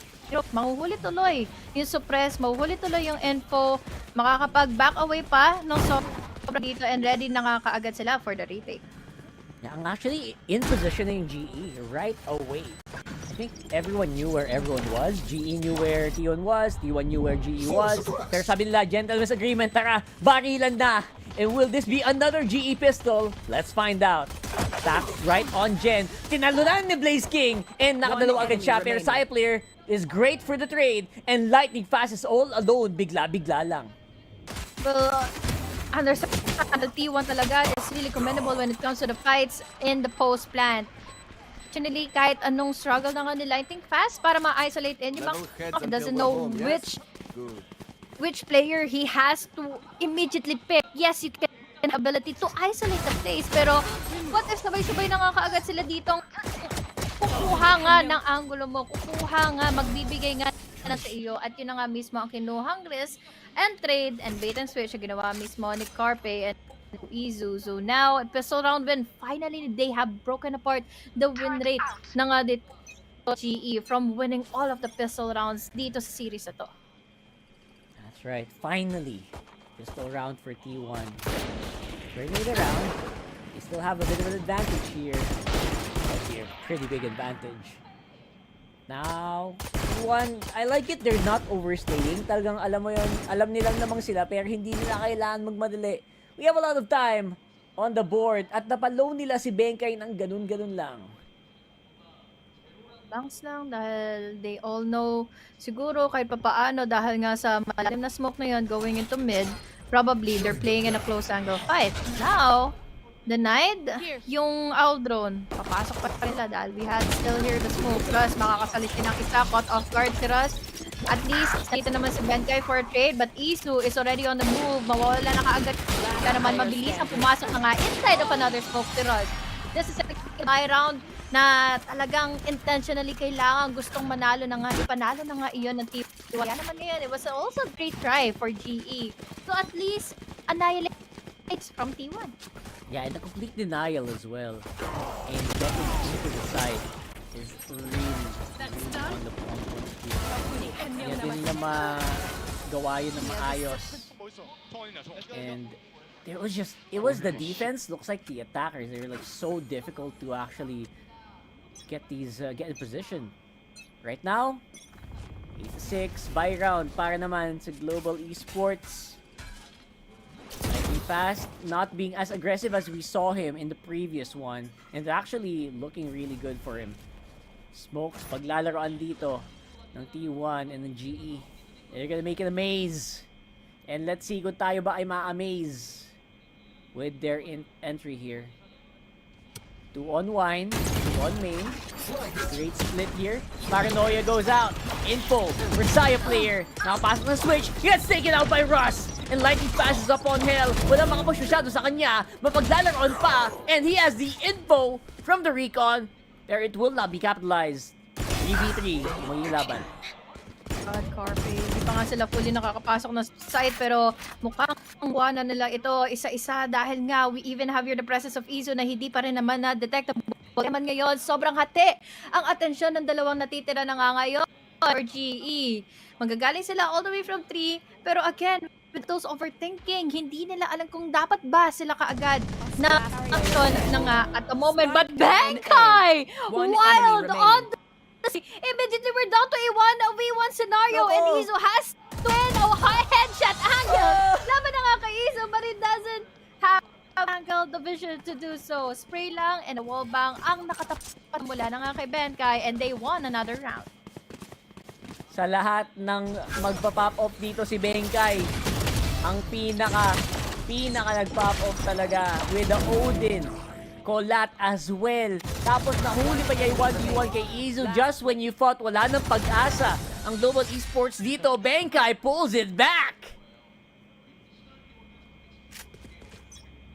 Oh my God, that was such a crazy of a round. Napinada sana maipanalo ng T1 but then again, with that kind of crossfire, buti na lang talaga na nag-play together si Benkay and also Blaze King dahil yun nga, 2 separate angles. Tapos na-hold pa ni Benkay yung angle na yon na hawak-hawak niya dahil again, he has the Odin at hand. So there's one more upper pressure na nga kailangan nang tapatin ng T1. At least ang maganda naman for this round is meron pa rin silang eco to secure in their buys. Yep, good eco. It's still basically a fair fight between these two teams. Just like what we saw on map 1, nagiging palitan na ng rounds ang nangyayari sa dalawang kupunan na to. So Polvi going down again. The entry is gonna be problematic here. Stack's gonna go get taken out. And there you go. Russ, malapit na sila. Able to isolate Excurate as well. All the way to A main. There ito na yung T1. Russ is in trouble here. And Benkay is all alone. Si Russ, lalo na't ang dami rin naman na tumapat sa kanya. Waiting for a pick to happen all the way from Jenny. Even though na ang daming impact nga ng Odin na ito, simulat sa pool pa lang ng ating game, or draft na ito, is kapag nalaman na kung saan ka maroroon, syempre wala naman talaga malakas pa. Mas malakas pa kesa sa 4 na itong natitira. So again, great decision made by Benkay dahil he needs his own in the next round possibly. T1 literal na naglakad lang halos in that round and they were able to really outrun and outpace Global Esports in the first few seconds. Now Carpe, hindi na kailangan mag-overthink. Kamot ilong muna. strategic para dito sa T1 here. And Izu died. Not sure why, pero natawa na lang sila. Nahuli pa rin eh. Kumbaga, naitakbo niya na lahat ng lupang may lupa pa. Pero, abutan pa rin talaga eh. But, yun nga, iniisa-isa lang ng T1, itong pre-entry phase nila going inside of the site. Tingnan mo naman, sobrang na-bail out sila into picking. So, yeah, really needed and deserved round para na nga sa side ng T1. Hinga ka na lang ng malalim, kaibigan. Sa ngayon, wonder what's running through the minds of global esports right now. Talagang, napunta pa sila sa position na to where they're up against a really tough opponent to keep their playoff dreams alive. And same with T1. I like that global esports also just not making it easy para sa T1 to overtake. For the round differential is, you know, a lot of people would say medyo negligible pa eh. Dikit pa naman to kahit pa paano. It's just 2 rounds. Hindi pa naman uli ang lahat for GE nang mahabol na nga ito. But the problem is for the going round na itong papunta na, is kulang na sila pagdating sa eco. It's just Benkai with his Odin. He can still drop Vandal para sa kanyang mga tropa dito. But they have to work immensely well with their utilities to force back T1 dahil alam naman natin kung kaya ng GE on the trippies. Basta't hindi lang talaga sila magkaroon ng mistakes and flaws na pwede pa ma-amplify as a winnable advantage for T1. That's true. Pistols for a majority of the GE members here. Odin pa rin, nasa kami ni Benkai. Miracles can happen, we'll have to wait and see. Pag nagmadali ang T1 dito, pwedeng makasalubong sila ng isang paulan mula kay Benkai. So, hindi din sila pwedeng basta-bastang umatake dito. And, yep, right now, I guess yung timing na lang ng 0 point, yung timing ng recons and the info here is gonna be crucial for T1 just for them to secure this round. Kasi, siguro in their minds, dapat sure na to. Bagal talaga ang pakikitungo nila muna at the moment dahil wala naman din nagbibigay ng kahit anong info. Although, after that, we have now here a go signal dahil una sa lahat na deny din naman yung utility coming in from T1 to secure in a site. But now, at least nakapag-secure na si Iso na space niya here on mid. And I think Blaze King is just really well aware. 30 seconds left. Very much so. Even though you will be aware of these, there's only so much you can do against Vandals. From the side of T1, Blaze King napaglaruan and na-drop yung spike doon sa gilid. It might be a bit of a difficult take here. Hindi pa rin, ang dami pa rin kailangan i-clear dito. Ng T1, time is not their friend. Nakakaisa pa si Poldy, he can probably deny a few seconds here. Pero tutuloy na ng T1 ang atake. At si Lightning Fast mula sa likod. Excurrent makipag 1v1. 20 HP and a dream here para kay Lightning Fast. And it will not get done. But T1 also suffered a lot of guns there in that round. Hirap sagutin ng round na yun dahil nakapag-burn na nga ng time ang players ng T1. Pero look at what happened. They are just in a big difference pagdating sa mga guns. Hindi nila mailaban ito kahit pa paano. Nakakuha naman iilan with their free guns, with their pistols and all. But it wasn't really enough. Huling-huli sila sa mga blinds given the S by stacks, the entries as well of the info they gathered because of the 0 point at everything just keep on falling apart para sa side ng GE para hindi na nga kaagad na makasagot pa after that duels come in. That's true. It's falling apart for them kasi wala din yung papapick masyado for T1 here. And it is working out so well. They're not taking any unnecessary risk. And now they are fully committed to take this with an ultimate active para kay Stacks. Taking out Polvy as well. Blaze King takes out Stacks pero maapa naman yan. And si Saya player ngayon ang nagwawala para dito sa T1.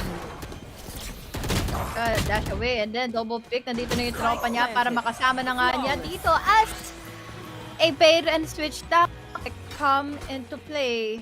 Another round para sa side ng T1. Dalawa na lang. Nalo na nga itong series na ito with a huge reverse sweep, pero it was a great try para sa GE. Hindi pa rin naman tapos ang lahat, yes, pero ngayon is ongoing pa rin yung momentum ni Saya player to make this another multi-kill round for him. Nako, kabahan na ang GE kung sakaling hindi pa rin nila magawa. Paraan, itong si Saya player nawawalan ulit ng momentum at ang tutok all throughout this half. Oo. Ang laking buff talaga nung Avery. Imagine mo. May taga-cheer ka sa gilid eh. Guys. Oo, may katulong ka pa para mag-reload, diba? Baldy! Oh my goodness! Okay. Okay, I did not expect that to happen. A first kill finally by Polby here, just when GE needs it.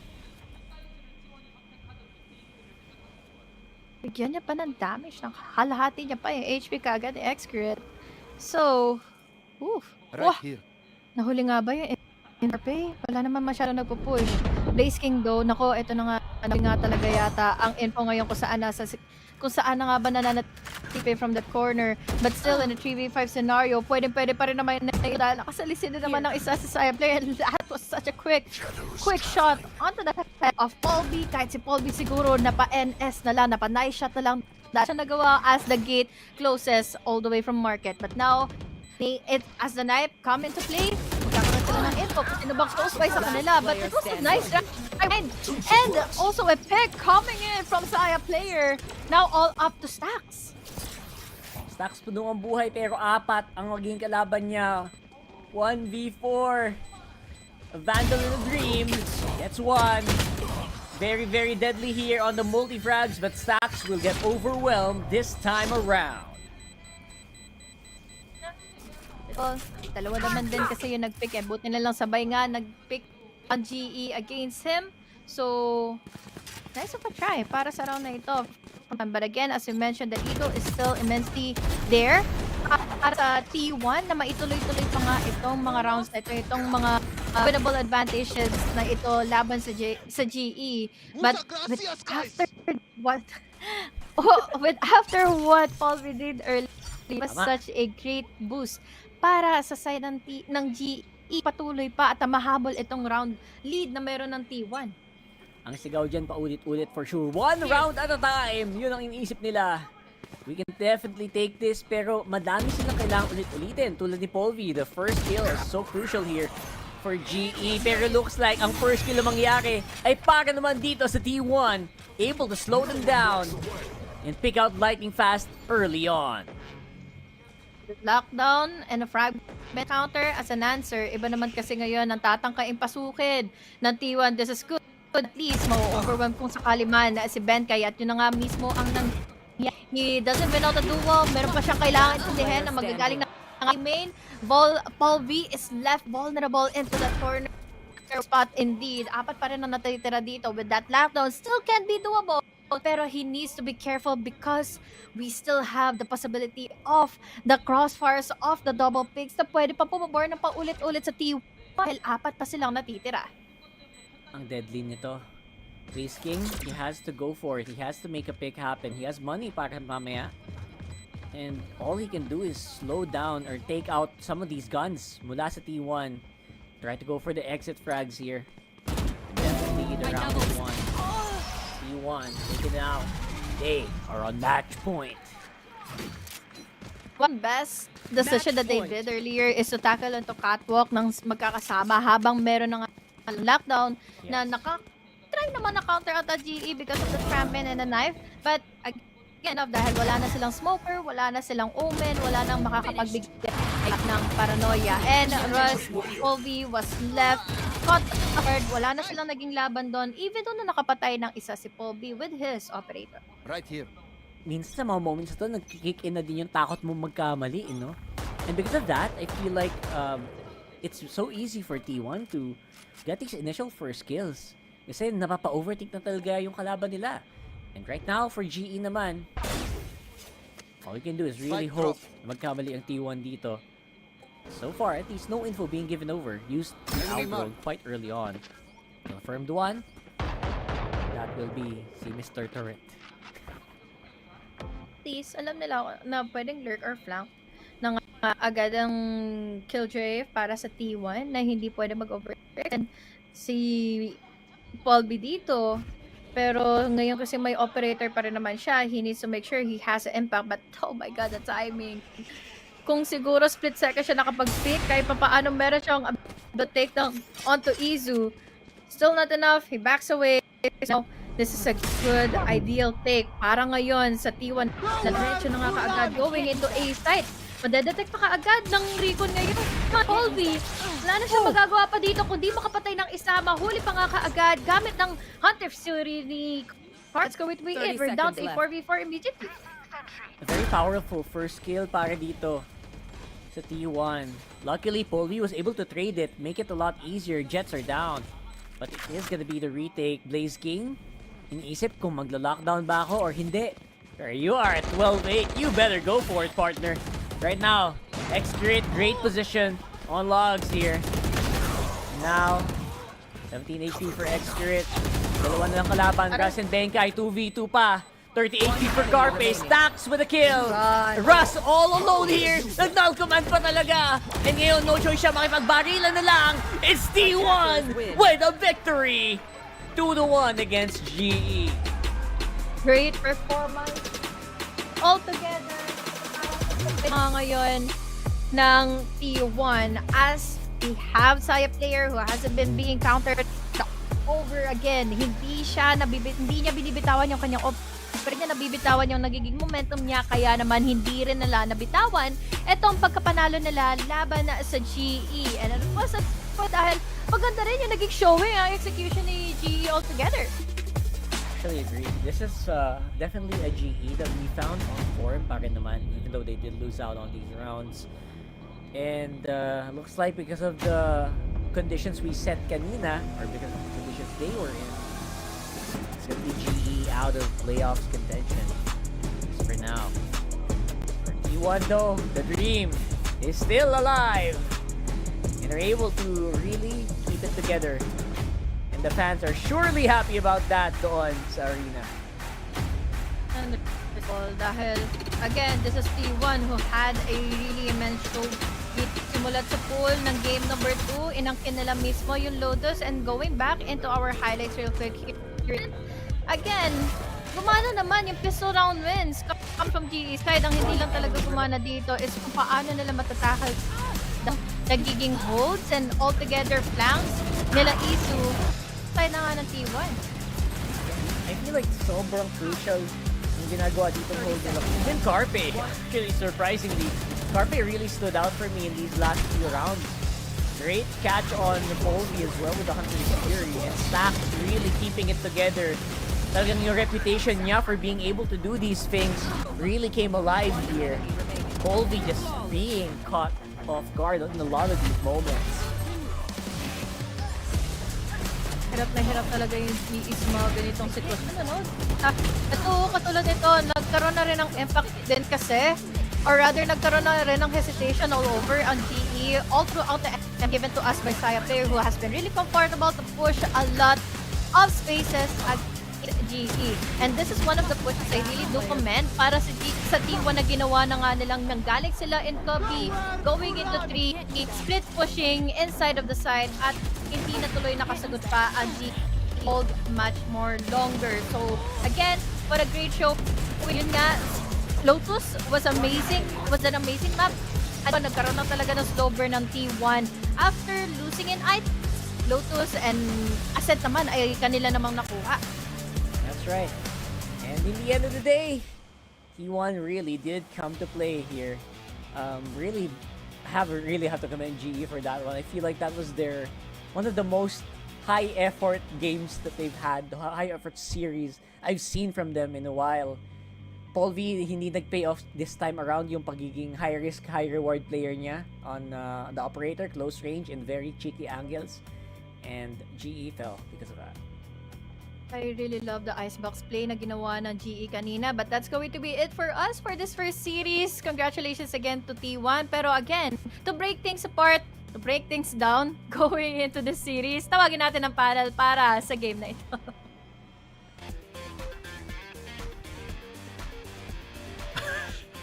Bro. minute ko kasi naglilinis pa ako ng camera eh. Kasi pagkatapos mong i-break apart, lilinisin mo yung kalat. Yun, wala talaga siyang kwenta na statement. Anyway, here we are and nanalo yung T1 in this series. And going into this one, I was reviewing yung parang pinakita na kanina during our panel segment na parang what are the ways na para maging 4-way tie, and that's up to Gen.G kung matalo sila lahat. But anyway, we'll focus on that later. But for now, T1 took some time, but they did take their sweet time and they still got the series. So BNB, all right. Oh, ikaw na bahala. T1, they won. Bakit? Well, I'm not really sure exactly ngayon sa tipong possible standings nila or their path to potentially making playoffs. But what I do know is that this is the T1 that we expect at the very least to come out here today. And ito, especially itong map number 2. Map number 3. Yung map number 2, sige, medyo may pakonting pahabol na rounds ang global sa bandang dulo ng Lotus. But ultimately enough, they both end up 8-3. And this is where I think you can see the best of T1. This is where we are expecting them to play the best. Then sa Icebox, syempre medyo alanganin talaga. But I mean, the stats hold on up. Saya player on the Jet. I honestly want to see Saya player on the front line a bit more. They kind of put him sometimes nga sa may parang pa sentinel role. But I do think he's the best when he's up front and they have Izu instead being the sentinel. In this case, that's exactly what happened as compared to yung pinagkaiba nga sa Lotus na baliktad naman na si Izu na sa harap, si Saya player na sa likod. In the end, same score, same win, but it looked a lot better this time. I love it. I love how T1 secured yung reverse sweep lamang dito. At nakita nga natin, no, this is the chance for global esports to actually make it to the playoffs. But because of this loss, alam ko hindi na sila makakapasok. It's up to Gen.G na lang talaga with the remaining 3 matches, including yung laban nila later on against Bleed. Pero yun nga, sinabi na natin to earlier na when it comes to Ascent, mas enhance nga yung isang katulad ng T1, mas praktisado nila tong mapa na to, and despite na parehas tayo ng agents, kita-kita mo naman yung effort ngayon ni Stax, yung effort nila nung nag-attacking side na medyo akala natin alanganin, but we already love nga yung sweet chess ni Izu together with Saya player, and it became perfect for T1. Yeah, speaking of perfect, I'm not sure pa rin when it comes to like the players that they put together in the fray or into the battlefield. I mean, benching one of their, core players from before. So, I don't know, it's something that T1 probably is figuring out. I mean, the Icebox, yung pinakaunang game natin, it kind of looks shaky on the end of T1. Pero, I mean, to be fair, nanalo nga si Global Esports doon. Pero, all in all, T1 did get the series and may maraming hopes pa for this team trying to get into that. Pero, wala eh. What can you do with what you have, with the control that you have? Medyo nagsistruggle din si Xcurt to be fair. Like throughout this entire series, but not just this series, even yung previous games nila, Xcurt just hasn't been yung superstar na ina-expect natin him to be. Syempre yung younger brother niya, Forsaken, and then Xcurt is also his big career. The legend nga siya in CS before coming dito sa Valorant, but so far, hindi siya yung Xcurt na kilala natin, and I think it's been a big problem dito for T1. If it continues to be the case, I wouldn't be surprised kung tanggalin nila naman si Xcurt eventually. They swap on in here dito si Rossi, who also had okay performances to be fair in the past.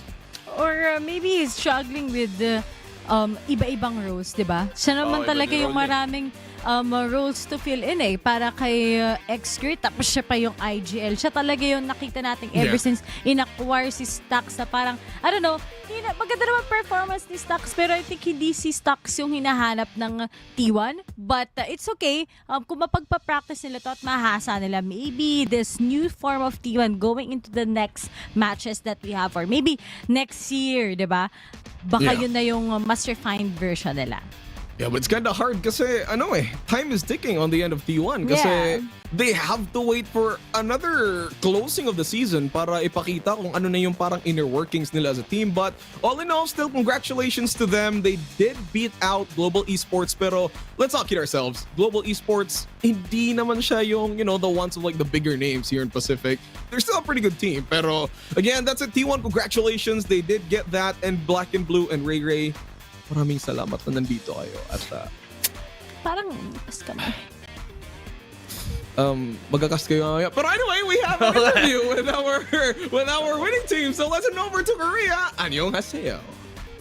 He wants Stax Man himself for a short post-match interview. Now, first of all, congratulations, Stax. Thank you Your so very much. first win since joining T1. So how does that feel? Feels amazing. Since I joined T1, it's the first victory. So yeah, I feel really happy. You've been waiting for it for so long. Now, just to let you guys know, Stax has agreed to do the whole thing in English. I really appreciate it.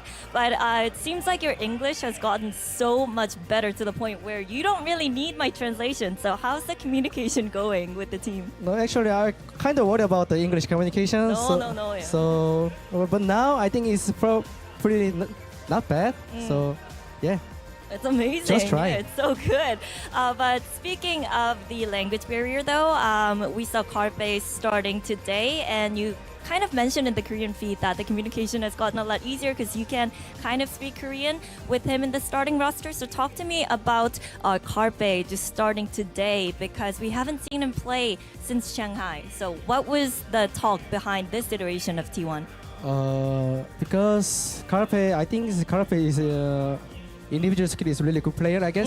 So when we lost Team Secret and Gen.G, and after that we try to something new stuff, and then bring Carpe back, and then we make more firepower, you know. And then that's why we just want him to come back to competition, and then we try to get better. Okay, so be more explosive, shoot better. Yeah, shoot better. Firepower. Shoot better. Okay.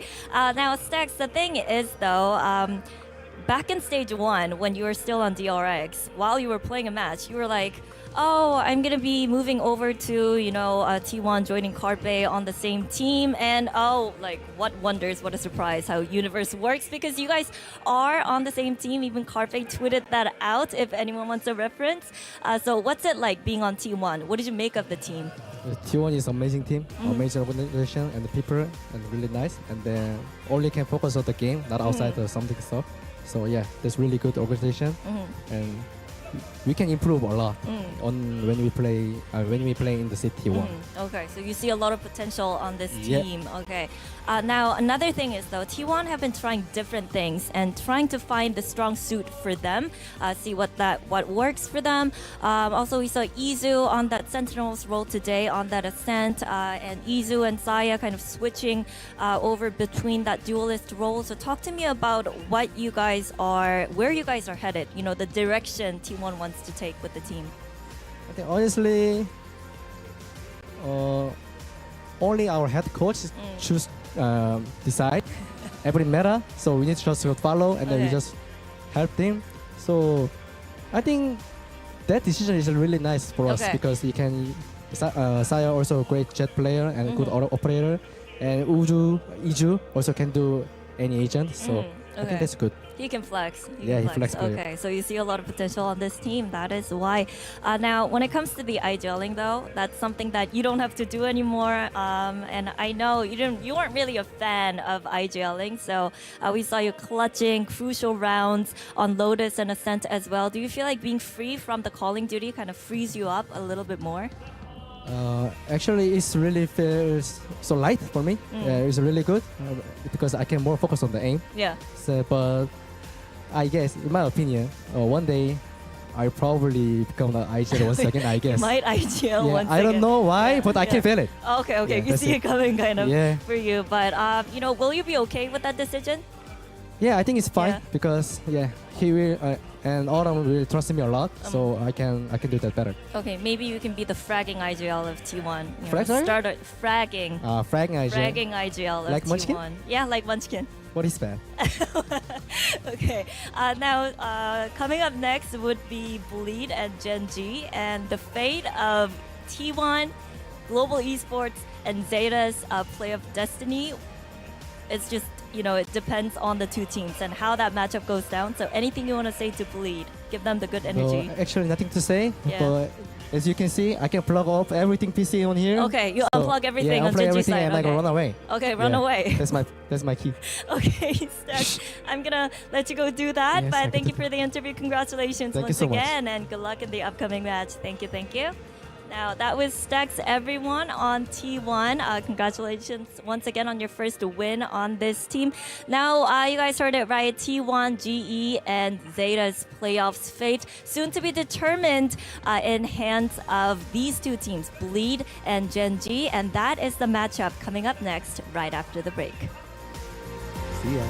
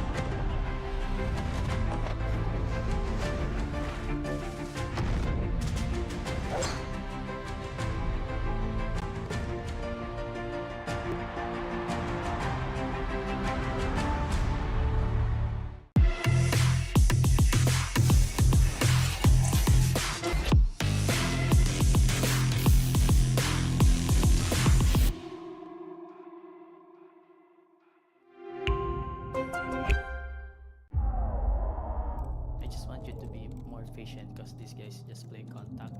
So Okay, Team Secret, we need you guys on the stage now. Come on, let's go. let's go. Let's go. Tara. Let's go.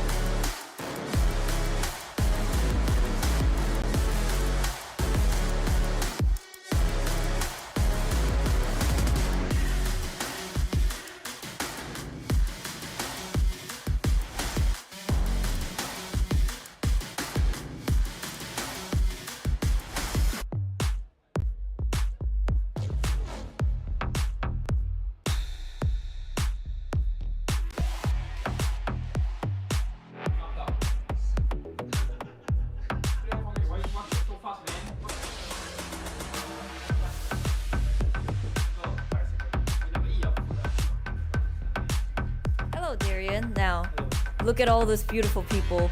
They are watching you and they are praying that you guys win. They will be rooting for you. Anything you want to say to them? They need to pray very hard and good luck to them. Pray to who? Bleed? To God. Yeah. Okay, good luck to them and good luck to you too. Thank you.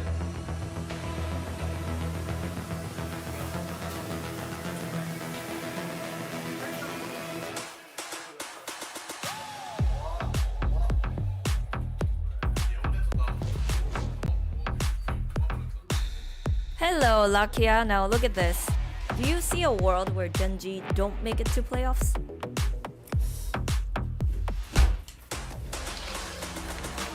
Don't worry, we are Gen.G. Okay. You guys are Gen.G, the strongest team of Pacific and in the world. Yes.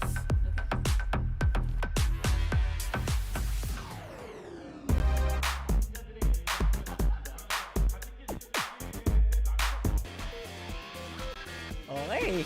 Hey, don't worry, we are Gen.G and ako naman si Juicy Brucey and kasama ko si Rock Hearty and si Honey Glazy. Ba't wala kayong mga Y? Anyway, hello!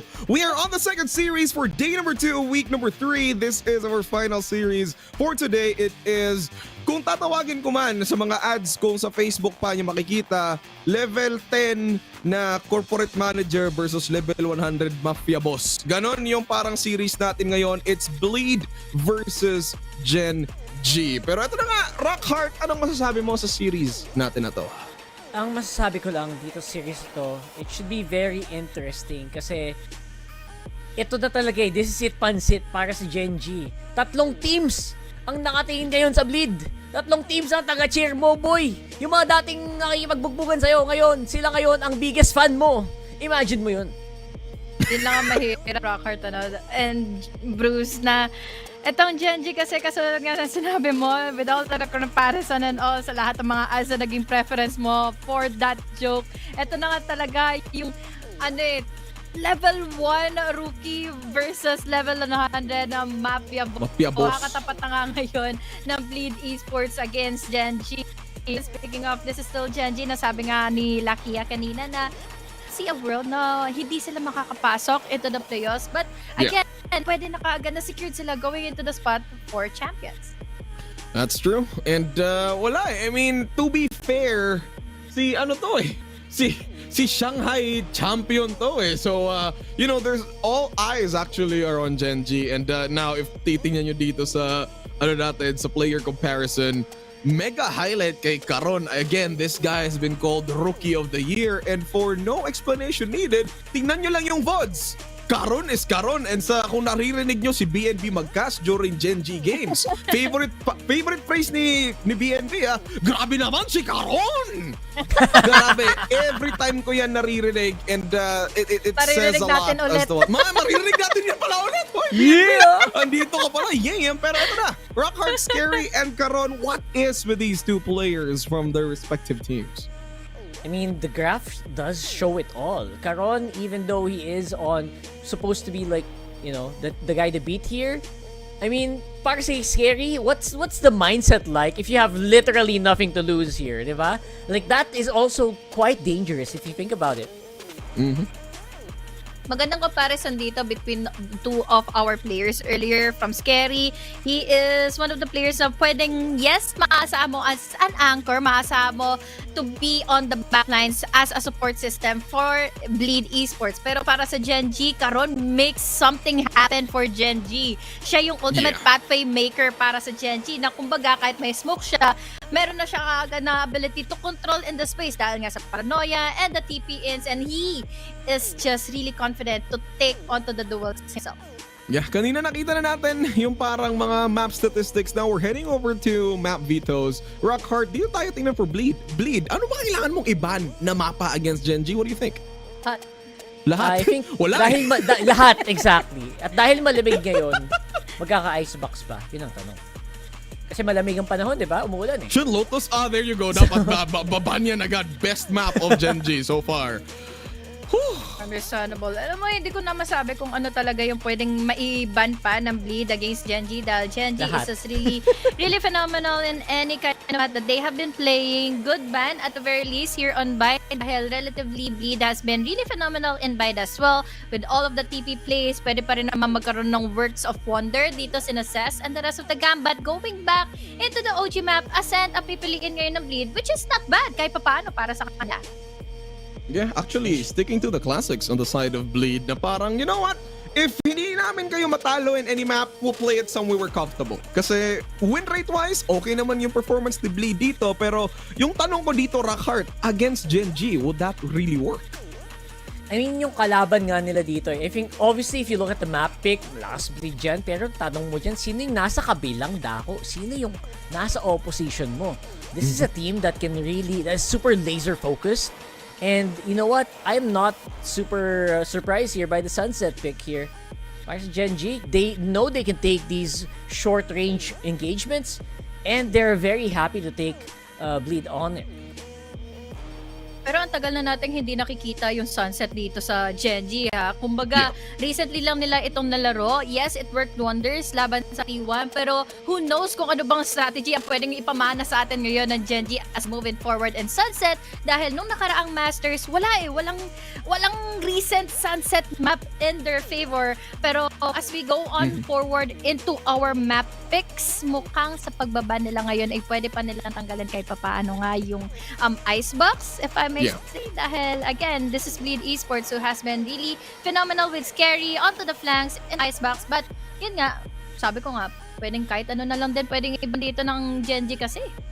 Yeah, I think at this end, okay, they're banning Haven. They're trying to, I think the way Gen.G is trying to approach this, sige, laruin natin lahat ng mga maliliit na mapa and then we'll play over your territories. And now that we're seeing the first map, which is going to be Ascent, and if you look at it naman, both teams perform super well naman here. Like if you look at the win rates, Bleed still has the higher advantage, pero nasa depende to ng number of games they played eh. Pero now let's talk about the agent composition. Still the default. Do you think dito Rockhart Bleed is going to surprise us with something else, or should they stick with this? You know what? It worked. There's a reason why literally almost every team magpipick ng mga agents na to. It just works, man. And ang problema dun for me is if you try to do that with Gen.G, I think sobrang sanay na sila nun. The best thing for Bleed to do is throw a curveball. Throw a curveball that you've been practicing off stream, something that they don't expect, and maybe makamilagro pa kayo. Pero honestly, do you think this is gonna go to a map number 3? I highly doubt it. Totoo, dahil again, this is Ascent kung saan, defaults are being played off precisely well sa ating mga teams. Kung mas kasali sila nga, doon sila halos magkakaproblema. And I don't think this is the best time for them to experiment onto their position. Dahil again, this is Gen.G and Bleed really has to win a map, has to win the series against them. And sana hindi nila mabigyan ng pagkakataon magkaroon nga ng momentum sinakaroon and the rest of the game from Gen.G. Yeah, and I mean, wala eh, grabe yung parang, if you listen to us paneling here on this game, we know that we lean to the right side of Gen.G. Kasi, I mean, this team and the players themselves, they're proven and tested. Stage 1 pa lang, kick-off pa lang, papunta ng Shanghai, and wala eh, they're just amazing at what they do. So parang, you know what, all eyes on Bleed right now kasi a lot of people are cheering for them to pull off some sort of miracle. Kasi, kailangan ng iba eh for those ties, and then they gotta wait for the round differentials. Pero again, ang hirap. Gen.G kasi eh. Pero alright, you know, let's discuss this. Game number 1, Rockhart. What do you think? A very bold prediction. What do you think the scoreline is going to be on game number 1 from Bleed and Gen.G? 13-5 kay Gen.G. Actually, kahit ako 10-5 din dahil magsa-start tayo in a 7-5 going to the next half. Makakakuha ng ilan yung Bleed dahil feeling ko there are times na pwedeng kumulot at pwedeng ma-overstand ang mga players Gen.G na to the point na yun ang i-amplify as a weakness ng Bleed at magkakaroon sila ng round doon sa mga ganong klaseng executions na overextending fights nga itong Gen.G. Alright, so there you have it, 13-5 for both of you. And I guess I'll be riding that train as well kasi just the idea of Gen.G, pag nakahanap na sila ng kanilang momentum, they're just gonna ride into that. And parang lang yung parang yung surfer, you ride the wave kasi Pacific tayo. Wow. Galing mo. Good job. So anyway, sasayang lang ako ng oras kasi i-queue ko na pagpunta natin sa Korea kasi wala na akong spiel. Anyway, yun yung aming sentiments. We're gonna be heading over to Korea because we are gonna be watching the players enter right now. So here we are, over to Korea. Bleed Esports. Undefeated. That's why they call me undisputed. I'm breaking up another season. Gen.G. I've been up on my stats. Now would you look at that? Undefeated, locked and loaded. We about to go. Caught him with that left, I leave him tapped out on the floor. Sounding itchy, sticky, swishy. Watch me bank a score. Up in the boat, I'm in the zone. Yeah. Culture to fire the breath. King of the jungle and beat my chest. This year I'm posing the threat. Just like a pebble, I'm cutting the net. Bring on my finger, but yes. Like playing chess and I don't even sweat. That's what I call it finesse. That's what I call it finesse. Ain't no rivals, ain't no rivals. They can try, but they're never ever slowing me down. On arrival, this is my show. Crossing my heart, they know we are undefeated. That's why they call me undisputed. I'm ranking up another season. I've been up on my stats. Now would you look at that? I pop on with the jumper, then the adios. Gotta go. I'm the prima donna making.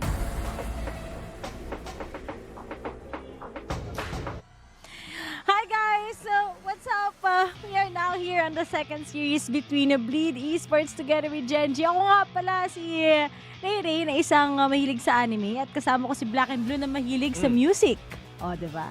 Tama. Grabe naman yung background mo, Ray. Sa sobrang blurry niya, parang yung mata mo lang ang dating niya tuloy. Grabe itong pagdodok mo sa akin Pang-apat na araw ka na sa Valorant, bakit natin inaasar ako Ang intense ganito, men, ganito. Boom! Boom! Kita ni Ray. Kasi ang pangit ng likod ko. Parang hindi siya maganda tignan. Sa ngayon, makalat daw ang likod doon sa kwarto ni Ray. Okay, well, sana naman yung laro dito malinis kasi ito na nga, may malinis sa team dito. Gen.G, number 1 sa mundo ngayon. Tapos sa kabila, Bleed, number 31 sa mundo siguro ngayon. Kaya medyo alanganin ang kanilang pwesto dito. Siyempre, wala sila pa masyadong nagagawa sa season na to. Yeah. Pero tingin mo ba, Ray, may mirakulo bang mangyayari dito na matatalo ng Bleed ang Gen.G? Wala. Pero Ray-Rakers mo ba to hanggang map 3 ang tanong? Hindi. 2-0 Gen.G to. Guys, world champions yung Gen.G. Kapag natalo pa sila sa Bleed, I'm gonna be really disappointed sa kanila. Pero right now, nakita nga natin yung successful efforts talaga ng Gen.G. Imagine that incredible run. Even if they didn't win yung Pacific Championship title last stage, sila naman ang nagwagi dito lamang sa Masters Shanghai. At alam mo, si Lakia, di ba, dati part siya ng Vision Strikers, tapos natanggal nga siya sa DRX, tapos siya pa yung nauna, di ba, kaysa sa iba ng teammates, wala lang, share ko lang. But then, looking at Ascent, grabe walang kasawa-sawang lineup. Diyos ko po. Ako, ito yung tipong pag ikaw kailangang sabihin natin, tinutukan ka ng armas ng iyong kalaban. Hulaan mo anong composition dito sa Ascent ilalaro ng isang team. Kung hindi, ubos ka. Ito na rin hulaan mo, di ba? Anong pang pinagkaiba dito? KO, Soba, wala nang nagbago. Going to Ascent. Kaya please naman, Riot, kung may babaguhin kayong mga pasusunod, galawin nyo na yung Ascent. Kasi 3 taon na namin itong napapanood. Para kasi itong it's either Mirage or The Dust. Oo nga Diba? Wala nang nagbago. 20 taon na men. Yung manok, yung balot naging manok, yung sapling naging puno. Oo nga Yung sisiw naging dragon. At hanggang ngayon, Ascent pa rin ang lalaroin natin. Men, nag-break up na yung mga ibang mga wala na nga Katniel, may Ascent pa rin. Grabe, sobrang tagal na ng sobrang tagal na ng mapang to, ancient talaga, pero wala eh. Kahit siguro tanggalin lang nila sa competitive pool eh. Feel ko mas okay. Balik nila yung Pearl. Kahit gano'n na lang siguro yung gawin nila if hindi talaga nila kayang magkaroon ng changes. Kasi nga, tama naman sila. Very balance talaga yung map to. But let's see, if mananalo nga bang Gen.G dito lamang sa first map natin, yes or no? Pero mukhang hindi, grabe texture. Dinaan lang sa Aritz, wala na kagad si Darion together with Scary sa isang iglap. Sulit na sulit yung pagsubok ni Dexter dun Dalawang napitas agad, Scary at Darion, tumba. Paano naman nangyari yun? May flash din naman, to be fair, na nanggaling dito kay Munchkin, I believe. Pero still, sabi naman yung pagpasok doon dito ng Gen.G at agad-agad napatigil ang bleed. Oo. Kawawa naman yung bleed na doon na kagad yung chance. But ayaw syempre i-let go ng Gen.G. Grabe, nakita mo ba yung mga clips ni Texture? Yung tinuruan niya mag-Valorant yung mga baguhan. Binubuli niya. Ang sama ng tao, pero funny talaga. Pero to, Zest kagad. Chine-check kung meron kagad sa may pizza part, pero wala kagad at na-surpress pa nga sila ni Munchkin. Sayang yung mid-control effort sa kanila dahil naharangan. Pero looks like pipilitin nila. But right behind them, meron na kagad si Lucky na nakatingin, pero magbe-bail out lang siya. Ayun na nga no? Itong Gen.G, yung mga protocol na gano'n na mahirap ding tagusan, kaya nga may handang paranoia doon. Texture, unang contact dito sa pagpasok nila sa may A site. Alam na nila nandito sa may patri at ipit na ipit ngayon ang bleed. Crazy guy makakaisa, makakadalawa din si Lucky sa dulo. And Gen.G, napakalinis sa pistol. Alam mo, looking at the map pool, kahit pabor talaga sa Gen.G eh. We have Ascent, we have Sunset, tapos next pa is Icebox, di ba? Well, ito na nga. Kahit anumang mapa yan, Kahit yung mismong laro ng Valorant, pabor sa Gen.G. Ay, parang ayoko na i-expound BNB. Parang, basta alam ko Radiant yung rank ng Gen.G. Yung bleed, talagang struggling talaga sila all in all. So, Ye isn't the problem at Texture, di ba? Pinagawang poggers lang. O, there yun, bumagsak kagad, Jet Diff. Oo. So, sa game na to, sa 2 rounds na nakalipas, ang total playtime ni Darion, 2 segundo lang din. Kasi nung first round, napinasang din siya agad. Makabawi konti dito ang bleed, pero yun nga, Gen.G 2-0 agad-agad. Ang bilis na parang hindi pa natin na hihimay ng maayos. But then let's all agree, talagang pinupush lang ng mga taga-bleed. Ay rather ng mga taga-Gen.G. Itong bleed, alam nila na may advantage sa barrel. At remember, sila nga yung currently number 1, but then aside from them being number 1, they are being smart. At kung nakuha nga sila ng momentum tuloy-tuloy dito, BNB, this might be hard for bid. Oh, nagwa-warm up pa. Oo. Kaya bakit nahirapan? Hindi kayo nag-range bago magsimula dito. Pero, I mean, Gen.G, hindi lang sa magaling ang mga strategy nila, magaling din sila lumaban at tumutok. At nung nakausap ko yung isang coach nila, sabi niya, lahat ng Korean team naman, malakas sa strat, malakas sa default. Pero sila lang daw talaga yung malakas din sa paggagawa ng oportunidad, paghahanap ng oportunidad, at hindi lang sa pagpapunish, kung hindi, magsimula din ng labanan. Oh no, tutok pa lang. Ano kaya aim training ng mga to? Ano kaya anime arts nila? Pero look at that Munchkin, sinagot na kaagad si Darion. May nalabas pa kagad na fragment, pero okay, nag-try lang niya mag-reposition at least Texture was able to trade yung kanyang teammate Lakya. Nahalata na nga din kagad saan siya maggaling. So it's up to Meteor together with Texture kung paano nga ba nila to i-level up. And speaking of, grabe, napakatapang ni Meteor. Nakapitas pa nga kagad siya doon. Despite na talaga damage na galing kay Texture as well. Pero bumagay na kagad. Nakaabang na si Texture kay Retla. At it's going to be 2v2. At pwede pa siyang matulungan ngayon ni Lakya. Well, si Texture talaga. But Lakya, will he find timing on this? Si Retla, nakaabang dito. Just trying to buy time si Texture na alam niyang posibleng makakatawid na nga si Retla. Retake dito galing sa Gen.G at 2v2 pa rin. Kayang-kaya. Speaking of, may recon pa dito si Lakia na pwede niyang gamitin, pero Texture, mahala tayo lang at spray siya right through. And we only have Zest. Makuha pa niya clutch or hindi. 1v1 pa tayo si Lakia pa ngayon na nakapulot ng hadid kagad na baril. Hinahanap niya all over. Pero Zest, hindi niya mahalata. At lumabang pa nga si Zest. 4K pa din. Mananalo siya pero maggastos para sa bleed. Oo. Sayang yun para sa Gen.G, pero even better dito galing kay Zest si Zest din naman, to be fair. Din siyang player galing nga doon sa DRX dati, Korean player na alam niya kung paano yung mga tendency ng mga ibang mga miyembro dito ng Gen.G, considering he's been playing with and sometimes against them for ilang taon na ngayon. So, gandang bawi dito, pero bonus yun ng Gen.G at muntingan pa. Oo. 1v1 pa yun, sayang. Pero good hold pa rin. Yun naman talaga si Zest yung role niya dito sa bleed.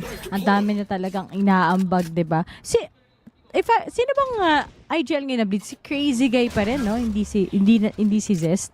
I would assume si Crazy Guy kasi yun yung role niya dati talaga sa team na to. Caution here. Pinalitan niya si Ye, diba? Pero si Ye yung nag-IGL before.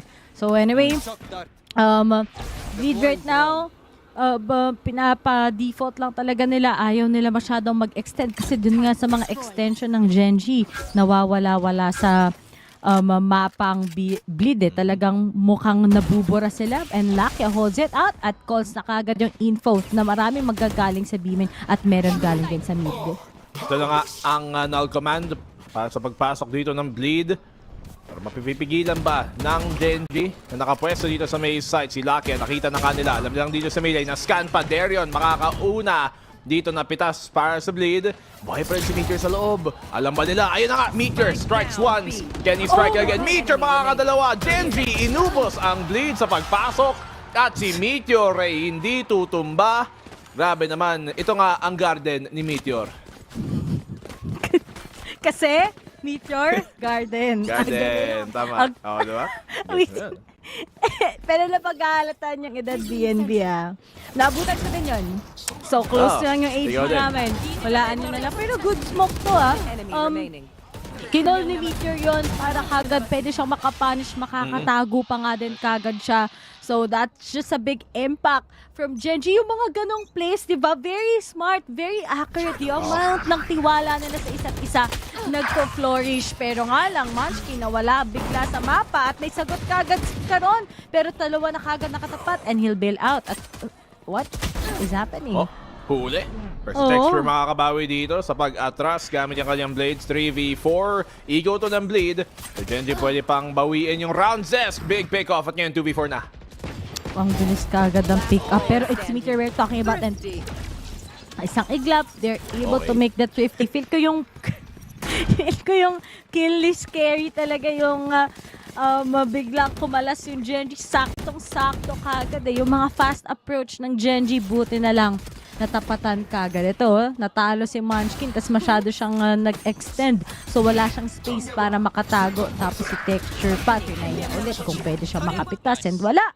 Good round for bleed. Ayaw nila talagang magka-momentum atol ng Gen.G under defending. Nahuli lang din sila sa paglaban doon. Sige, mga rounds na yun pwede ibigay naman din. Although, syempre, eco ng bleed. So, hindi dapat. But, Gen.G na sa defending side. Looking for as many rounds as they can. Blade naman. Kung kahit anong makuha nila dito sa attack, mas makaka-benefit pa mas nasa second half nga, syempre. But, this does put Gen.G into a medyo mas mahinang ekonomiya. Pwede pa nalang bawiin to ay tayong game 3-3 bleed. Cover going out. Ang laki pa na chance, pero remember, si Meteor, meron na kagad siyang lockdown. At alam naman natin, Gen.G, kahit anong hawak nilang baril dito, BNB, talagang accurate.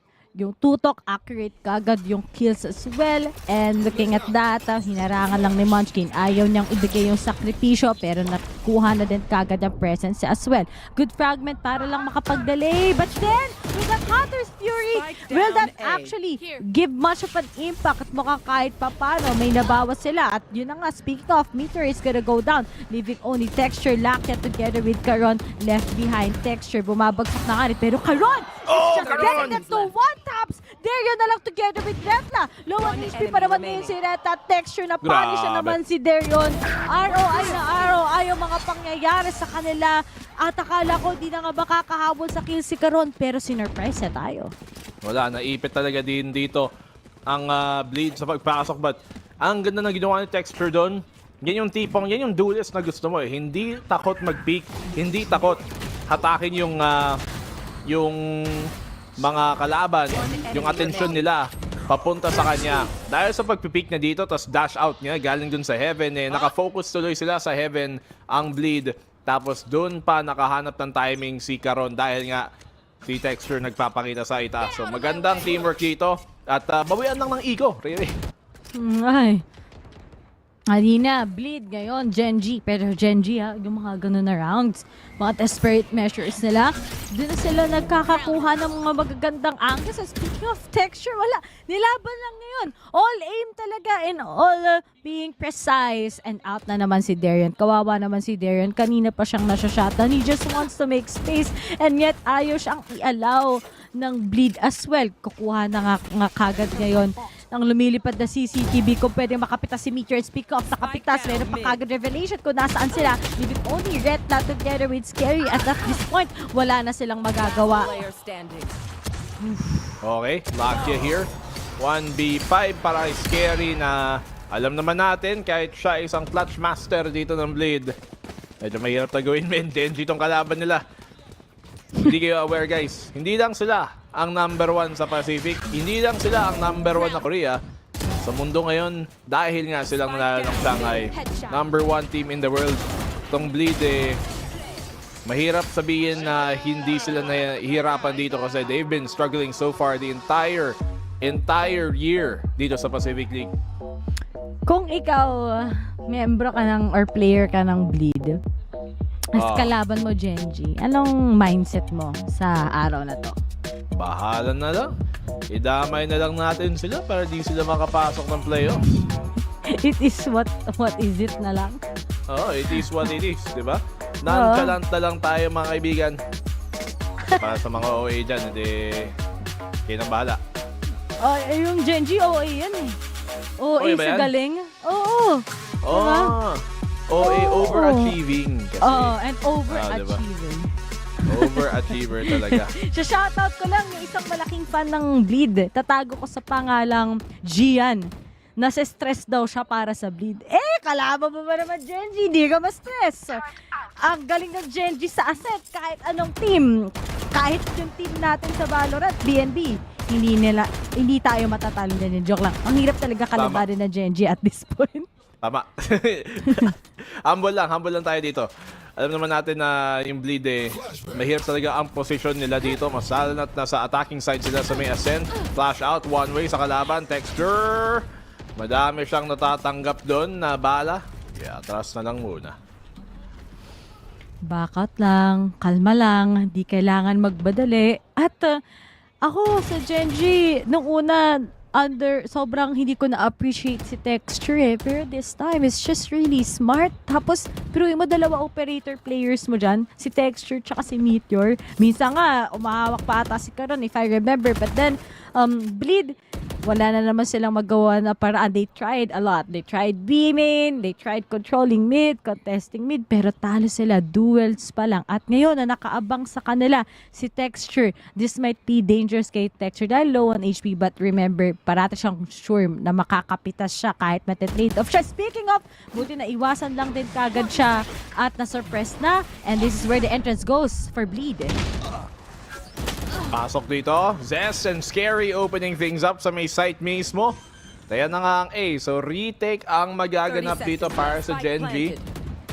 Wala din masyadong control. Maybe if they can find the pick-off dito, di baka pwede pa nga ang retake. Ayan na nga ang pick ni Meteor at may ulti pa siya.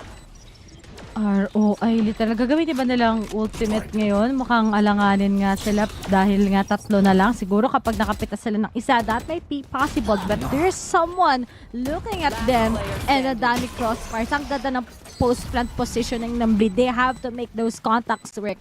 And 5-3 na tayo at this point. Imagine na-expect ko sobrang speedrun lang sa Gen.G.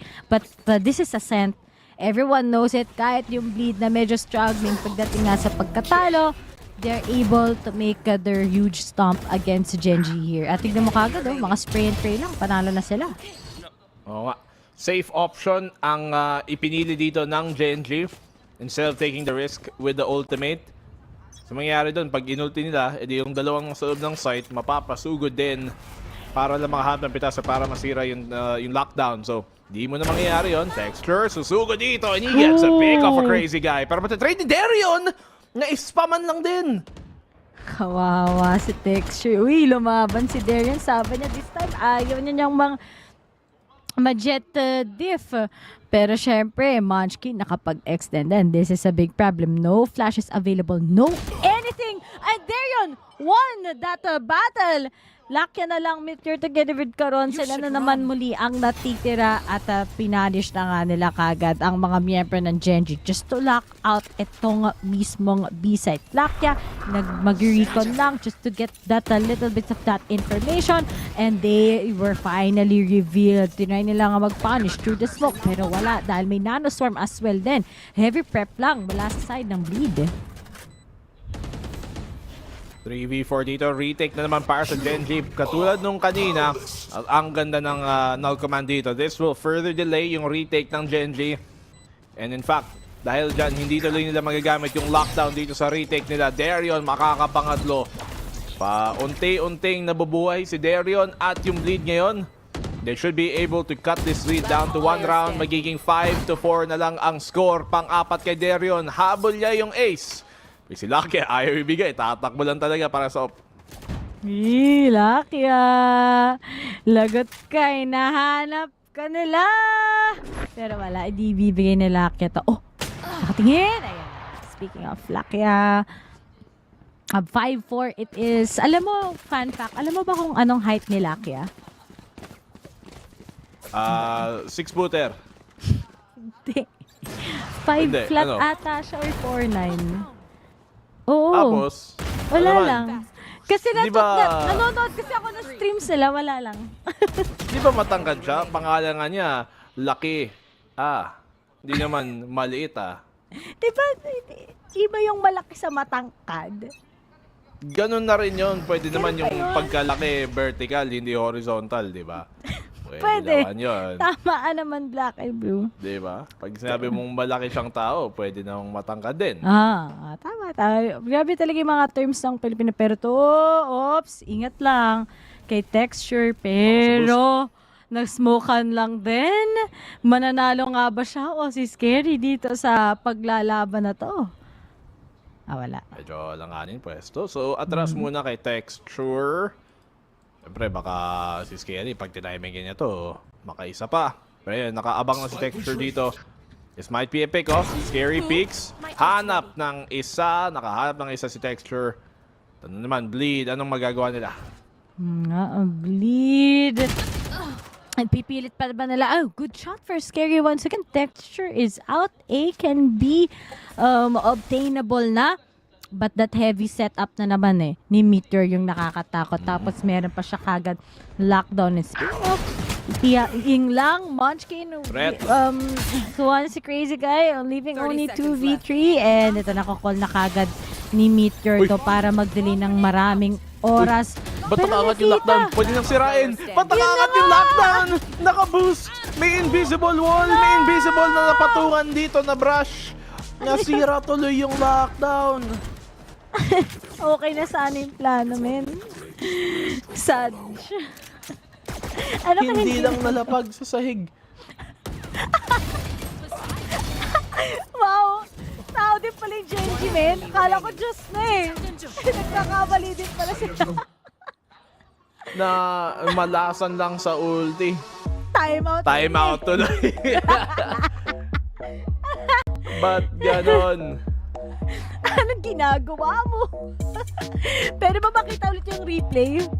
Oo nga Hindi. Grabe. Alam mo, may nakita akong chat ni Bruce.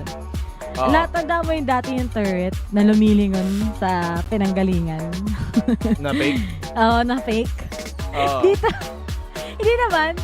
Feel ko may pixel lang dun sa lockdown ni Meteor. Diba? May pixel lang siguro nga napatong niya kaya. Oo nga eh. Doon sa may ibabaw. Doon sa may box tuloy. Sabi naman yun. Ngayon ko lang nakita yun na napaangat tuloy. Benta yung benta yung lockdown. Binenta pa yung laro, men. Oo, Ano masabi doon? Sabi ko, pro player lang din pala sila nagkakamali. I cannot guys, please. Tao lang din naman pala. Pero wala na magagawa natin dito. So tight game ngayon, 5-5. Bleed. Mukhang maayos man ang attacking side nila. Hindi pa rin ako makamove on. Sorry, pagtatawanan ko muna siya. But, baril-baril nga lang muna sa mga teams. And Bleed, kind of like trying dito to make some noise in A, pero hindi muna. Ayaw na nila kagad mag-barge themselves in. Baka kasi mas patan sila na naman ngayon ni Texture. Pero habang out lang sila, heavy, small steps lang sa Bleed this time.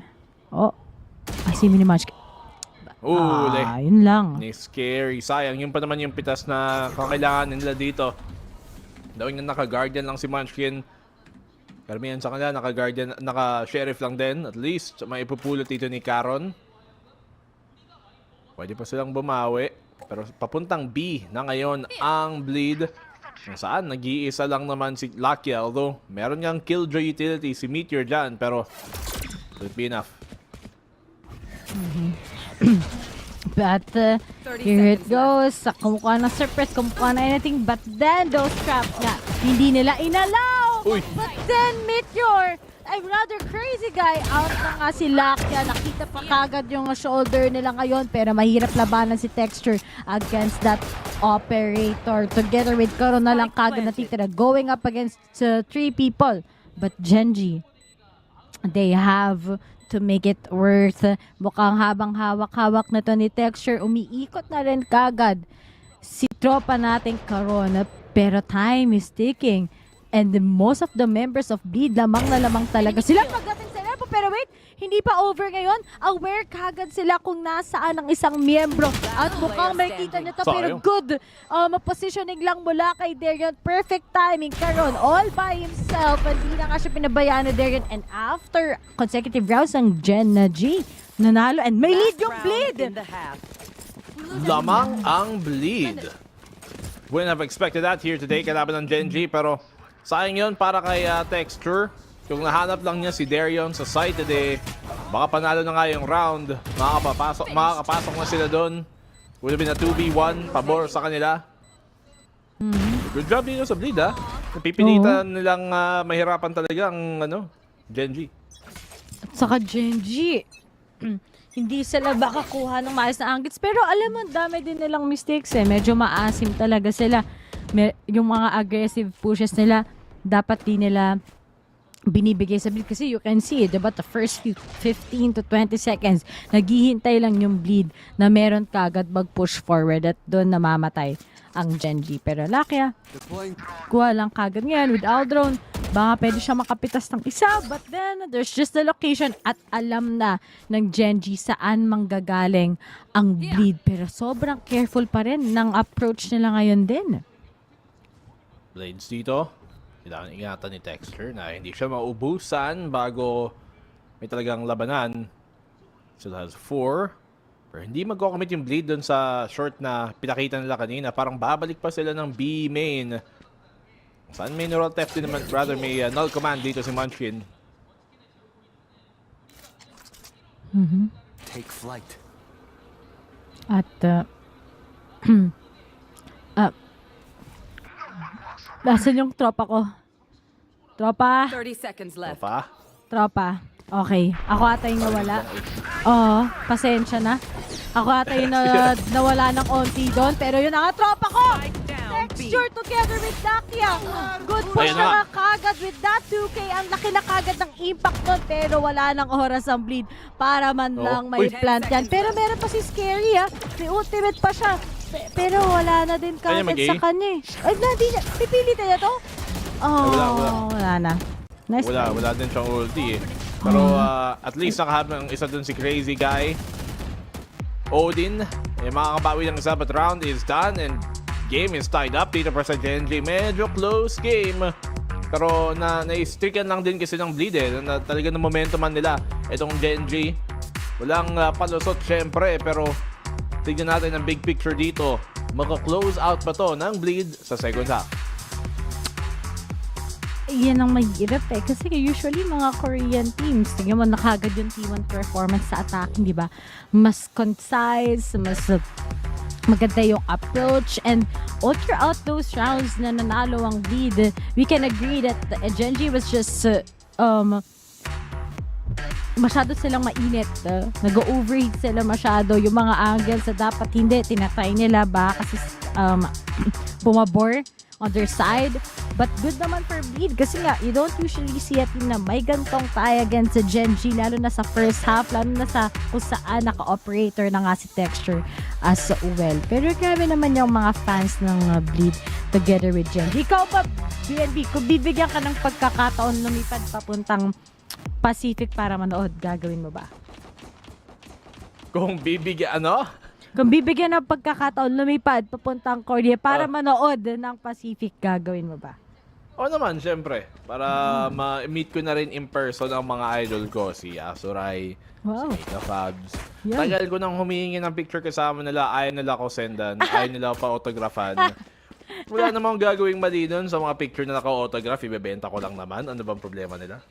Yun nga no? May marketplace ko lang naman.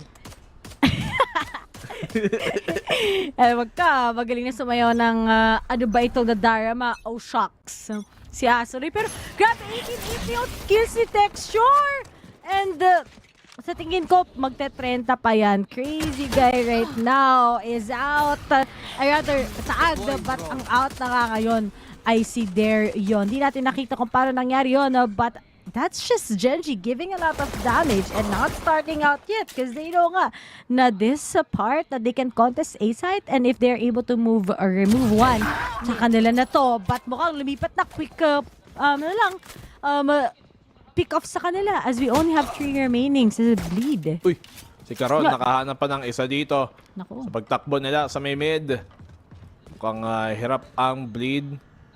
Zest, can he find the pick-off? May konting pinch sila galing kay Scary pero medyo malayo pa nga si Scary. He's gonna have to wait for the timing. Zest, makakahanap nga ng isa dito. Lucky nakatalikod and Scary will get the trade-off. So 1v3 pero napaka-low HP ni Idol. Pag na-clutch ni Scary to, bibigyan kita ng bagong bundle. Wow, grabe naman yun. Grabe naman. Hindi, sayang. Grabe naman. Ray, baka wala naman naniwala. Grabe naman si naniwala ako. Naniwala ako. Madaming pera si Ray guys, hindi lang alam. Ang pinakamayaman dito ay si Bruce. Tignan mo naman yung suot to. Pang mafia. Sa bagay. Si Bruce guys, pagpupunta ng 7-Eleven, nakasuit. Pagpupunta ng kapitbahay, nakasuit. Pagpupunta ng Changi, nakasuit pa rin. Kahit anong lakad niya, laging fresh. At ito pa, sa Gen.G, great round na naman muli. Scary is currently out. At there yun. Nakatutok lang together with Zest, pero habang nagaban, yun na kagad, natry lang nila kung kakainin na yung bit or hindi, but quick entries lang mula kay Texture, not gonna get any kills, but what's important is there's enough space. At speaking of, ayan na kagad, quick take up lang sa A site. Kuha agad ang site dito. Bleed kanina nagbabalak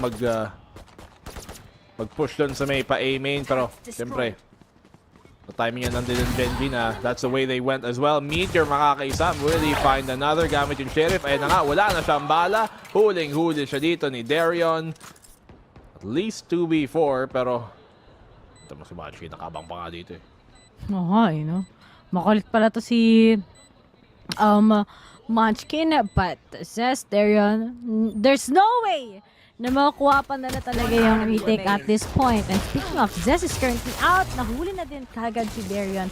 At sinabi na natin to kanina. Pagdating sa mga top Korean teams, or maybe not just only Korean teams, mga top teams dito sa Pacific, yung attacking side talaga nila yung nagdi-dictate ng kanilang panalo sa asset. Doon mo makikita talaga yung coordination nitong Gen.G sa attacking din nila. Yung sa defense game, may mga trap setup, meron sila mga flash setup. Pero dito talaga sa attack, you can see kung paano gumana ang kanilang default game, kung paano gumana nga ang kanilang mga protocol kung sakaling may problema sila on the attacking side. At Bleed, tingnan natin makabawi. May armas din naman ng Gen.G dito, to be fair, kahit bonus to. Tatlong talagang tunay na rifle, tapos 2 guardan. May gagamitin na nga sila against Bleed. At imagine, if Bleed loses this, wala pa silang economy kahit pa paano. Rather, wala na talaga sa next round. Crazy Guy getting that info. Alam niya kaagad na meron na turret pero walang nakapush towards B main. And Gen.G heavy looking lang sa opportunities to pick off the members of Bleed. But how can they exert this effort? Dahil nga pa-approach na sila sa Cubby at si Texture, nagtatry siya mag-make ng space lamang. Pero surprise na siya at tatawagin nila kagad, guys, pwede naman ata kayo mag-mid. Wala naman atang problema dyan. Cover going up. Sa bukas nga, medyo atras ang laro dito ng Bleed. With that smoke dito sa may mid, mas expect ang Bleed na dito nga sila sa market may ipupunta. Pero hindi sila mag-commit. Mag-iingay lang si Meteor, tas dito pa sa A sila pupunta ka. Ang dangerous nito, ang ganda na positioning ni Scary, if ever, pero there's the recon. And speaking of, wala siyang magagawa. Time is ticking, but the trades are alive. Crazy Guy, together with Retla na naman ang natitira, but Meteor, ang laki ng impact na pwede niyang gawin. Hindi pa siya kagad na reveal. So, ang daming stall ng time sa side ng Gen.G para hindi sila, para rather maka-eliminate at madali sa oras. And speaking of, sabi niya, okay, I'm gonna say hi, pero Retla nakaabang as well. Ay, mag-save na lang sila. Pero wawa naman. Na-bait lang din tuloy doon si Meteor. Hindi niya expect na si Retla naka-hold ng mas wide. Sayang yung position ni Scary doon. Okay na eh. Ang ganda ng spot niya. Gano'n lang siya. Nailang kasi nag-TP in si Caron. Tapos doon siya tumingin. Pero napatay agad si Caron. Tapos doon pa nga tumingin si Texture sa likuran nila. At napatay pa siya. Hindi pa taloy nakapitas si Scary in that case. 9-6 na ngayon para sa Gen.G. Nice. Nice. Inuubos si Texture, no? Paboritong score. Paborito yan. Oo, syempre, laki ng advantage, diba? Oo. At ito pa. Malapit na match point.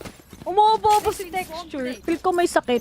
Kawawa naman, pagaling namin. But 28 na kagad ang KD ngayon ni Texture. Sobrang palong-palo na naman siya. But look at Bleed.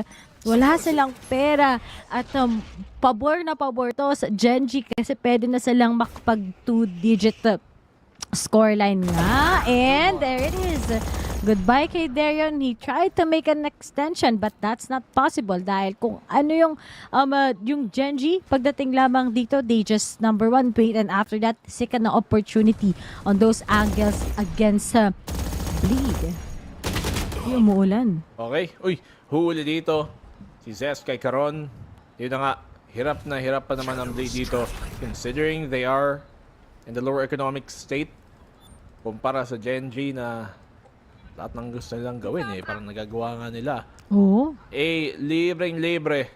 At pwedeng sigurin ng Gen.G ngayon. Ang laki na kagad ng gap between the score. Tapos mukhang lalaki pa nga dahil lamang on how tactical Gen.G is. And speaking of, there's a side upper grabs. Reveal pa nga kagad wala. But the recon is giving so much pressure. Walang makukuha ang isang katulad ng Odin pero nag-work nga kagad against kay Lakia. Itong stinger na meron. And 20 seconds in, they have to relax sa Gen.G. Pero I'm just saying, nandiyan na kagad yung oras para maiplant pa nga. Low on HP na si Munchkin. But will this retake word sa side ng Bleed considering na tatlo na lang sila or not? Shock Dart at least some damage on Crazy Guy. Nahap nga niya si Munchkin na low HP na nga niya kanina with that Shock Dart. Peak dito. Bleed. Meron pa naman silang mga okay na posisyon pero bigla na lang silang tutumba. Crazy Guy with the Odin. Di pa niya mahanap yung tao dun sa may hell. Alam niyang meron isa pero tatimingan ni Karon yon kung kailan busy siya. And that's a 10th round now para sa Gen.G. Pumalo ng Gen.G. Imagine they haven't lost a single round here sa second half natin. And the members of Bleed, yep, daming effort. The trades are there. Yung pag-anchor nila ng site. But it seems like pagdating lamang yun nga, number one, making space on just being good individually. Namang na lamang talagang Gen.G. At ito pang next step. Nakahawak na nga kagad ng operator si Darren. Maybe this can be the key to win this. But saktong-sakto yung utility play. At nakaskip na nga kagad si Texture. Hindi na siya na-pin down ni Darren. Good call na nga kagad for those necessary damages. And nakapag-extend pa sa B-site ng Gen.G. Oo nga, Gen.G. Pasok na dito. They should be able to get a plant down. Pero ang retake ng Bleed, dahil may off si Darian, baka mahirapan sila to get this retake going if they don't find the pick. Pero yan ang pick na kailangan nila. Zest comes in big para mahanap niya si Lakia. Texture, sasagot naman at 3v3 ngayon. Si Texture, napansin ko talagang Phantom God talaga siya. And speaking of, he got 3 kills already. He gets the 4th. Si Scary na lang ngayon lang natitira. Hinahanap siya, may kita siya kagad. Spotted on na. But then Texture, hindi niya iaalaw si Texture makakuha ng ace. But then Clutch Meister nga talaga si Scary. Pero considering yung time, pwede na lang kagad siya i-delay. Mukhang di pa nga kagad. Meteor, nasa kanya ngayon ang answer. Pero at this point, wala na siyang enough time. Delay na lang din kagad. And it's still a win sa Gen.G. Nice try, Bleed. Oh, wala. Sayang kung nakuha sana yung half defuse doon, baka may oras pa. Pero dahil nga napatumba agad. Rather naubusan ang oras dito bago niya mapatumba. De, wala na rin time talaga. But Texture coming in big. Ito talaga. Yung pick kay Retla tapos kay Zest. Napakalaki. Tapos timing pa dito sa smoke para ma-one-way yan si Darion. Kaya siya nahuli. Kill ka lang. Ano yun? Tropa ko yun natin yung yung mukha ko niya sana yung ace kay Scary. Tapos namatay siya. Kaya nga sabi siguro ng mga tropa niya, nice try pre. At least, diba?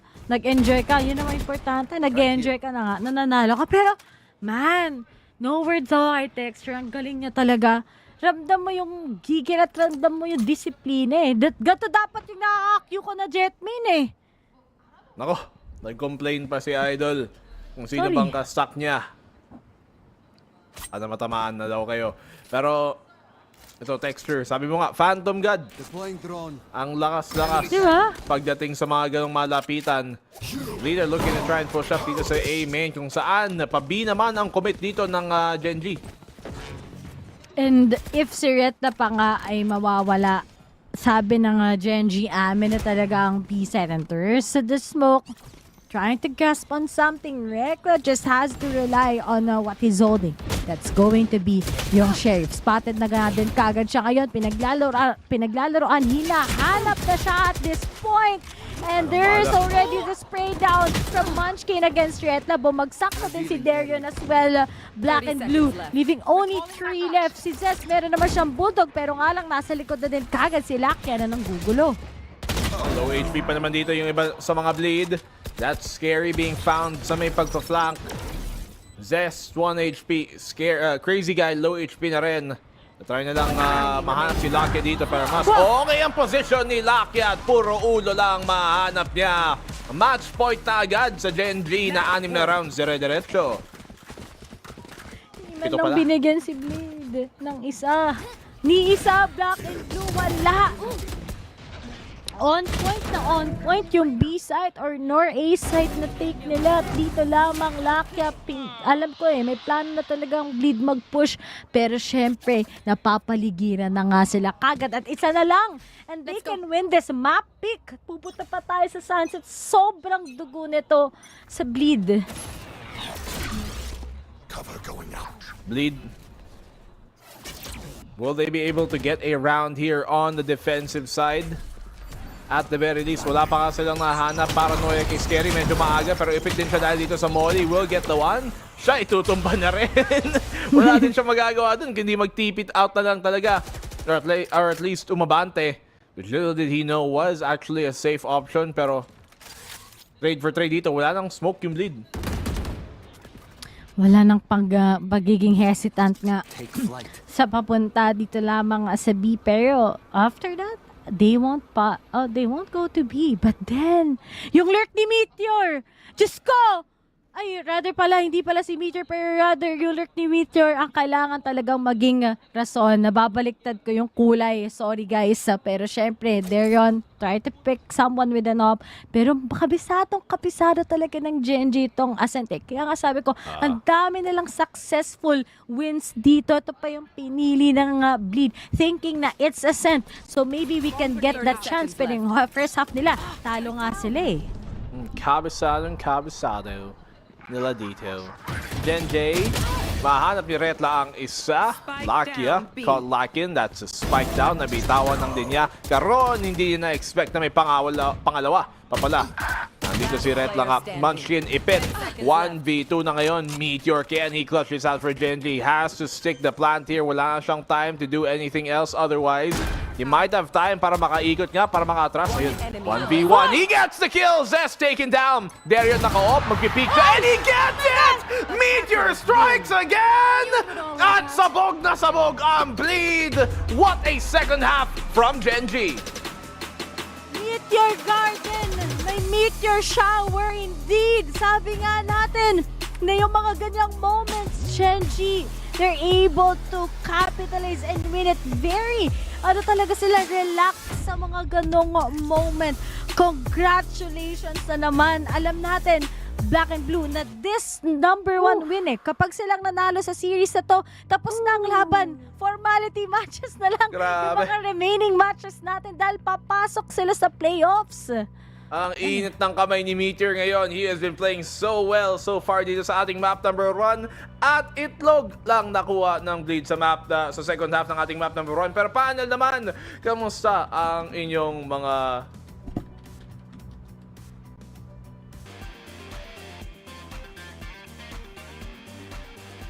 Hinahanap ko lang. Siyempre, hindi kami mapagsalita nito kasi nakamute si Bruce. Yung unmute sa Discord. Ayun, yun yung hinahanap ko. Ito na pala. Ang panalo.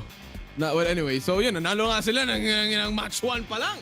GEN.G, what parang sila nagpakita ng demo paano mag-Valorant ng tama, especially sa Ascent. But you know what? There's not much to break down, pero let's look at like how Bleed tried to yung first half, how they tried to claw their way back in. Heart, paano ba nila ginawa yun against GEN.G?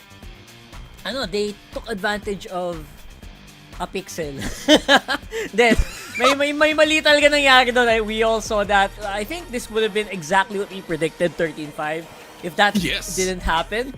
But yes, I think Bleed definitely had some showing, especially in the first half, where they were trying to take advantage of maybe GEN.G being a bit too confident, and it showed. Sa first half natin nakita halos yung mga... you are. So parang, ayun na nga, there's just a lot. And si Honey Glaze, parang nakamute din Ako Pero din. ayun na, parang naririnig ko na siya. Ayan, isang ginto nga dyan para sound check. Ganito kasi yon guys. Ay, Yan natin nakita ng esports kung paano ba nila annihilate nga yung first few kills na nakuha nila on the first half kung saan natuon naman halos mismo yung naging performance nila. But then again, it was a great showing the first half. Ang naging problema lang is yun ngang ability ng GEN.G para maging mas agresibo pa, magkaroon ng W gaming. Kasi nga, ayun na, they're on the offense. Kailangan na lang nilang i-overwhelm yung Bleed Esports.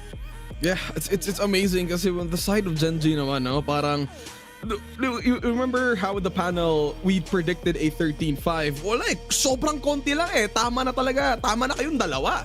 Pero aside from that one, yung prediction natin na si BNB uulitin niyang grabe naman si Caron, hindi nangyari kasi ano pa namang ika-clutch ni Caron? I mean, like, there's not much room for Gen.G to clutch out. It's more of them. Paano ba nila uubusin to after they got all their objectives? I mean, the last round na nakita natin si Meteor, that 2v1 into a 1v1 against an operator, alam lang talaga nila kung saan yung pwestuhan ng mga tao over at Ascent. So that just goes to show like the masterclass of Gen.G over at Ascent. Pero it's the end of game number 1. On game number 2, we're looking at Sunset. How is it looking for Bleed Esports ba over that map against Gen.G?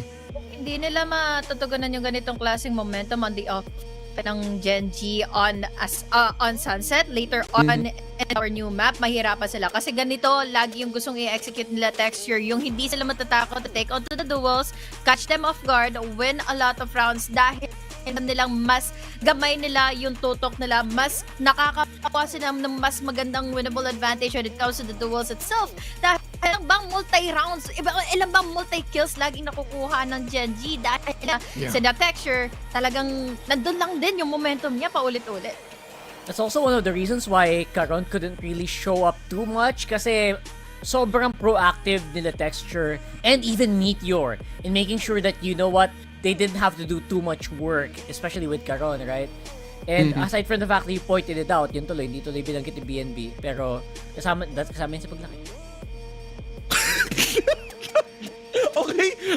Okay. Sana lumaki pa ako kasi parang nakulang pa ako sa pag-grow. Please lang, kahit mga 5 inches pa. Parang gusto ko lang maging 6-footer sa buhay ko, pero ayaw eh. Pero that's it. 6. Speaking of 6, that was the final score of Bleed into game number 1. And again, this is a map pick by Bleed, and they did bleed a lot over at game number 1, but I know there's a lot of teams na parang rooting over at Bleed na at least they pull up some sort of miracle. Para naman we could go into the 3-way ties, especially on the side of T1 na nakita natin in the first series, pero wala eh, medyo mahirap talaga kasi you're going up against, sabi pa ni BNB and Ray, the top 1 in the world, fresh from Shanghai. So eto na, we're heading over to Sunset. Agent compositions muna yung pag-uusapan natin. Rockhart, it 0% win rate on Bleed so far into this season. Ano bang kailangan nilang pwedeng baguhin on the side of Bleed? Meron ba silang strategy na pwedeng kopyahin? Please, enlighten us. This is mapahinga ka na ng tagda na malalim kasi hard to sugarcoat stats, especially here for Bleed and in a map that Gen.G knows they can take an advantage. I think sinabi nga yata to kanina nila Sinabi nga yata kanina nila to, if they lose out on this one, it's almost a 90% 2-0, I think. And I think everyone agrees here. Although again for Bleed, this is their chance to really change our minds, especially about how they are, how their performance has been.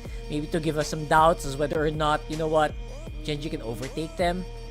Yeah, sorry Juicy Brucey. Ang hirap i-sugarcoat ito para kay Bleed. Yeah, it is. It is super hard, but yeah, I mean, if i-summarize lang natin talaga, it's a Gen.G show. It's about to be a Gen.G show, pero on a percentage base, I think there's like a 20% chance there's some sort of miracle. What do you think, HG? Well, I can give you an answer. Naging question mo kanina, yung kailangan nila maging precise action, yung hindi sila magpa-overwhelm, hindi sila magkaroon ng hesitations. It worked well on their attacking side kanina in the first half. Laban nila in Ascent. They have been working well in favor of Scary and the rest of the gang dito sa Bleed. Ang nagiging problema na lang nila is time and time again, nagkakaroon ng ability si kain sila doon mismo sa mga sites. What more pag dito na nga tayo in Sunset na ang daming crazy angles na pwede sila ma-split pushan mga market. We even have your mid na pwede pang i-open up for grabs dito. Ipang debate ng Gen.G dahil we all know how Gen.G is to give up the sites, to give up the space dahil alam nila may contingency plan sila right after that. So again, sana gumana yung duel sila dito dahil initiator makakatapat nila. It's a Sova and a KO for Gen.G info, and then subtlety. So good luck to Bleed, pero I really do hope na hindi sila mawala sa dito laban sa Gen.G. Yeah, they do need a lot of that luck going into game number 2. And you said grab kanina, so grab food saver. Huwag niyo kalimutan yan. Pero, I don't know, if I'm not mistaken, I think that's Team Secret with Envy na nagbe-breach, diba? Isn't they do this type of play over at Sunset? Maybe that's a possibility na ginagawa ng Bleed. Team Secret, if I'm not mistaken, used to run this against W key teams like PRX na parang tinitigilan lang nila yung para mga plans. So, maybe that's a possibility that, Bleed could look into doing against Gen.G na hindi naman sila super press W na team. They're very well composed, pero if ever may mga angles na kakaiba, I don't know, copy somebody like... Totoo. Di ko alam nag-high school ako. Don't copy, pero nagpapatul. Alam mo, na-excite ako nung mention mo yung about sa breach, Bruce. Kasi doon ako super commendable para sa side na nga ngayon. Nalang invaders of the game from T-Secret. Yes, it's a different story. But again, guys, the bridge is just really viable here on Sunset. Ang ganda ng mga photos niya, paulit-ulit yung mga blinds na hindi mo ma-expect. That doesn't seem to be the case here. Looks like they're sticking with a bit of a mirror matchup. Interesting. Yeah, it's gonna be one quad of a matchup because it's a mirror matchup from both teams. And di ba sinabi natin kanina, maybe they could copy like a playbook? Bleed Esports was like, di kopyahin natin yung Gen.G. Magaling sila dito. Bakit hindi? I mean, like if it works for them, baka mag-work sa atin. I mean, maybe that's the mentality Bleed Esports is trying to approach this one. Pero that we're not sure. But we're heading into this. HG and Rockhart, mabilisan. Or do you think this is gonna go to a game 3? Yes or no? Rockhart, una. No. Okay, Gen.G. No. Honey HG. No, Honey HG. Okay, alam niyo ano kasunod ng HG at nauna? B. Tsaka R. Bruce yon. Pero Black and Blue and Ray walang kwenta yung segue ko. Game 2 na! Grabe naman na yun. Maraming salamat, syempre, sa ating naggaganda na tagwagwapuhang panel nga na si Honey G, tsaka si B, tsaka si R. O, diba? Uy, sakto kasi sa atin VR battle ng Black and Blue and Royal na Ray. Hindi ko dediretsuhin yun. Pero Black and Blue, ayoko na mag-joke. Kamusta? Ewan. Parang habang tumatagal ang araw na to, puro joke na lang naririnig ko sa ating mga bibig. Pero okay lang naman dahil hindi joke ang labanan dito. Balik tayo sa seryosohang usapan kung saan Gen.G labang na nga sa series. At ito na nga ang mapick pa nila. Alam mo, nagulat ako kanina. Akala ko Sunset yung... Akala ko, bubalik ba tayo ng Ascent? Bakit ganito halos? But it's okay. Viable naman talaga ang KO dito at ang bilis ng mga right click na wala na nga kagad dito ng bala. Pero buti na lang, nasa harapan na ni Zesta ang mga miyembro ng Gen.G. We only have scary na nakakatakot. He might get the second, but Lucky takes him down. Hindi pa tayo tapos sa pagsasabi lang kung ano yung tungkol sa gusto ng i-execute ng Gen.G together with Bleed. But mabilis natapos at panalo ng Gen.G. Nagtitripan tayo ng mga ano natin mga ating kapang co-caster na si Likeable. Madaming sinasabi, kaya shoutout na lang sa kanya. Pero ang pinaka-importante dito, medyo napapagtripan ng Gen.G yung Bleed. Dire-diretso na naman into the site. I think what's gonna be important here sa defending side ng Bleed is same na naman yung comp natin. But it's gonna be important for them to find out kung saan magko-commit or at least saan yung presence ng Gen.G early on in the map. Pamahanap si Retla doon. Si Retla nakatalikod but at least nakatras. Kanina may amban, ngayon nawawala na. And usually, di ba, mga teams natin dito pinipili isang katulad nga ng ibang agents as well. But Karon, sabi niya, I'm gonna say hi. Kasama ko yung teammate nyo. Kala nyo mag-isa lang ako? Ma-distract kayo. Sayang ibang perspective sana yung nakita natin. But at least, sabi ni Meter, ako bahala. I-kill mo lang yan. Sa akin sila halos titingin, ma-distract sila. And Gen.G quickly gets that round. Napaka-linis so far ng laro ng Gen.G. You can see Meteor buying up into a Guardian as well for this round. At wala hirap talaga. Lumaban sila dito sa mid. May flash. Sakto pa naman yung counter flash na binato dito ng Gen.G na si Munchkin. Kaya nga sa KO nila. That was more than enough to shut them down. But what can Bleed here do now? A-main ang kanilang susugurin. Paranoia, ibinato. Texture ang makakaunang contact dito. And he finds a kill. Scary gets a trade though at least. Zest, susubok pang isa-isa. Pero Gen.G, they take elbow control. Well, that control is happening. Zest right now. Maganda na kagad yung angle niya. But then, this flash, ilalabas sa mukha niya. Speaking of the sakto, nakakagad na si Monkey. Great call, pero di nila alam. Nasa likod na nga din kagad si Texture. Pero syempre, may hold pa kagad mula kay Crazy Guy. Together with Scary, dito lamang sa may behind the box. And the members of Gen.G are scattered within this. And speaking of Meteor, good luck! Wala na nga kagad si Crazy Guy. Alam nila na may isa pang magagaling that's going to be Scary. And speaking of Texture, takes him out. Ret na lang all by himself. Grabe kung saan-saan nagpapap. Yung mga miyembro ng Gen.G, kala mo nagsuspawn lang sa deathmatch. Kala mo nga patuloy-tuloy dito ang ating deathmatch.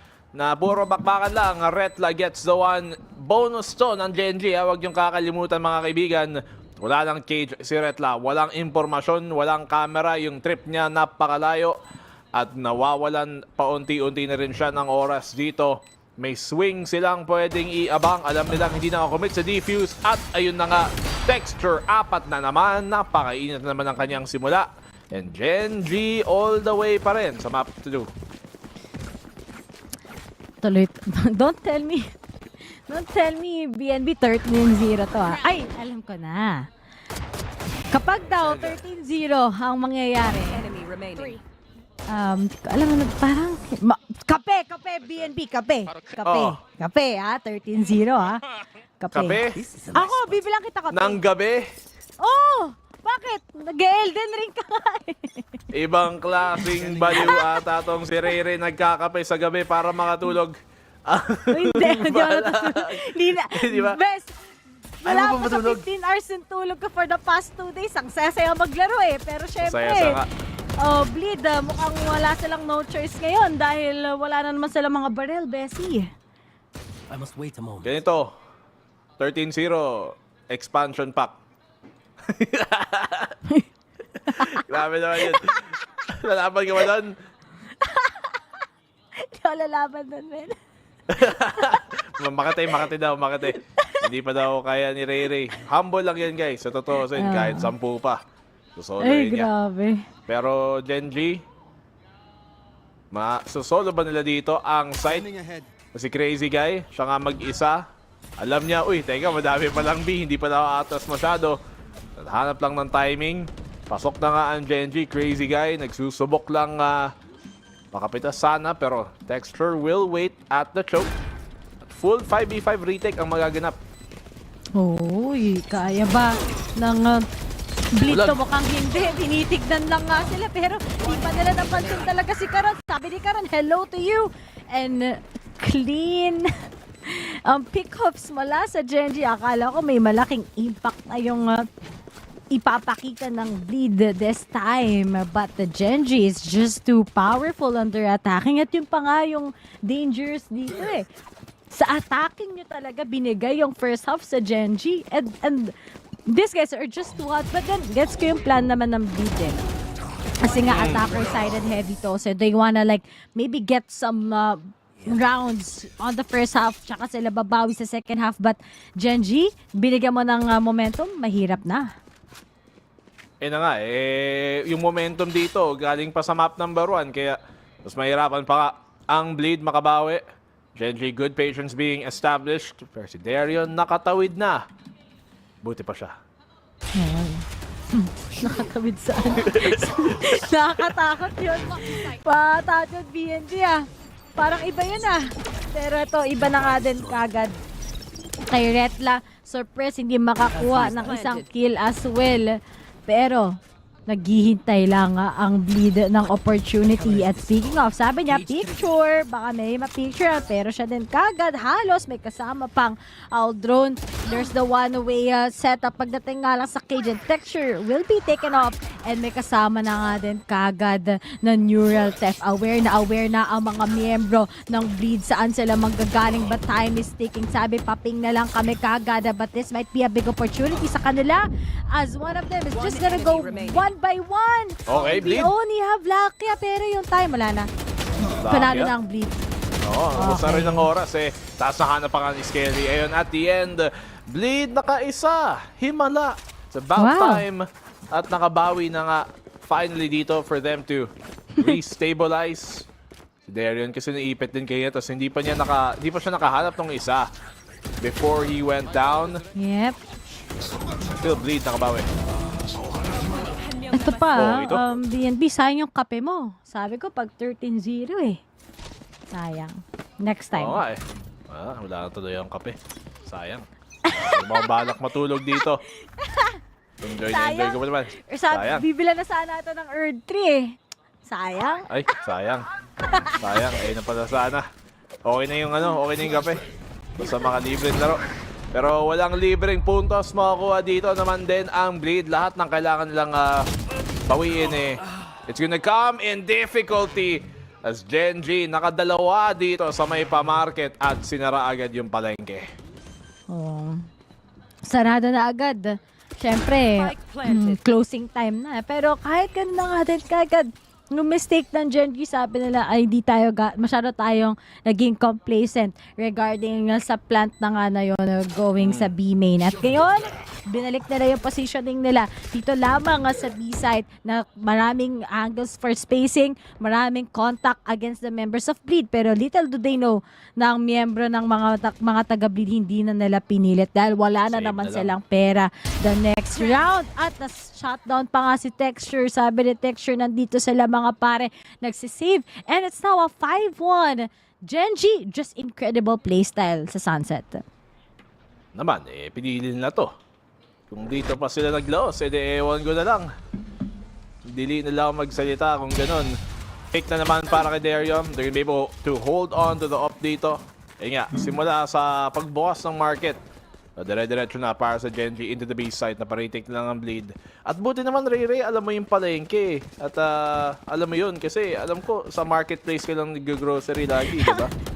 Black and blue, mas mayaman ka sa akin, tatandaan mo yun. Ikaw nakatara sa Kailan nangyari yun? Sa subdivision, walang docs. Kaya nga sabi ko sa subdivision, inisip ko muna kung ano siya eh. Kala ko, address ilalaman mo eh. Baka biglang may magpa-email sa'yo yung mga naka-COD. Pero ito na, mabilisang take na naman sa Gen.G kung may mapipitas nga ba sila or wala. At yan na nga, Caron takes them down. Good trades lang meron. Texture. Tinay na nga na makapitas pero mukhang para kay Darion, he misses that off shot. Grabe, kanina pa siya nagbimintes. Kanina pa nga. Ang hirap tuloy ng sitwasyon ni Darion. Texture naka-blades dito.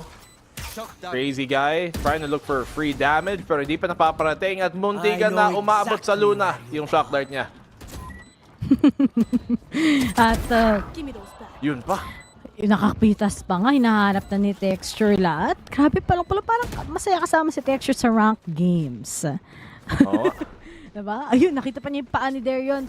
But then, red line, nahanap niya. At speaking of, patay! Nakuha siya kagad. Pero nasa likod na nga kagad ni Refla si Munchkin. May isa pa, mamamatay niya din to. Bigyan niya pa ng highlight, siya ka ng pera. Ayun, na-shock dart. Bakuha pa ni Fortress. Guys, ano yun? Gen.G! Maasim kayo, masyado. Yan yung tipong pag nangyari yan sa rank teammate mo, tapos teammate mo si katulad niyan, na madaming frags na ganyan, tsaka sila magsasalita ng, guys, ano ba naman? Ginagawa ko na lahat. Pero yung mga pitas nila, pagtapos na yung round, yun nakakainis eh. Para ikaw yun, Bes. Oy. Huwag mo akong itutulad kaya, sorry. Sabi na si Asaray.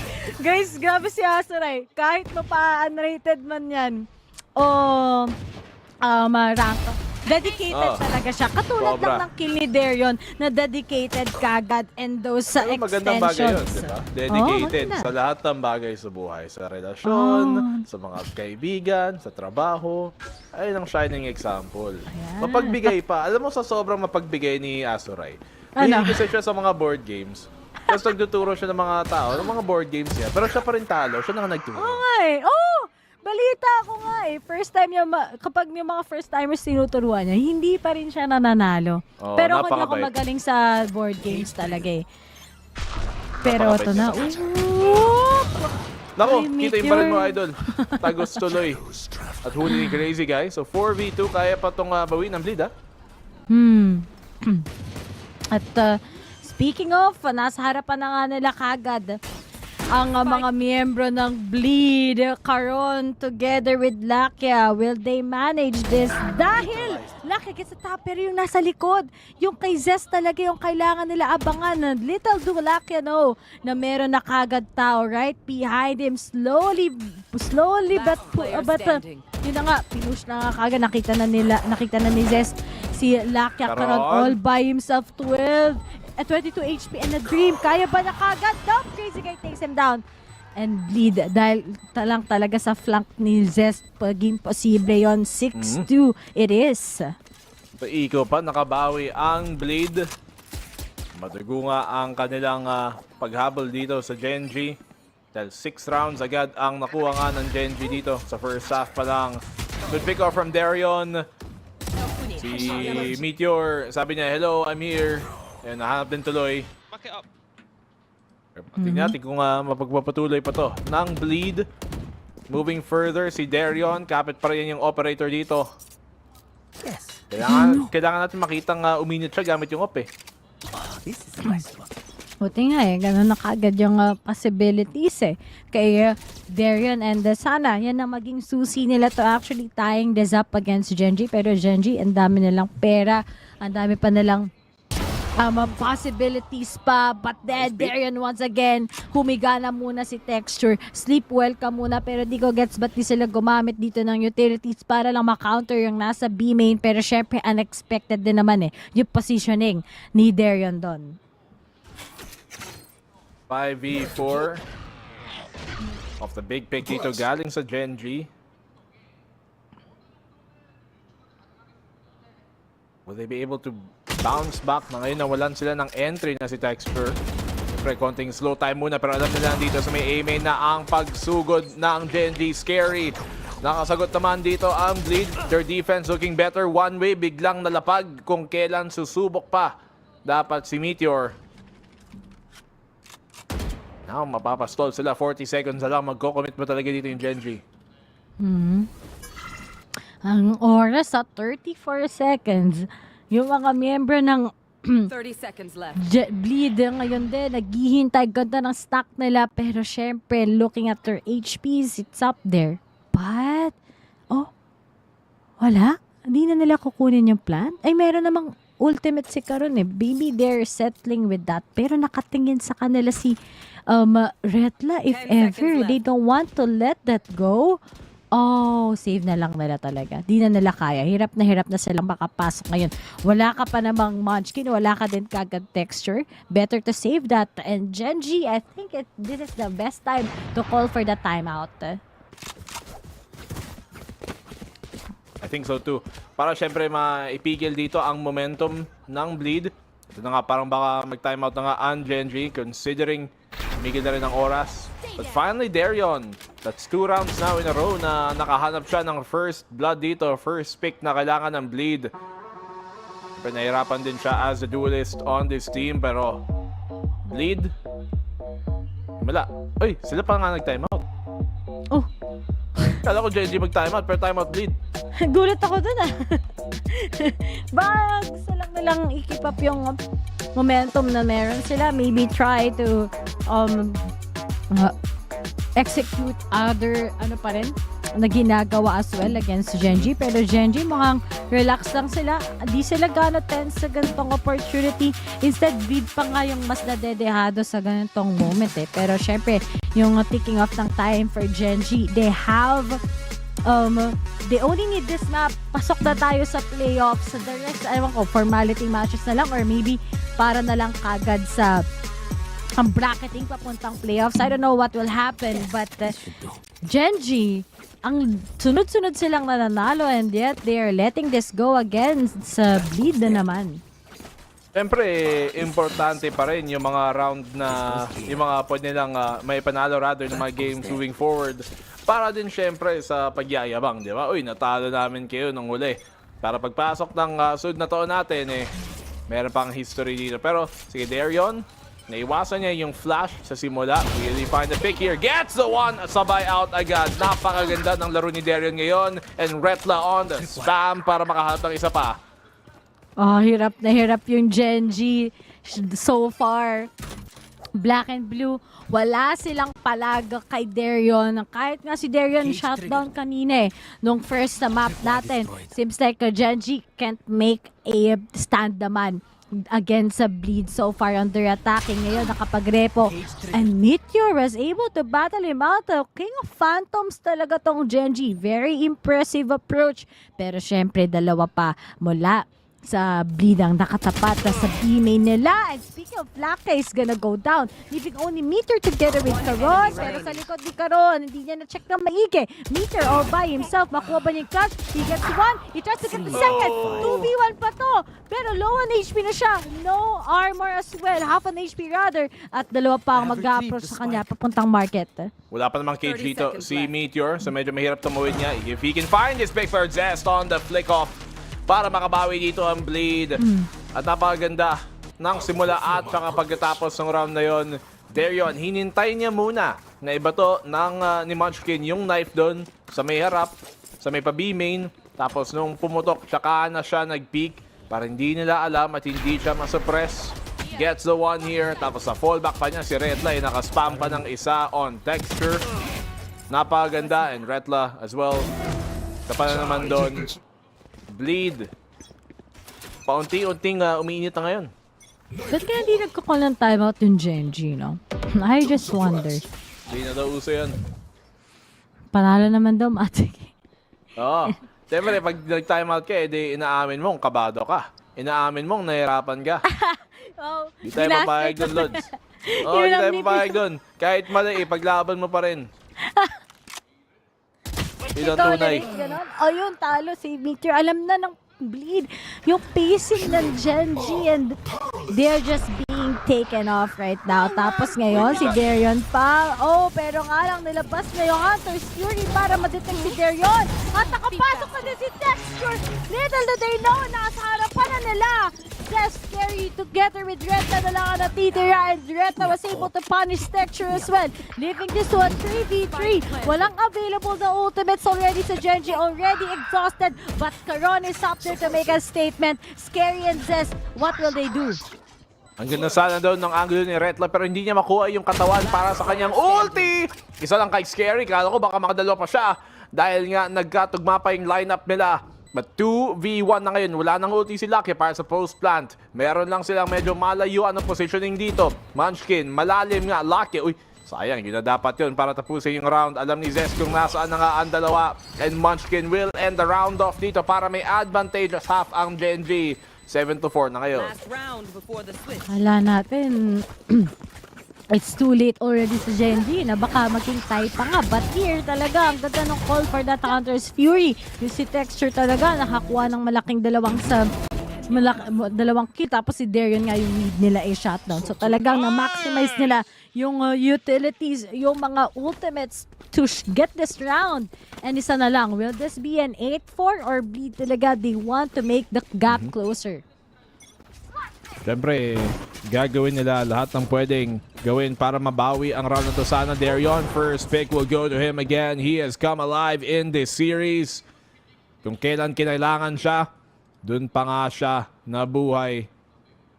Gen.G down a pick. Pero nakalayo, nakalalim dito si Meteor. Ayun lang. Alam na no? Alam na parating lurks si Meteor eh. Sobrang decisive na yung mga Bleed, how Gen.G does their work. Tapos may kasama pa ngayon na ultra pagdating at dito lamang kay Crazy Guy. Munchkin na lang together with Lakya. Lakya na nga lang kagad. Tag pa siya. Nahuli pa siya kagad ni Iray ko. God bless na lang. At ngayon, 5-7. Okay. Gen.G, akala natin na makakuha pa nila yung 4-round lead.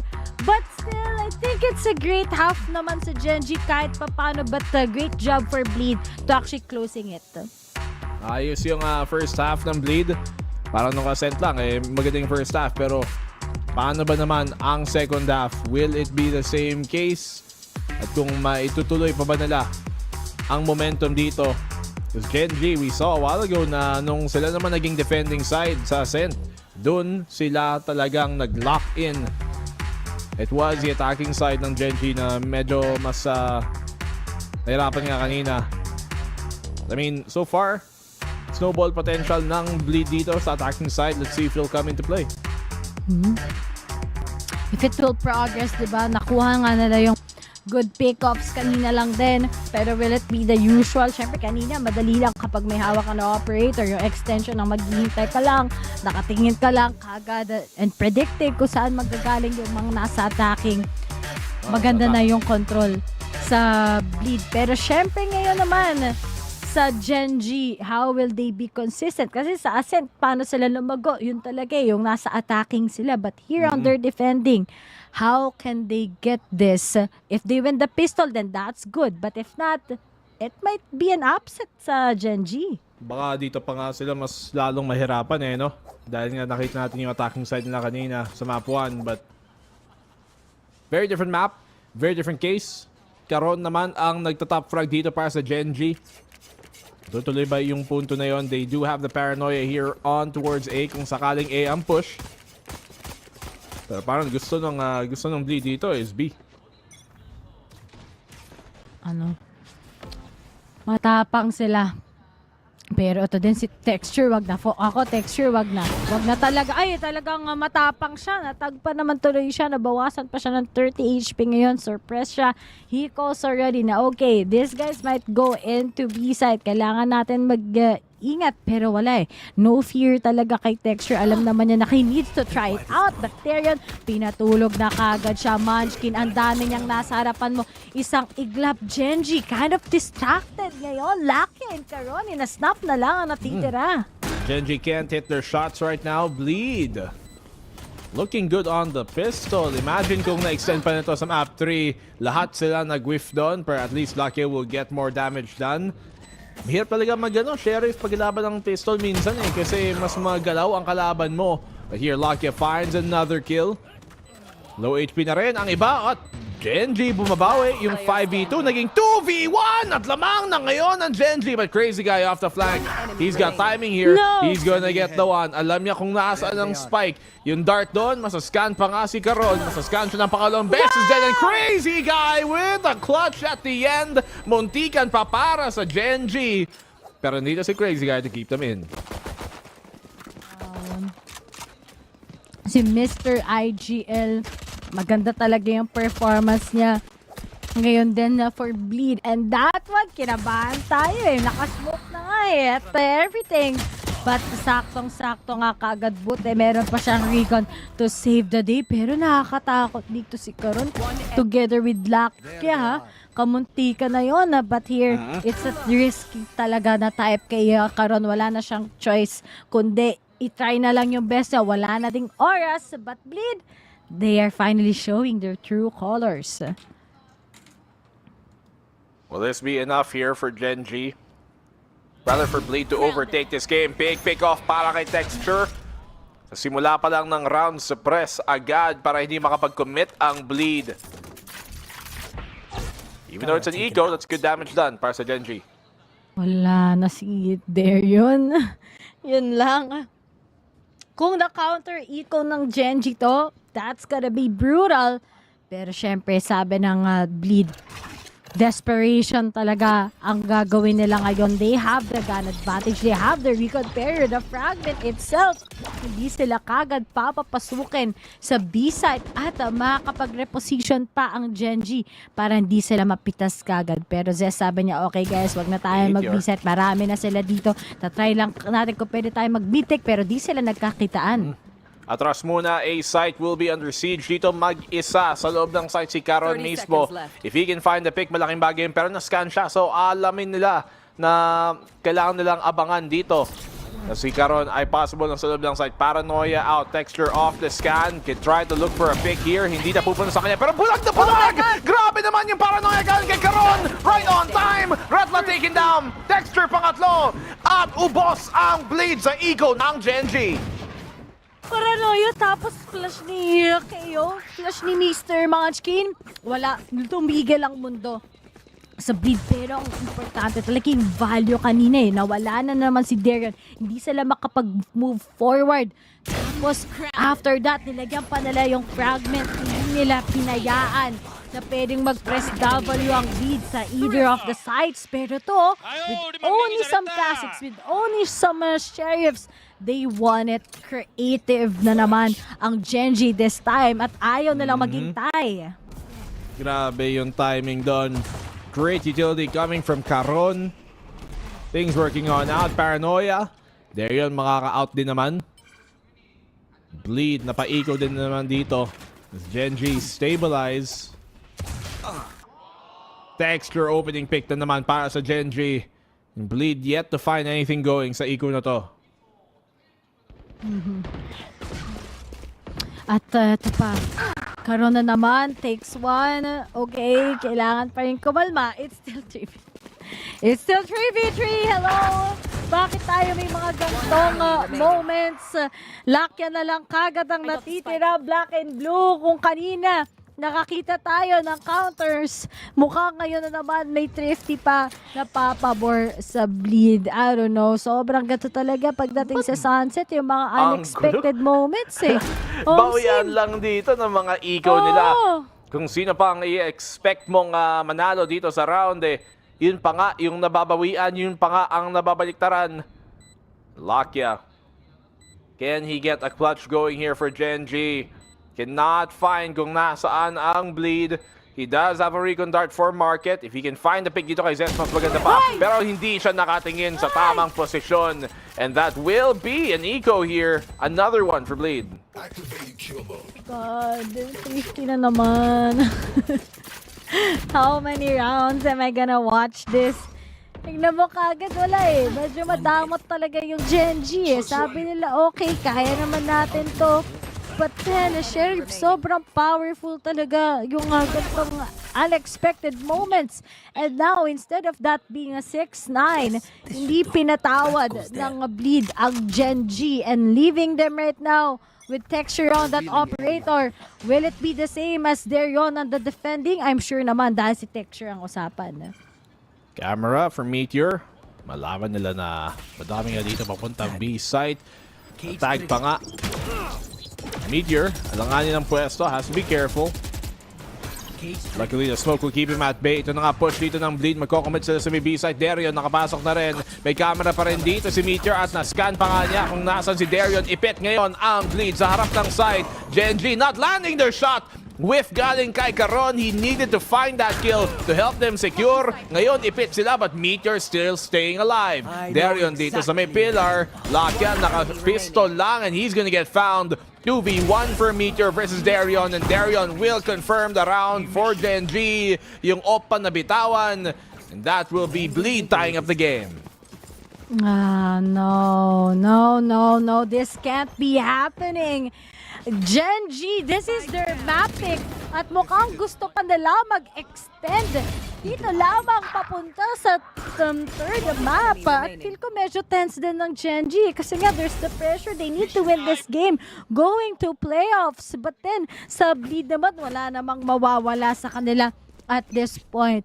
But here it is. Kukuha lang dito si texture ng orb para kagad makakuha siya ng knives at magbe-bail out siya. Hindi siya papabayaan. Mukhang Gusto niya mag-try, pero napabayaan nga ng kanyang sarili, leaving only Bleed trying to contest this Agnes dito lamang sa A para mag-commit, pero ayaw na naman muli nila, hesitant sila. Meteor and Caron dito, realizing it might be a B site hit, so rotate na lang sila papuntang B nga. Walang sa milob ng B main. Bleeder successfully faking out the defense. Nag-rotate tuloy ngayon ang Gen.G. Hindi nila inisip or hindi nila rather inakala or nabasa na A pala talaga. Oo. Konting, pinapa-delusional lang na lang Gen.G, but Lakya, may malaking impact siya dito kung meron. At speaking of, nasabi na nga niya that these guys are gonna be putting themselves in A side. Pero may kasabay na din na Hunter's Fury on the other side. May impact si Lakya at this point, and Darren is just pressing himself in. At Caron, natin kung pwede mo siya makaputas ng isa. Hindi siya pagbabawalan na siya. But Meteor gets 2! Leaving only 45 HP in a dream. Pero Zest together with Casey kaya pa ba? Yes. And now Bleed has that lead. Kakaibang performance nila ngayon. Bleed biglang nabuhay pa dito sa kanilang attacking side. In fairness, yung Bleed dito sa Sunset, they do perform better sa attack nila kumpara sa defense. 43% versus 33%. So 10% ang lamang ng kanilang attacking win rate kumpara sa depensa. At ayun na nga, nakita natin dito kung saan pa sila nakakabawi. Gen.G, time out na naman. For the first time out ng map. Sana kanina pa sila nag-timeout, BNB. What could have been kaya? Pag kanina pa nila kinol, yung mga need nila ayusin. Pero to meron hindi ko kasi iniisip yung mga yung mga what could have been. Hindi ko na iniisip yung mga ganun. Dapat, syempre, diretso na lang. Huwag na nating isipin yung ano sana pwede nangyari. Kung hindi, i-focus na lang tayo sa ano pwede pang mangyari. At ito pa. Grabe ka naman. Words of wisdom mula kay Black and Blue. Huwag na natin i-think about yung past. Ganun. Tama, yung pwede sanang mangyari. Ayan. Grabe, Tagalog pa. +1 ka doon. Tama. Nandito tayo. At yung Gen.G, asan nga ba sila? Ang tanong, mahabol ba nila to? Or hindi? Ang dami na scattered sila masyado. They have to think of the exact opportunities dahil etong Bleed, binubuli lang sila ngayon sa defending nila, mga angles. So, no hope talaga and on how they can take this. Tapos, they're just so lost right now. But, there yun, pupush na talaga to. Most probably, mamamatay si Texture. Good call para sa mga suppressions na yan. Caron, gets a 2-tap na naman. Pero I think it will be too late dahil Lock and Meteor na lang ang natitira. Nakadalawa pa dun si Caron. Grabe yung timing niya. Meteor, wide swing, gets an oral theft online as well. Cage dito para makareposisyon para rin sa depensa niya. Try na chase them kung nasan yung mga angulo. Si Zest nagpakita ng saglit. Si Meteor will find another big kill here. Can he get the 1v2? Zest na lang natitira. Wala na ring bala si Zest. Zest brings it to the 1v1 and Zest keeps him alive again. Another clutch para kay Zest. At ayun na dapat yun sa pagbawi ng Gen.G. Pero, I don't know, ayun nga, yung mga scattered moments sa GG, parang out of it sila. Hindi nila nire-respect yung ganyang bagay. But then, wala din naman silang, may mga half armors naman sila. So, that should have been a big win. And yet, they lost it. Those flashes nga din kagad Yung composure talaga ni Zest, that's something we have from him. But then, Gen.G, ito na, full buy. Kung natalo pa sila dito at this point, kailangan na nating tanggapin. Pupunta tayo ng icebox. And ito, labanan na ni Delian together with Texture. Mag-out siya. May kasama pang Aldron. Try na i-pick up to pero di mangyayari. Spams through the smoke. But then, Delian gets the opportunity against Munchkin na lang. Okay. Pick na naman para sa Bleed. Gen.G struggling so far. Hindi pa tumama yon kay Darion. Texture not finding the actual pick there to go his way. Alam nilang nakaabante dito si Darion, but it's gonna be Meteor to find the opening pick against si Zest. So yung mga KO, tumba agad. Paano naman yung retake dito ng Gen.G? Lucky for the one texture. Sasagot na rin dito. Crazy guy still staying alive pero mag-isa na lang siya in a 1v3 and Lucky finally confirms it. Para naman hindi masyadong lumamang ang Blade. 10-9, Gen.G keep the game close. Crucial points. It is akala ko pabor na kagad sa Blade yun kasi wala na naman yung isa sa kanila. Pero hindi. The responsiveness is out there and nakita mo kagad sa Blade. Okay, mali pala na natalo tayo dun sa retake positioning ng Gen.G. But the combo right now ng Paranoia together those flashes from KO. If yan, mas lalong ma-apply ng mga teams, this will be the new Ascent. Ito na lang parate yung lineup na makikita natin. Pero maganda rin naman ng Gecko dito. But I don't know, marami talagang changes ang mangyayari and hopefully we'll see that. Lagi nating nakikita galing sa mga teams no? Very similar comps, but see if this will be the case para sa Gen.G makabawi dito. Naskalan pa nga sa backside si Meteor. He gets found because of that. Caron still staying alive. Yung cage tutumba na rin. He gets the timing dito kay Crazy Guy na hindi nakatingin. Can he find another? Alam nilang nandito pa rin siya. Wala siyang paranoia. Ipit siya sa may kanto. Munchkin needs to help him out. But Bleed are winning all the fights na kailangan nila. At mukhang magiging 11th round pa to para sa Bleed. Ay, masakit na to, texture. Akala natin yun natin, tinasana. Nawala pa. Best for texture right now is to save talaga yung operator. Pina-reveal lang yung sarili niya. Tapos ibebait niya kagad at ang mga to papunta sa kanya. Accurate naman to kahit papano. And speaking of, nilampasan lang siya ni Darion. And yep. Si Darion lang makakahanap sa kanya. At hindi pa niya tamana sa likod niya ngayon. I think that might be it. Oh! Texture na po. It's not his day-to-day. 9-11. What is happening, Gen.G? Oo nga, nadudulas dito yung Gen.G. They're getting found in these scrambles. Napipick off lang din sila. Early on, nagsisimula sila lagi with the first pick. Dito yung Bleed. Gen.G hindi makapag-stabilize dito sa defending side nila. This is one of the better looking Bleeds we've ever seen. Ayaw tayo pagpahingayin ng Bleed Esports. No? Bakit ganun? Wala eh. Tatatalo lang yung Gen.G Hindi ko mag-gets. Hindi ganun ang sunset nila.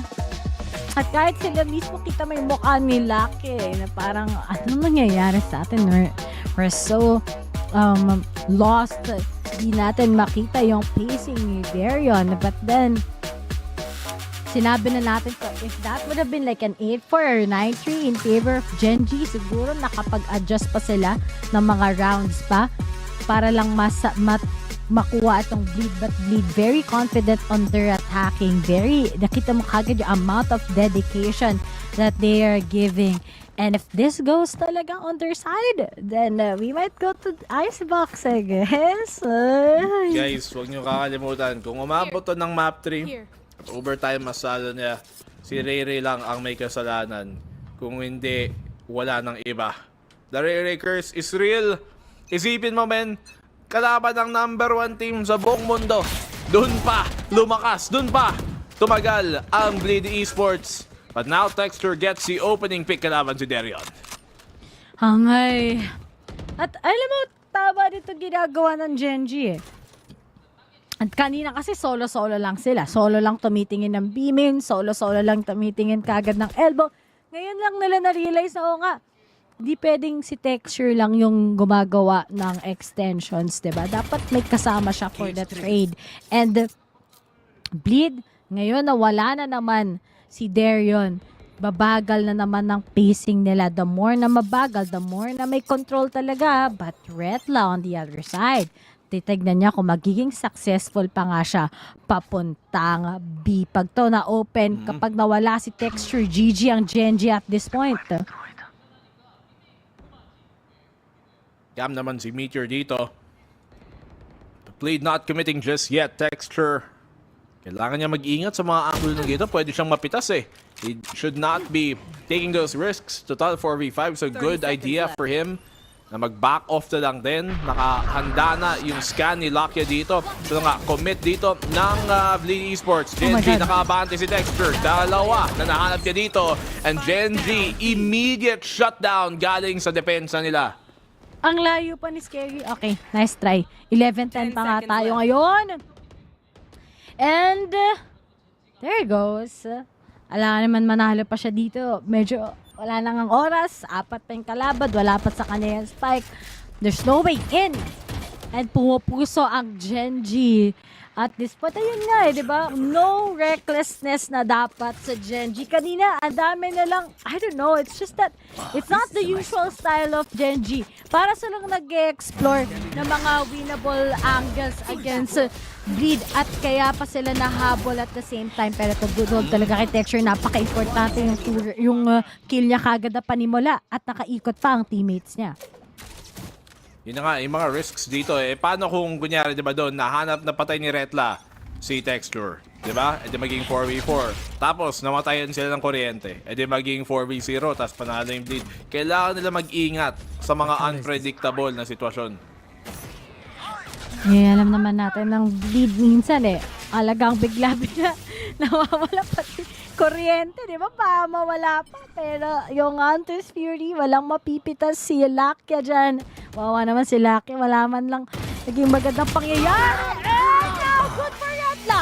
But Lakia gets the trade. Crazy guy, it's time mapin down si Lakia. And very good nga siya dito. Tinalunan lang siya ni Meteor. But the numbers game.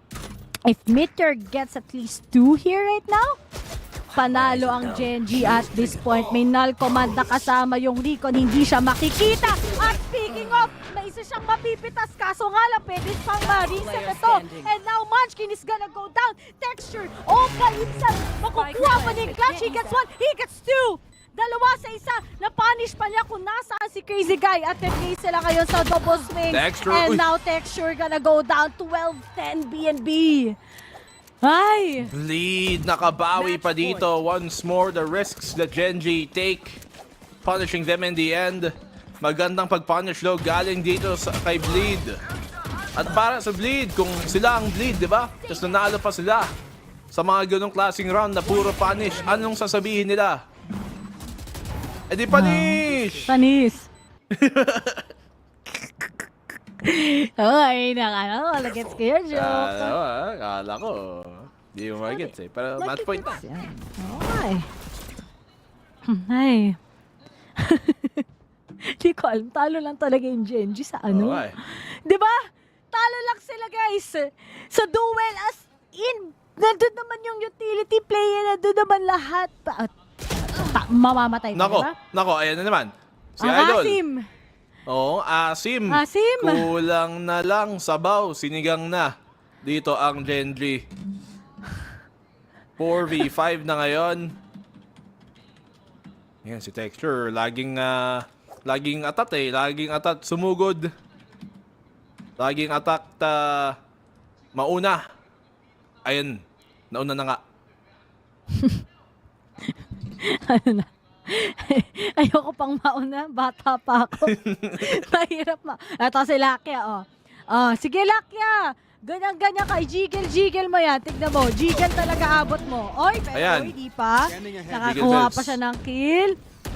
Pero on the other side ng mapa, nandiyan na kagad right behind them. May kasama Paranoy, may kasama Clash, may kasama Crack. Wala na magagawa si Meteor ngayon. Nandiyan na sila sa loob ng site. Panoorin nyo saan sila magagaling. At ngayon, speaking of magpapatili, GG's third map. Nice try. Nako! Yan na nga ang punish dito, Gen.G. Ang dami nilang oportunidad doon ha. 3 oportunidad yon na hindi pa nila nahanap. At magma-map 3 pa tayo. Bleed Esports. Anong kinain yung ulam kanina? Wala. Panalo. Wala eh. Black and blue. Hindi ko magets. Iba talaga. Ang Oh. Ray-Rakers. Number 1 team ng mundo. Na map 3 pa ng ating Ascension team dito. bakit ganito ang kung ano yung 2-0 kahapon? Yun yung tinuwan ng mga teams, but I think daming mga individual mistakes talaga ng mga Dami. taga GEN.G. Pero syempre, pasa muna natin sa panel, guys. Anong masasabi nyo? Siglo, hindi na kaya.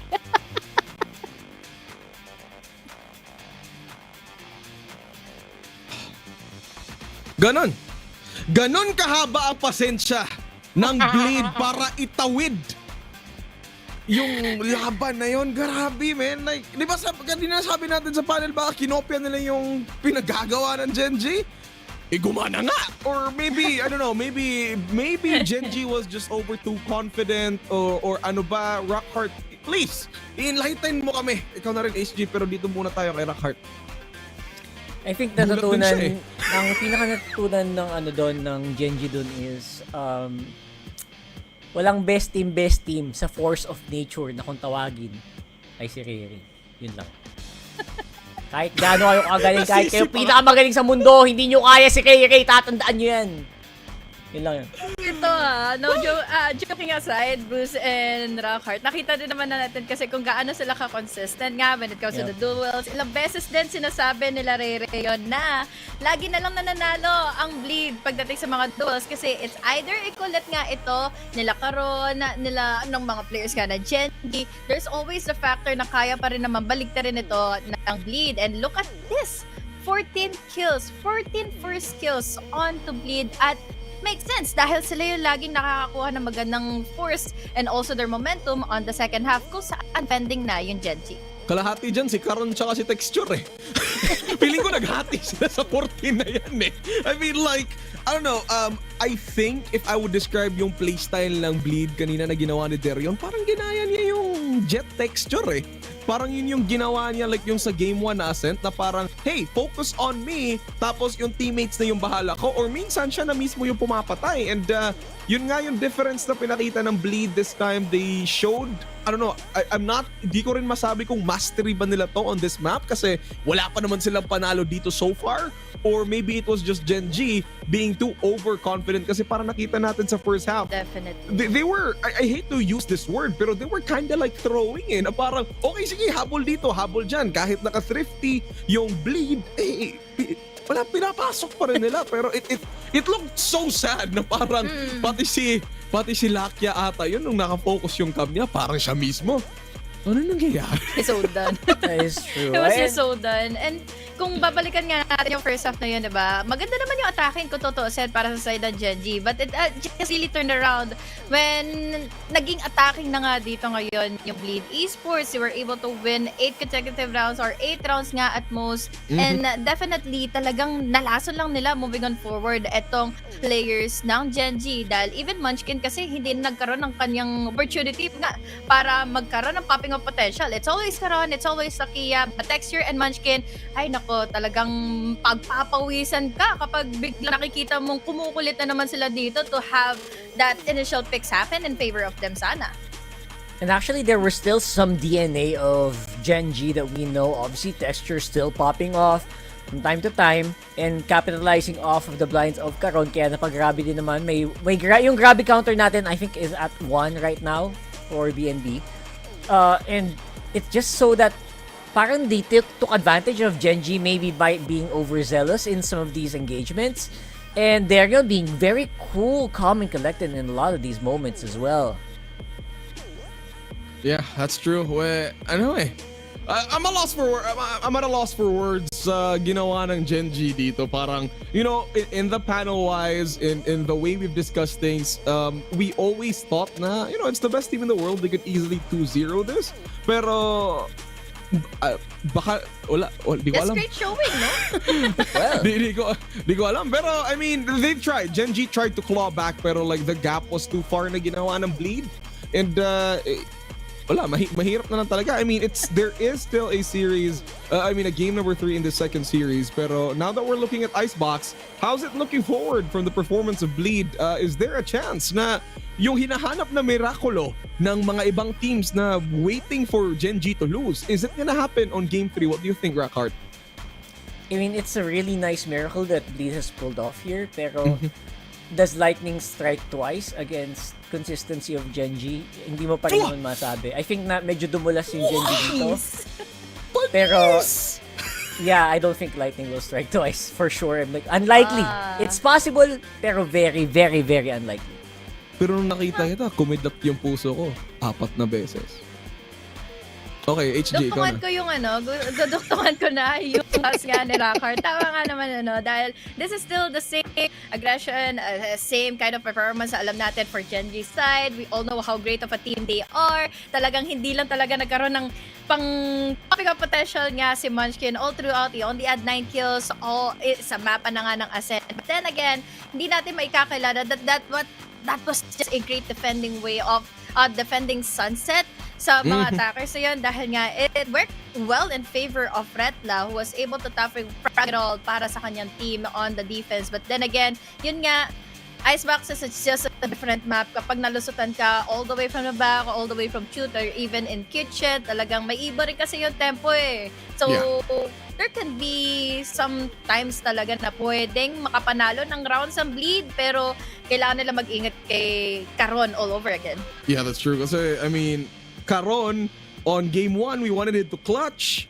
On game, hindi niya ginawa. On game 2, hindi niya pa rin ginawa. Maybe this is the time na, you know what? I'm the rookie of the year. Isa ako sa pinakamagaling dito eh. And I've also been with this team towards victory. Baka eto na yung panahon, nagigising na si Caron. And it's not to discredit the other members of Gen.G then. All of them are very talented in their own rights. Pero, you know, there are just times in Gen.G na there's just this one player na parang he just makes miracles for the whole team. And again, eto na nga, we're going to game number 3. Now that we're heading over to Icebox, how should we expect this from the side of Bleed? Do you think makakita na tayo ng ISO dito, Rockheart, or same as game 1 na may mga Sage? What do you think is going out here? I think Sage is a very powerful tool na teams are slowly starting to discover na, uy, pwede pala to Pero like Honeyglaze mentioned kanina, this is not the time to really experiment on that, especially if you're not a team known for playing that. ISO, pwede siguro, but more of default here for sure. And maybe third. I think overtime to. Yun na nga. Grabe yung talon doon. Kasi tinitingnan na natin yung checklist guys eh. Wala pa tayong tech pause pero nagkaroon na tayo ng game number 3. Tapos baka sakaling pwede na nga tayo umabot ng overtime dahil nga guys, it's a rainy day. So what's new in the hood, diba? But then again, yeah, as we mentioned, we have Bleed na hindi na pwede mag-experiment and all. It happened naman then into their favor back in Sunset. So why not come back in the usual play na nga dito for Bleed Esports na, alam mo yun, we have initiators, we have the Gecko, or either have a KO or kaya ng Soba. So, yung kailangan na lang talaga nilang pagtuunan ng padan is how can they maintain the same performance na ginawa lalaban sa Gen.G earlier. Alright, so there you have it. Looking at the agent selections, Viper, a pretty standard agent dito sa Icebox. I was really thinking na, I don't know, maybe Gen.G would like, if you remember HG and Rockheart, yung ginagawa ng DRX sa una, sa una nung Bisaya yun. Dati, sorry. Ginagawa ng DRX dati na yung they used to play Harbor over at Icebox, and I thought Gen.G or either Bleed Esports would try to revive that. Pero I don't know, they're just really doing something else. Pero we'll see if we're gonna be going into an upset by Bleed, or is Gen.G gonna take this away already. And here we are, ready na ating mga casters, Black and Blue and Ray Ray. Normal to na intro. Sige, oras nyo na. Hoy! Black and Blue. Hello sa'yo. Hintay ko kung ikaw yung unang kikibo. Hindi. Kung awkward ka. Alam ko. Hinihintay ko lang kung sinong kikibo sa awkward silence natin. Tanong ko lang naman, Ray, dahil tinanong mo akong, sabi mo, gusto mo ba mag-open? Sabi ko, sige, ako mag-open. Pero tanong ko sa'yo, open-minded ka ba? Oo, open-minded ako sa business. Gusto mo ba ng second income? ng Valorant points? Kasi dito, Gen.G, baka pa naman kung manalo dito ang Bleed malay natin magpabigay sila kasi sobrang bongga naman kung natalo pa nila of all teams dito ang Gen.G. Lead start off with the opening pick, pero ngayon bumbawing Gen.G. Oo nga Excited na excited pero Pero ngayon, Lakia takes him down. Alam mo, kapag nanalo yung Gen.G dito ng sobrang honest stamp, maniniwala ako nagpa-practice sila kanina sa Sunset. Anyway, 1-0 it is. Gen.G takes this round. At ang ganda. Ang cute talaga ng bundle. Anyway, wag na natin gawin intrusive thoughts. Quick takes lang mula sa Gen.G dahil alam naman natin na when it comes to Icebox, ang dami nga nilang natalong magagaling na teams from Icebox. Marami na silang nakuha teams dito. Ano ba? Nalilito na ako. Oh, marami ka din nasabi. At naisip. Siguro. Mix and match to. Oo, pero totoo din naman, Gen.G dito have done a lot on this map. At yung bleed nga, nung Sunset hindi pa nga sila nanalo sa Sunset until yung map 2 kanina natin na first win pa lang nila sa Sunset ever yon. Lucky against sa first pick dito against Crazy Guy. Then naman Meteor lurking towards mid. That will establish na mahilig nga sila mag-lurk mamaya pa. Gen.G, libreng-libre ang B. Oh, hello na kaagad sa Gen.G side. But looking at it, Zest na lang and Ret lang natitira. It seems like sobrang laki ng impact pag meron ka talagang KO tapos meron ka pa kagad Gecko as well. Numerous flashes is what they have and Lakia goes for a fight. So sabi nila, goodbye na lang kagad ngayon sa kanya as Meteor spots him. 2-0 it is and smooth lang talaga like butter. Criminal undercover nga sa Gen.G. Oo na lang. Paborito pa rin ni HG at ni Ray Ray. Hindi mo ba alam yung kantang yun? Alam ko, yung sa boy group. Pero ayokong sabihin yung pangalan kasi baka mali. BTS. BTS, okay, tama. Okay. Baka mali. Pero yun yung naisip ko. Ano lang? SB19, hindi naman ganun ka disattached sa social. Pero sige, tuloy natin. Gen.G here towards this B site. Walang tao sa yellow. Pero nagsusubok si Darion. Lumapit. He's gonna peek this, I think. Oh, then yun lang. He's gonna lose that pick up. Zest, Crazy Guy, and Retla na lang ang natitira.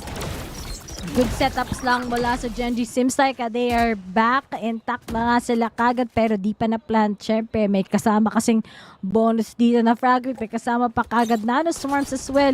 At meron pa nga kagad makikita si Meteor sa mid part. At habang na pinaglalaroan ng Gen.G kung paano sila makakapasok dito lamang sa B-side. Nilabas na din si Crash kung pwedeng makaspot ng isa. And with the spots texture, na-detain pa nga kagad si Zest as well. 2v4 dito. Without much going for bleed. Medyo mabigat din yung round na to kasi ito nga dapat yung bonus ang na Gen.G and still Gen.G are coming out of this round very, very clean with the win as well. No chance now for bleed to get this round. They're gonna be saving it. Okay, mukhang nabuhay na naman yung Gen.G dito. Sabi na, sige na nga guys. Tapusin natin. Total, map 3 na rin. Okay. Takbo-takbo na lang tayo. Habas na tayo eh. Kaboom. And it is 3-0 so far and clean run ang nanggagaling sa Gen.G. And alam naman natin, yan nga, Icebox it is. And this is just heavily favored towards them. And if it continues lang, on getting those suppresses, yung mga Gecko flashes na yan, together with that mosh pit, magiging mapayapa ang buhay ng Gen.G for the first half. As in, sobrang on a spree. At yun dapat yung kind of preparation na meron ng bleed dito lamang sa Icebox. Ray, anong isda nakakadiri? Ano? The e-fish. Ano ba? Guys, pa-disconnect natin. Ganito na pala yung 9 PM thoughts. Habang tumatagal, mas lalong lumalala. Totoo. Sobra grabe. Ganito pala pag 4 na araw ka na sunod-sunod mag-Valorant, nakakapaliw din pala. Pero to nakakabaliw din ang mga pangyayari Ano dahil din, habang through the smokes na naman muli, ang Gen.G di na naman nila tuloy yung Aray. pagplant at Lucky tinatanggap lahat ng sakit. Aray ko po, Oo. besh. Bugbog si Idol eh. Doon sa may site mismo, hindi tuloy nila makuha yung spike plant. So atras na muna Dark just to confirm. Sabay nilang skinan ang lahat. Hindi abot yung scan kay Texture apparently. Dahil nasa kabilang side. Gen.G magro-rotate dito sa A site na bukas Zest makakaisa. Si Texture trinay lang talaga yung best niya para makahold. And 30 seconds na lang ang natitira, guys. Gen.G is on their way. But then, Crazy Guy, baka makapitas pa kagad siya ng isa. And there's so much to go for Crazy Guy. Leaving only Meter together with Caron. Mananalo ba sila sa pistols? Yes or no? Pero nga lang, sinamahan pa nga ng Molly as well. Meron pa kasama na Nano Swarms para lang mapigilan sila. But the presence has been detected. Ang dami nilang tinatapon against the members of Gen.G. Pero Retla is gonna go down. Sabi mo na, stick na natin yung plant. But it won't happen the second time. At yun na kagad. Darion together with Zest. Sila na naman ang nagsalba ng araw na to. Akala natin flourishing ang Gen.G. Pero hindi pa rin naman. 3-1. Okay, Bleed nakabawi. Hindi lang pinapayagang lumayo masyado ang labanan dito. Keeping the game close. Ito, may tanong ako. Ano ang insect na isda? E-fish. E-fish. E-fish pa din. Ikaw Alam mo, Eto naman. Ano ang digital naman na isda? Di e-fish. E-fish? Grabe. Ay! Sabi na tong isda na to. Ito. Anong kinakatakutan ni Likeable? Ano? E-fish. E-fish. So yan. Ayan ang isa sa mga fear. Sino ba namang matapang din pag may lumilipad na ipis? Walang matapang. Oo. Pag biglang lumipad ang ipis, walang matapang. Pero ako matapang Lahat na ako GG. sa mga yan. Nung isang araw nga na kaya taps ako niyan eh. Biglang nasa kanang kamay ko dumapo. Wala, nagulat lang ako. Hoy! Kumuha na ako ng tsinelas at yun, namayapa na yun. Pero at namahinga na din. Kaso ito namahinga sa retake, ang Bleed di na kaya talaga, di na afford. Save na naman muli sila, parate silang mahilig mag-save. Sana all may savings. Sana all nga dito. May savings. 401k. Sa akin, 4k lang. Hindi 401 eh. Kaya, at least dito. Sige, plan para sa Gen.G. Dami pang na-save. Isipin mo yun, isa lang napitas. Tapos na agad ang round. Pero buti naman, Rere, na nanalo ka sa iyong 1v1 kalaban ng Ipis. Siyempre, magaling ako sa mga 1v1 na yan eh. Mga real life situations. Alam mo ba dati, nagkakast ako. Meron talagang lumilipad, men. Pero kailangan ko kumalma. Kasi nagkakast nga ako, diba? Tapos di ko siya nahanap. Ewan ko. Sana, feel ko wala na din yun. Lumipas na rin. Meron Baka sa isip mo lang yun, men.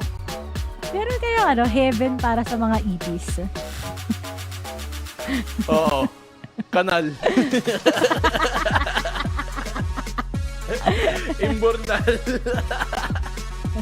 Doon talaga sila. Pero may joke tayo galing sa ating host na isa pa. Okay. Ano daw tawag sa isda na pinaghati sa gitna?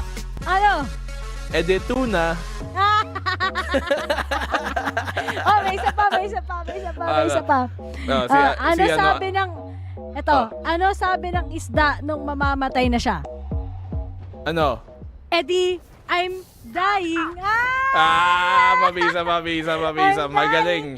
Magaling ang ating panel, ang ating mga host. Puro isda na lang ang usapan dito. Alam mo ba yung pampa, no? Na isda? Sarap yun. Nun, no? Ang sarap nga. Alam mo ba kung tawag nila nun sa States? Ano? Pampano. Oo na lang.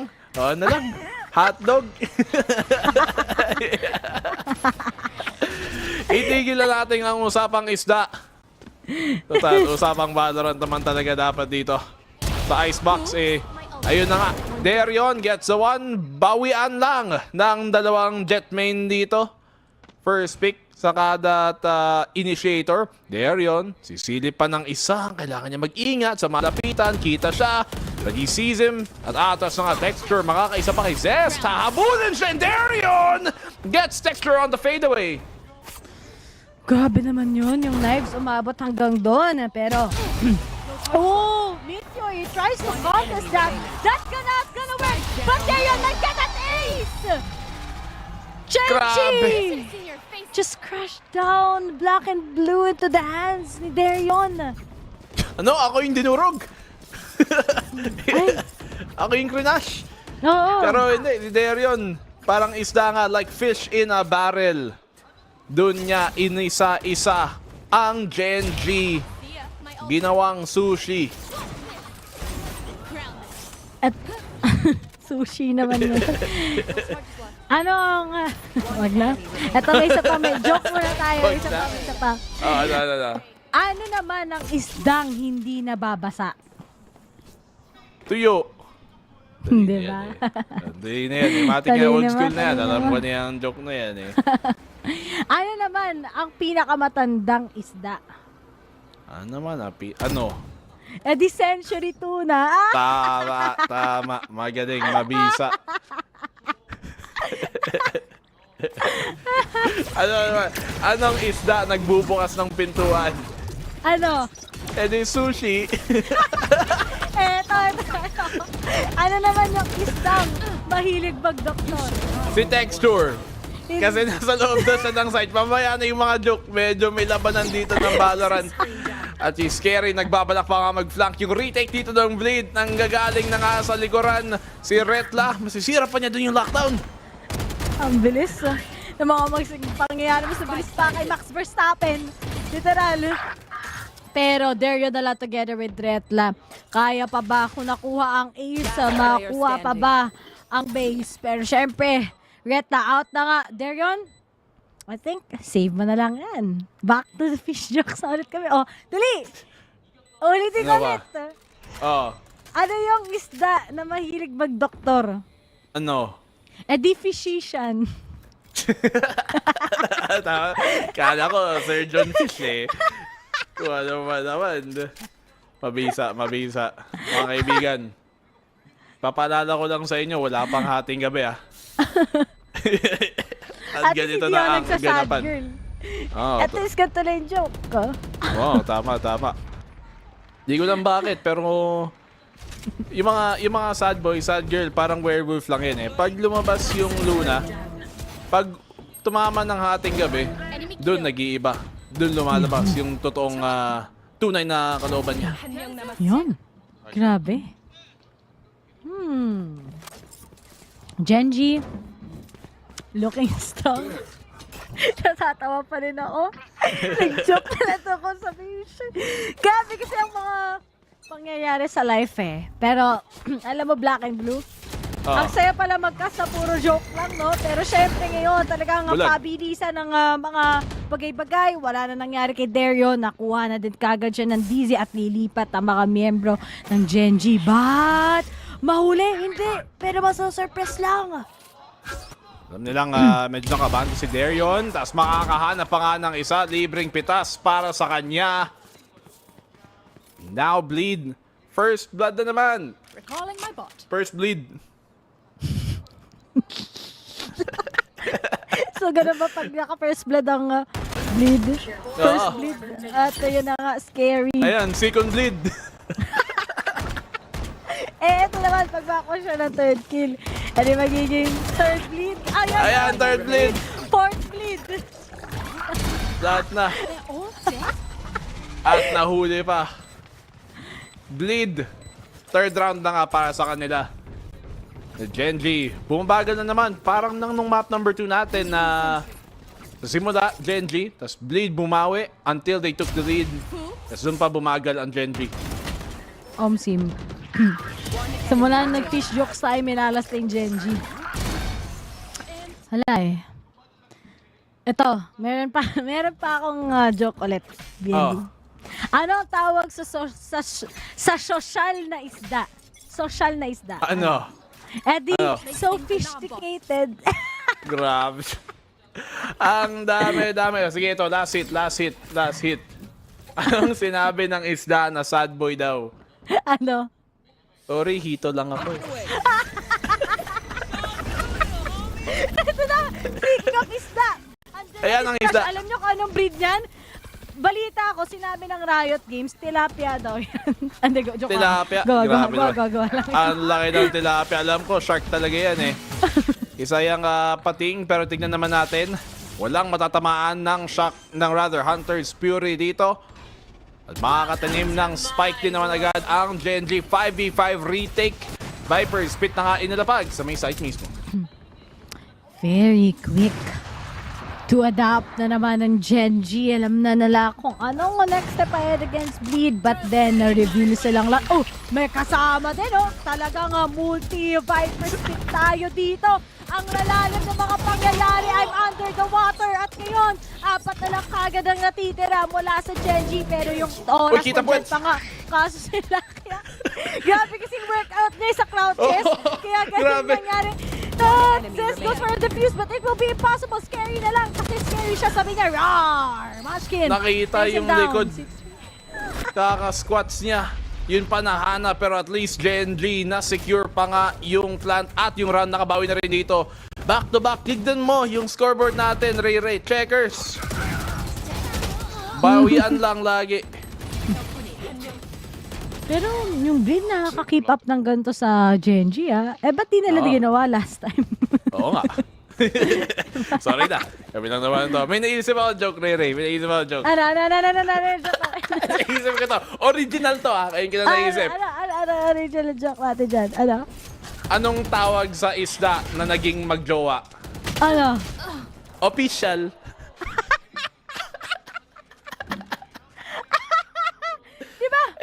Di ba, ano naman, anong tawag ko saan nagtatrabaho mga isda? Di sa office or sa office.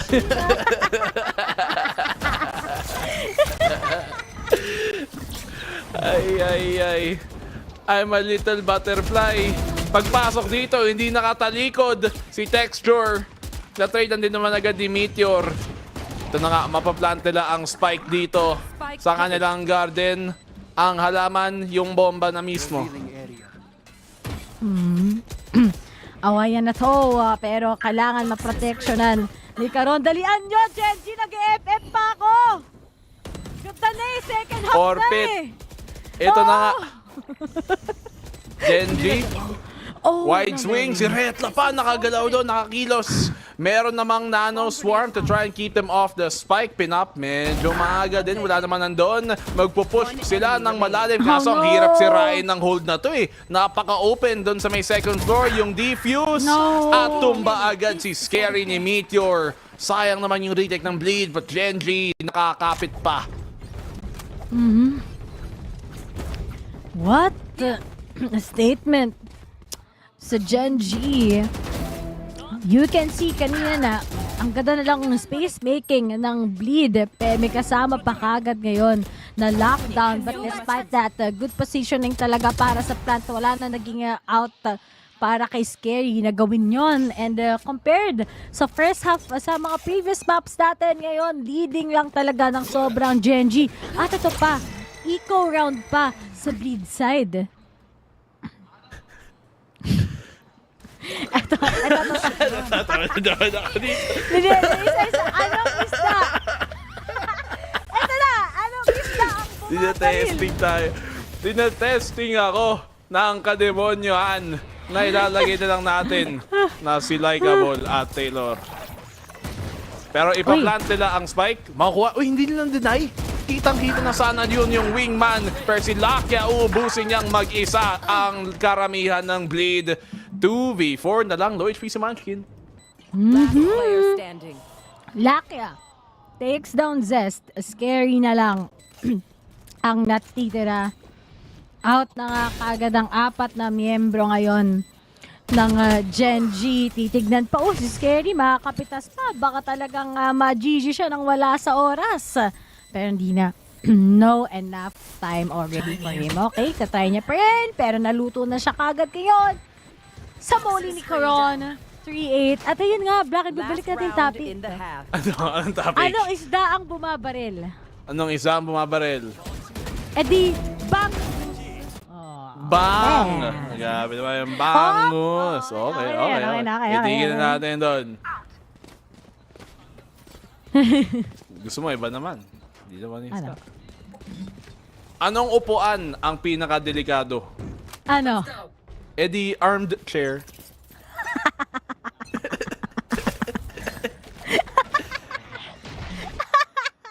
Ayun na lang, mga kaibigan. Tuloy na natin to. Huling round ng first half.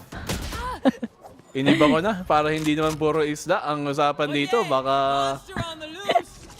mamaya nag-use na ako. Oo. Mamaya ang panghina tuloy ng, ng usapan. Diretso na. Dapat na nga yung fish. Yung thrash. Lang nahanap si Lakia. Babawi nila. Tatawid dito sa may mid. Zest makakaisa. Pero dami nakabang sa may bleed. At si Crazy Guy baliw na baliw. Pagdating sa bakbakan, 3 para sa kanya. Ang worth it nito for bleed. Pero texture lalaban pa. 51 seconds at the clock. Going up against 3 people. Alam ba niya na meron nasa kaliwa niya that's going to be red. Napupunta niya sa harapan. Pero timing it is. Good half pa rin naman sa bleed kahit papano. But the number one question is, can they win on their attacking side? Knowing na si Texture, prepared na sa kanyang operator and everything. At ikaw, Black and Blue, tingin mo ditong malaking gap na to, 4 rounds, makakahabol pa kaya ang bleed or hindi? Kaya pa naman, in fairness. Nakita naman natin na kanina, di ba? Sa mga second half, panabuhay ang bleed nung map number 2 nga natin kanina. Doon sa may sunset and who knows, baka nga pagpunta dito sa attacking side, yung mas pabor pa nga na side dito sa icebox, dito iinit ang bleed dito na nga makikita natin yung talaga tunay na bleed, yung dugo nila iinit na rin, kukulo na rin at kailangan nila yun dahil malamig-lamig ang icebox talaga. Parang sobrang lamig. Oo. Sobrang lamig, pwede kang mag-yelo ng isda.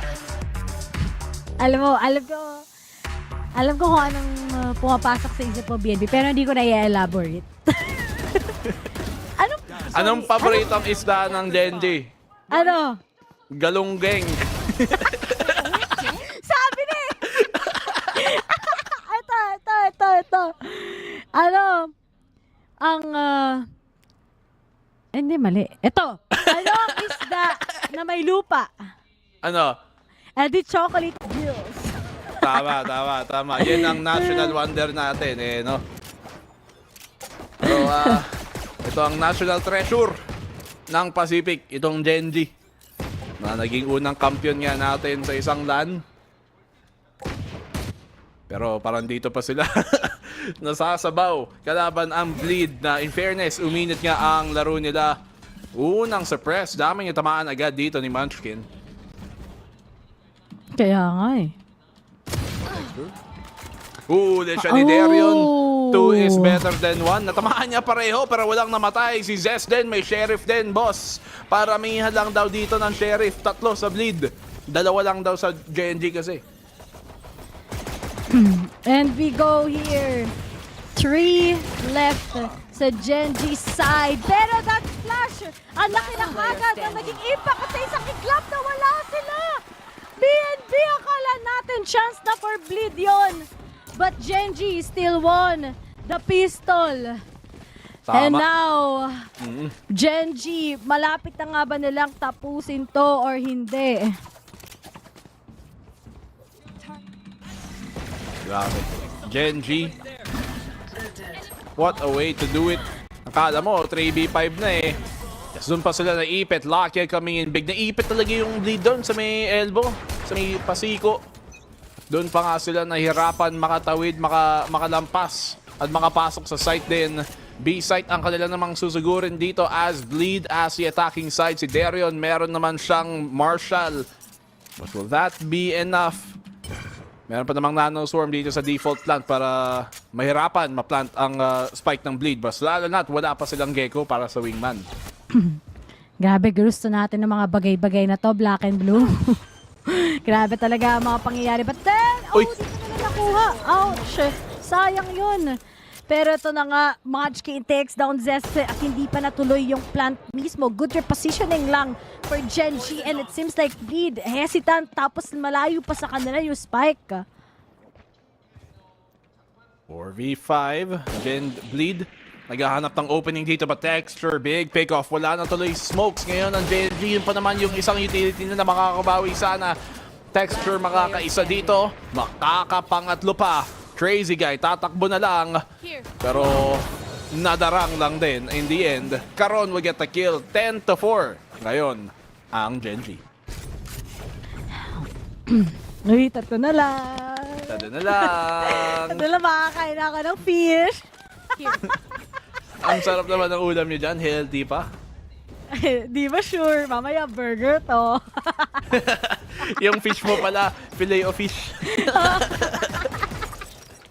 Kala mo hindi. Ganito pala pag wala lang, kasaya lang ng cast natin, back and blue. Sana masaya ka din. Oo, masayang masaya. After, Hotdog. 10-4. 10-4. Kita yung ulo ni Retla. Munti kang pamatanggalan ng ulo.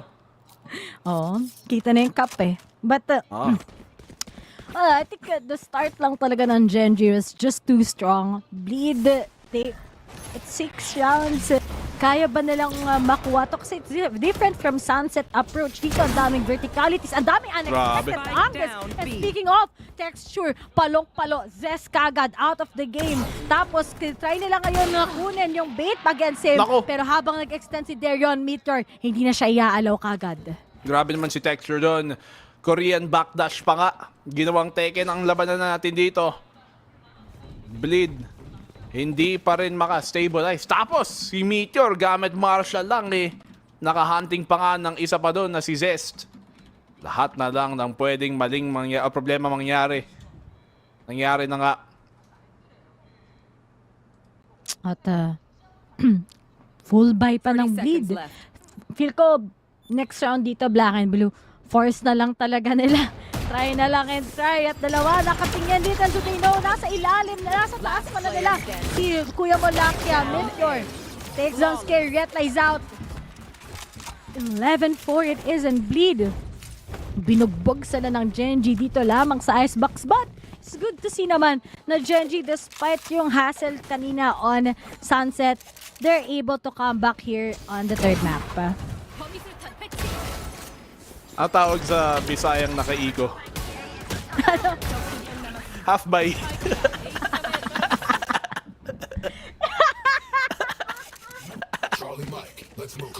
Kalahati lang naman. Kalahati lang. Gen.G. Nako, yung ekonomiya pa naman dito. Magma-match point pa na ang Gen.G dito. Match point na ba or hindi?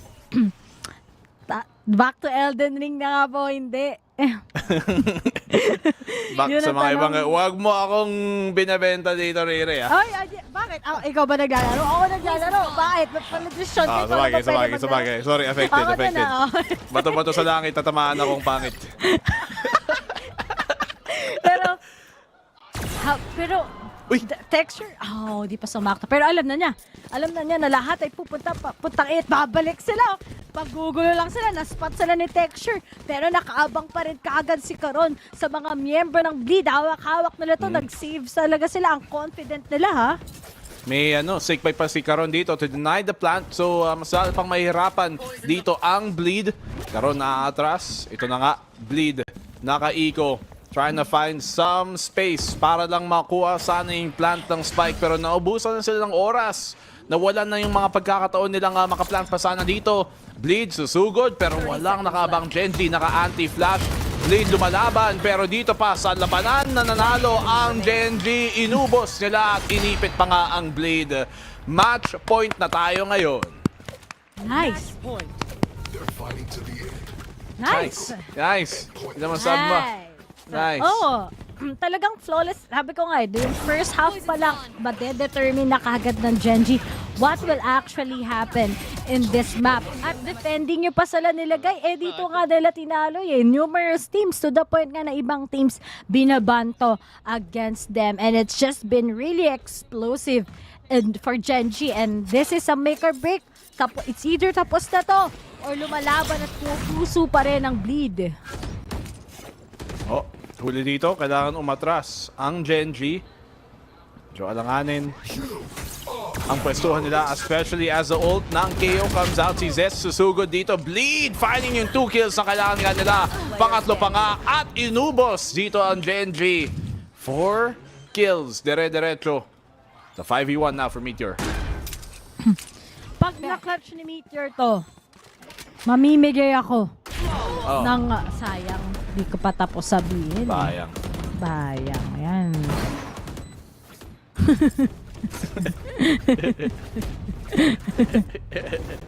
Kala ko, makakalibre na tayo kay Rere eh.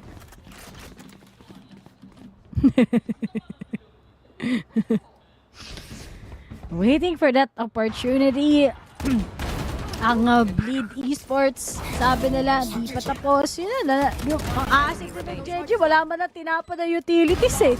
Talagang hinayaan lang nila pumasok yung Gen.G towards them. But then, they have lots of time to adjust. Lucky na naman. Titignan kung meron siyang mapipitas. Nakatingin na nga kagad yung operator ngayon ni Texture. Kung merong magpapakita sa kanya, di naman niya nahuli yung kapote.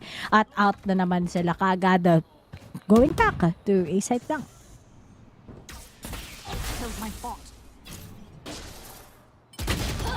Swing dito. Scary. Good punch. Galing kay Meteor.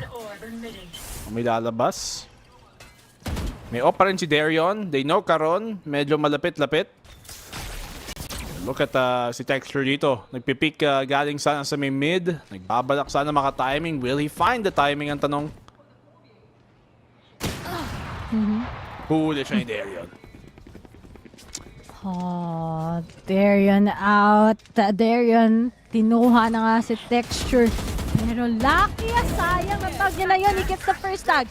3v4, winnable pa to si Scary. Very low on HP. Munchkin, narinig na nga saan magagaling sa top side. Pero naglabas pa ng flash as well. But Scary will be denying that. You only have one. Nakuha pa ng flash. And Scary gets the 4 kill. And Bleed is up there. Gen.G, hindi pa nila pinapatas. Ay, pinapahaba pa ng Gen.G. Practice pa more. Grabe. Scary. Enemy kill. The rest of Bleed dito, nakakahanto mga picks eh. Parang yung Bleed eh, no? Either all the way na nanalo sila ng round or wala talagang naipapala masyado. It's been all or nothing for this team. Walang middle ground. Luckily for now, kakapit pa rin sila pero 6 na round pa rin kailangan nila para makabawi dito sa Gen.G. They have lots of money pero mukhang lucky might be taken off. Munchkin caught off guard dahil lamang sa mga pangyayari. Darion very aggressive, grabe, Bleed fighting for their lives. At this point, ayaw na lang makapasok pa ng playoffs ang Gen.G. Pero Gen.G, 1 round na lang yan. Papabayaan pa ba nila to? Yes or no? Suppressions, wala na. Nakaharap na kagad sila sa mata niya. And then nakuha nga siya ni Darion. But Caron, together with Meteor, are still alive. I suggest pumunta na lang sila kagad sa B-site. And speaking of, mukhang dun sila papunta ngayon. Ay, hindi. Balik pala sila. Sana manalo ang Gen.G. Kasi sabi lang ni Meralco, pag nanalo yung Blade dito, i-drop down niya yung subject down niya. Huwag naman po, boss. Aral muna bago Valorant. Pero ito, Texture, makakabawi 1v3. Yung off, kailangan niyang ingatan. Baka mawala. Nakita niya sa may kanto. Texture gets another one. The trade doesn't come just yet dito sa Bleed. Nako, pinapangayo yung Blades. He's feeling it. He wants to go for this clutch. Pero ipit nga siya ni Retla. And Bleed will hold on for another round pa nga. Keep holding on. Sabi ng Bleed. Alam mo yun? Keep holding on. Kata ni Avril Lavigne. Grabe kasi. Hindi mo alam. Dapat alam mo yun. Kaidaran mo yun eh. Pero to, Kay Daran talaga. Grabe ka naman sa akin. punk girl, ganon. Joke lang. Alam mo yung mga emo moments to bata ka, di ba? Ano yung mga pinapakinggan mo na banda dati, Black and Blue, sa MP3? Yung ano, yung mga sa mga era ko kasi, yung mga The Beatles, mga... Ano ka, 60? Oh, bakit? Problema. Anong problema mo ba? Ang problema mo sa mga mataasang level. Uy, grabe kasi di ako Ate Dad. nakikinig sa Beatles. Yellow Submarine nga yung favorite kong kante. Ano ba yun? Pelikula din yun. Oo, oh, meron din. At saka bread. Alam mo yung bread? Tinapay. Hindi! Banda yun.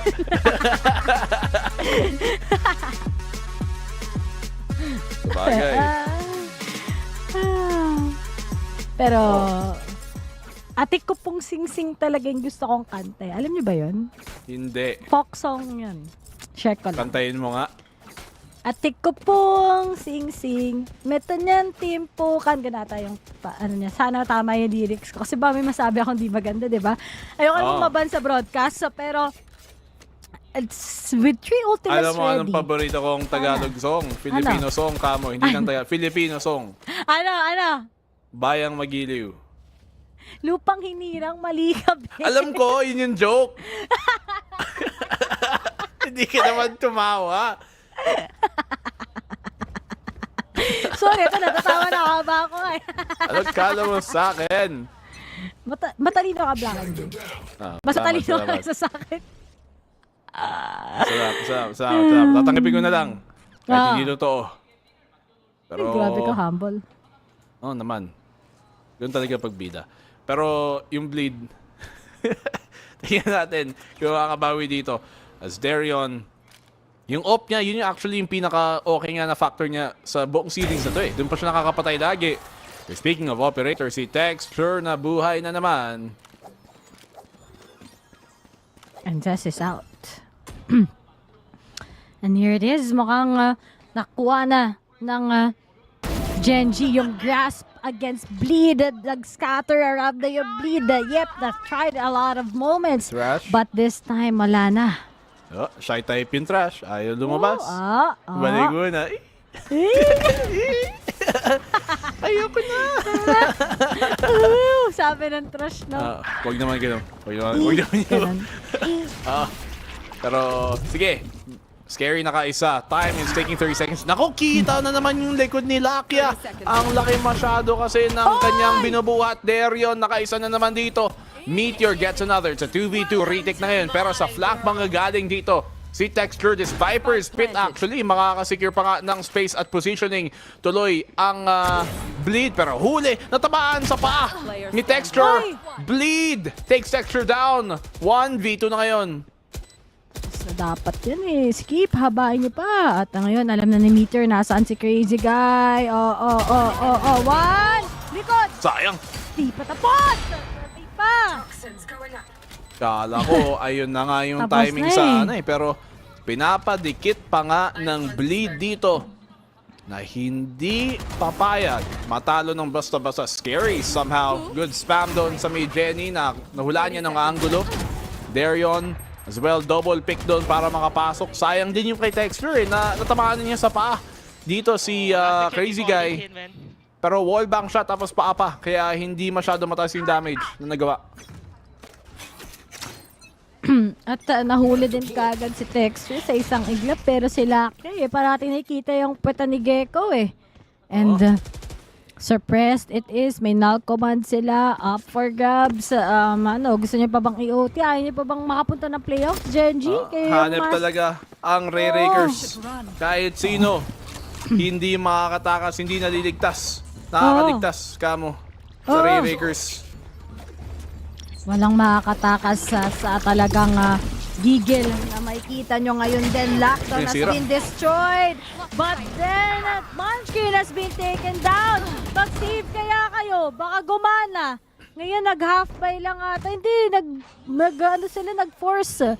Yung Gen.G and Bleed, there's just a lot of opportunity. Karon na lang together with Meteor. Ang natitira, makaroon na lang. Pag nakuha pa niya to, impressed na ako. 9-12. Doon ka palang ma-impress. Pero, yun nga, Bleed. patuloy-tuloy, ekonomiya nila, napakaganda pa naman pag bante dito. Look at this, scary Zest, daming pera, sana all, di ba? Pero ang mas importante dito is the fact that Gen.G struggling to close out this map. Pag ito naging OT, pag ito na i-OT pa ng Bleed, ewan ko na lang. Same. Maot-ot. 8-8. To Bleed. Texture. He's making the call. Meron lang kagad na little bits of those cute noises mula sa Bleed side, while Gen.G, ang bilis nila mag-reposition, pero yung mid, maiwan nga ba nila to? Hindi. Pumunta na nga kagad sila dyan. At after making sama na lang kagad sa B, hindi sila pupunta dito. A pa rin ang KO. Pinik lang, peke. Pinik lang ang pagtawid. Pero Texture dito, nakita niya yung isa. That's a big pick off for Texture now. Kailangan niyang maingat na hindi pa sila mabawian dito. Bleed. Match point na rin against them. 50 seconds to commit. At mukhang A-site na nga kanilang susugurin. Klinasyan pa. Aware na si Texture. Saan sila nakaposisyon? Hulog siya kay Derion. At lucky, a good flash. But then, the timing is up there. What is happening to Gen.G? Yung mga ganun, masyado silang nagpo-focus on taking them down. Kita mo kagad yung sense ng Eagle na hindi na talaga tama. And we only have Caron. Don't tell me this is going to be an overtime moment for them here in Icebox. Sobrang masyadong napabayaan Gen.G doon. Umiinit masyado. Kung mag-timeout kaya kayo. Para naman. Boss, 4v5 lamang kayo sa tao. May operator ka. Alam mo may operator din yung kalaban. Nag-pick pa si Idol. Ayun tuloy, nahanap niya ni Derion, si Texture. At doon na nga nabiyak ang depensa ng Gen.G. Pero tanong ko lang, ba't yung presidente natin nandito sa Gen.G? Ayan o, yung isa, yung analyst nila.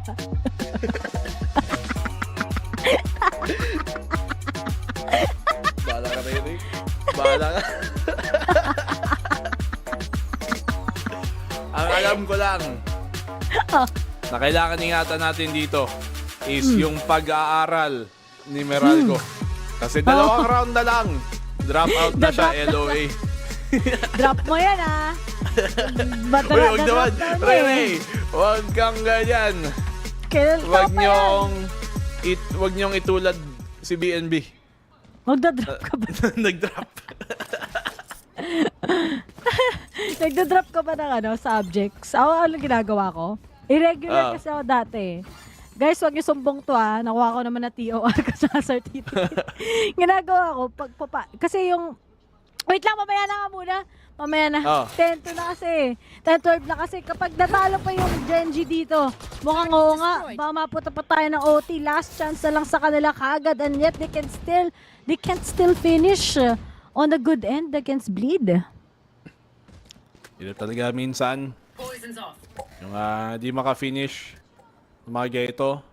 Kung kailan malapit na sana. Doon pa nga sumasabog. Especially for Gen.G yung depensa nila. May Viper Spit, oo, pero may pa-A-site yung pagpunta ng Bleed dito Nag-i-nga lang yung Bleed kasi panalo sila Nababat pa kami mag-BB. Workable naman. Parating workable. Pero to, kaya bang makuha ito ng Gen.G? They only have some little bits of those guns. And will it actually flourish on their side? May Viper Spit naman sila ngayon. But enough utilities ba to shut them down? Dahil nakuha pa nga kagad ni Derion. Si Texture. Caron is up there. Hello, 4v4. Marami pang oras sa Gen.G. Bumabawi pa rin dito sila. Gen.G doing some damage. Scary na ipit dito sa may kanto. Meteor finding a second. Yung mga shock dart dito pinapaulan na nga ni Crazy Guy na nakaabang sa may itaas. May angulo pa nga siya. And that will be final round of regulation ang maipipilit ng Bleed. Men, 12-4 yun Tatandaan mo. 12-4 yun. Ngayon, 12-11. Ano yun? Ano nangyayari, Gen.G? What are you guys doing? Literal na, oh my God! Talaga Sobrang apektado. Pare, mga kaibigan, ito si OA at saka si Nonchalant pinagsama magkas. I mean, that was 12-4. Paano sila natatalo? They're the #1 team in the whole wild world, in the whole universe. Unless kung may VALORANT sa ibang planeta, di ba? Ewan ko, naniniwala ako sa ganun. Pero to, Gen.G, I'm gonna be so disappointed. Oo. Nadudulas. Parang yung cooldown time nila ng 2 weeks break dito, talagang lumamig ang Gen.G. Icebox pa naman. Hindi naman tong mapa na sobrang paborito naman ng Gen.G. They have lost on this map quite a few times already actually. Medyo 50-50 nga sila sa mapa na to, sa totoosin lang. Nakita natin na na-exploit din ng Bleed sa map Vito to. Na-exploit. Tumba. Everything not just favoring them.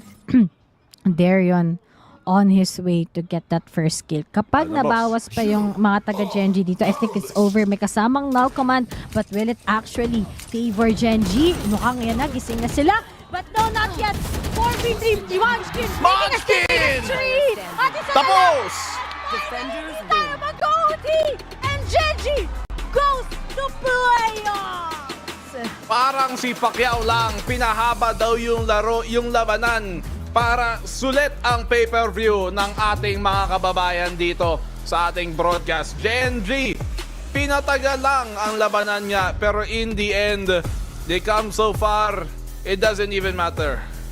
Pero ang saya-saya ng Brito, pinakababa naman lahat, pati Gen.G Pero ano, it's just that Gen.G they just let those things pass right through. Yung mga, yun nga, masyado silang nanggigil dito na dapat hindi. Diba para kinunod naman natin na sila ay isang team of composure. Pero may halong init pa rin naman and confidence. But this time against Bleed, it seems like yung second map, sobrang disconnected. It's also going to be the same here in Icebox. Buti na lang 12-4 yun. Buti na nga lang nakabawi pa.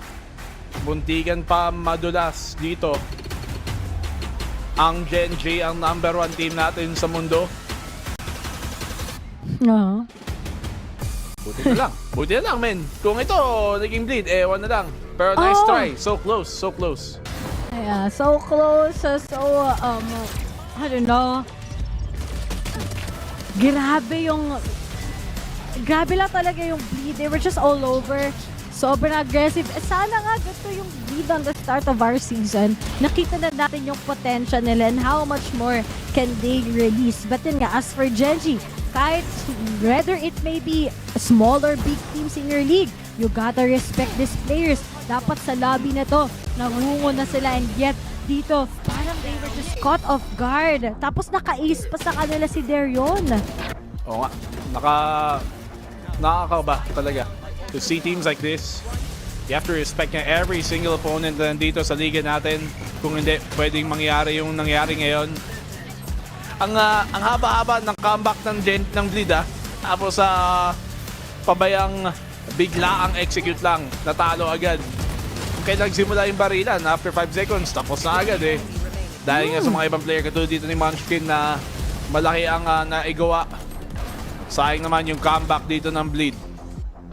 Yeah. Pero still, good moments. I am happy to see Gen.G still finishing that well. Yung pressure and everything, I'm sure they felt that. Pero si Munchkin talaga nanggigil. May buff talaga yan kasi nag-post siya kanina na-feature ba talaga ang ating mga efforts dyan mula sa one tap. Pero ngayon, ang Gen.G still, congratulations. Ano kaya ang magiging take papuntang playoff? Kaya ba nila ulit makapag-finals? Kaya nga ba nila? I'm sure pagdating sa Champions, kind of confirmed na din sila. Pero gusto ko na makuha naman na nila ulit yung number 1 spot sa Pacific. Oo naman, syempre, Gen.G. Ang ating unang kampiyon pa lang at nag-iisang kampiyon dito galing sa Pacific sa isang international na tournament, na LAN event. Pero, na nga, nice try galing sa Bleed. I think madami silang mapagtutunan rather in this specific matchup na pwede lang ipagpatuloy. But for Gen.G, sila yung kailangan mag-ayos ngayon kasi even though pasok sila sa playoffs, importante pa rin ang seeding at saka sa playoffs. Hindi puro mga malalakas ang kalaban nila. And I think that's it already sa mga dalawang isda na pangalan Ray at Black and Blue. Ipasa naman natin syempre sa ating mga panel. So, Bruce together with Rockart and Honey Glaze, kamusta? Shot through the heart! Ayo, sublime! To bad name! Bad name!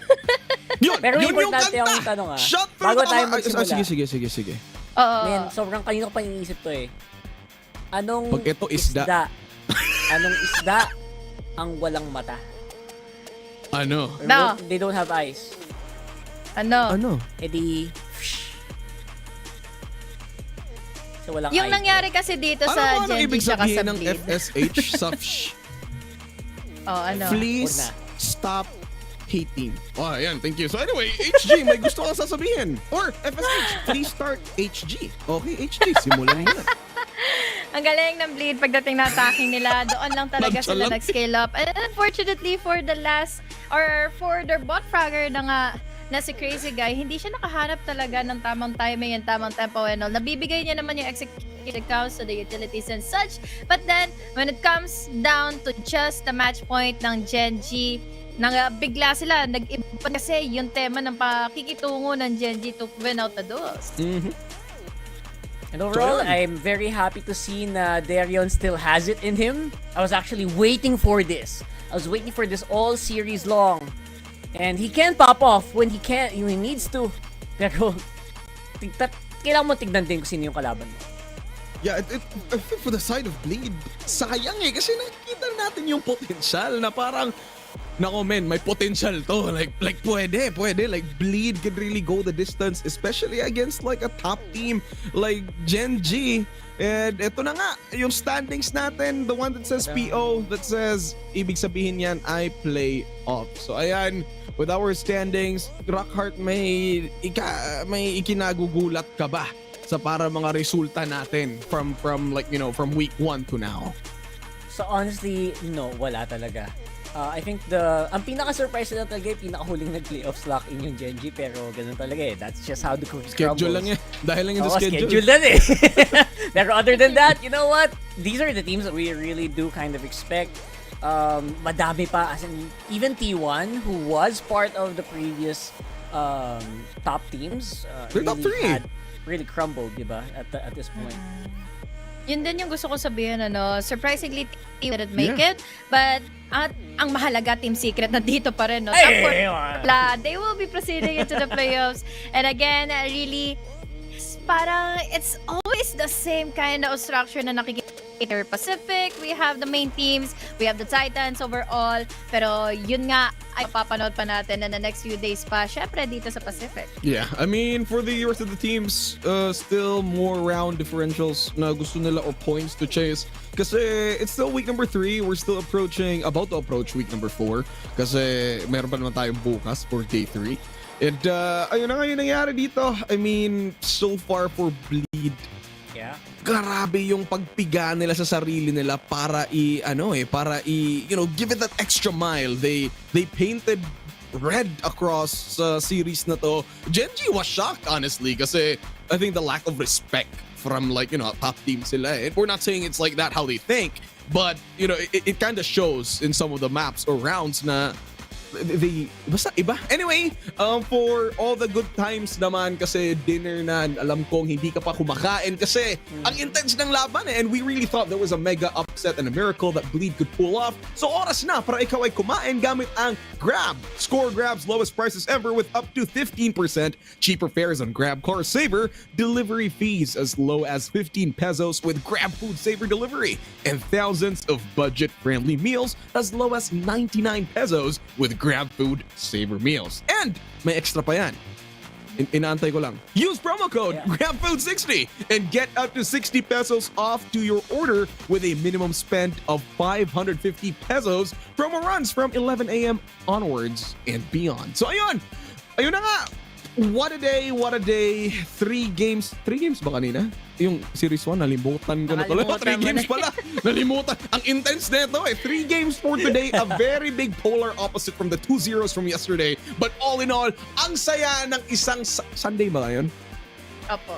Saya ng isang Sunday na puro lang Valorant. Pero anyway, maraming salamat sa aking panel na galing lang kakakas. Gusto ko na sila papahingahin. Wave na lang kayo, Rockheart and Honeyglaze. Magpahinga na kayo. And ako nga pala si Juicy Brucey. Kasama ko lahat. And in behalf of everybody sa staff, sabi nila, wag na daw ako madaldal kasi gusto nila magpahinga. Eto na nga, here's an interview with the winner. Thank you so much. We will see you for day number 3.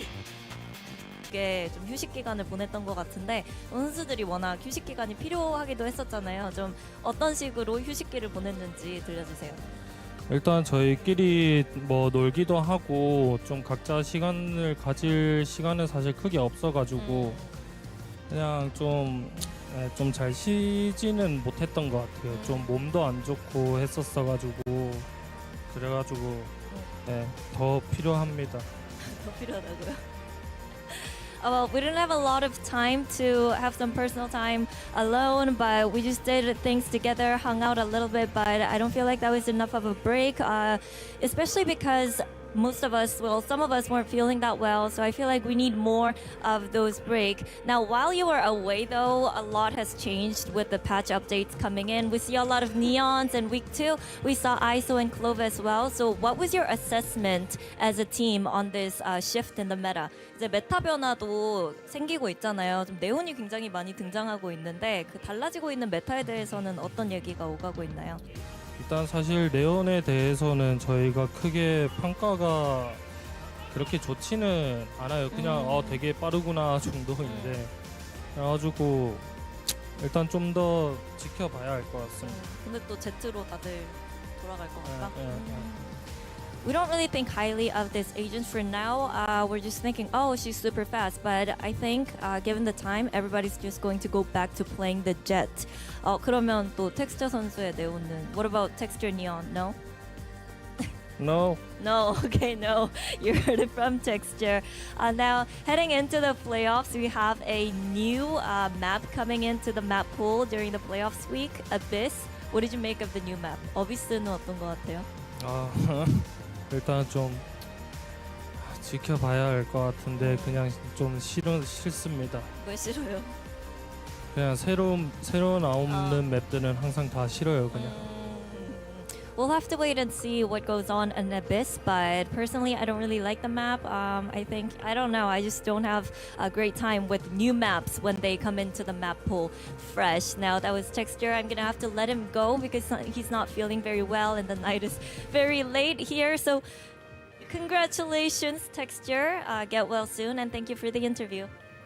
Thank you. And that was Texture, everybody, with the post-match interview. We're going to sign off right here, but we'll be back tomorrow, same time, same place. So see you tomorrow.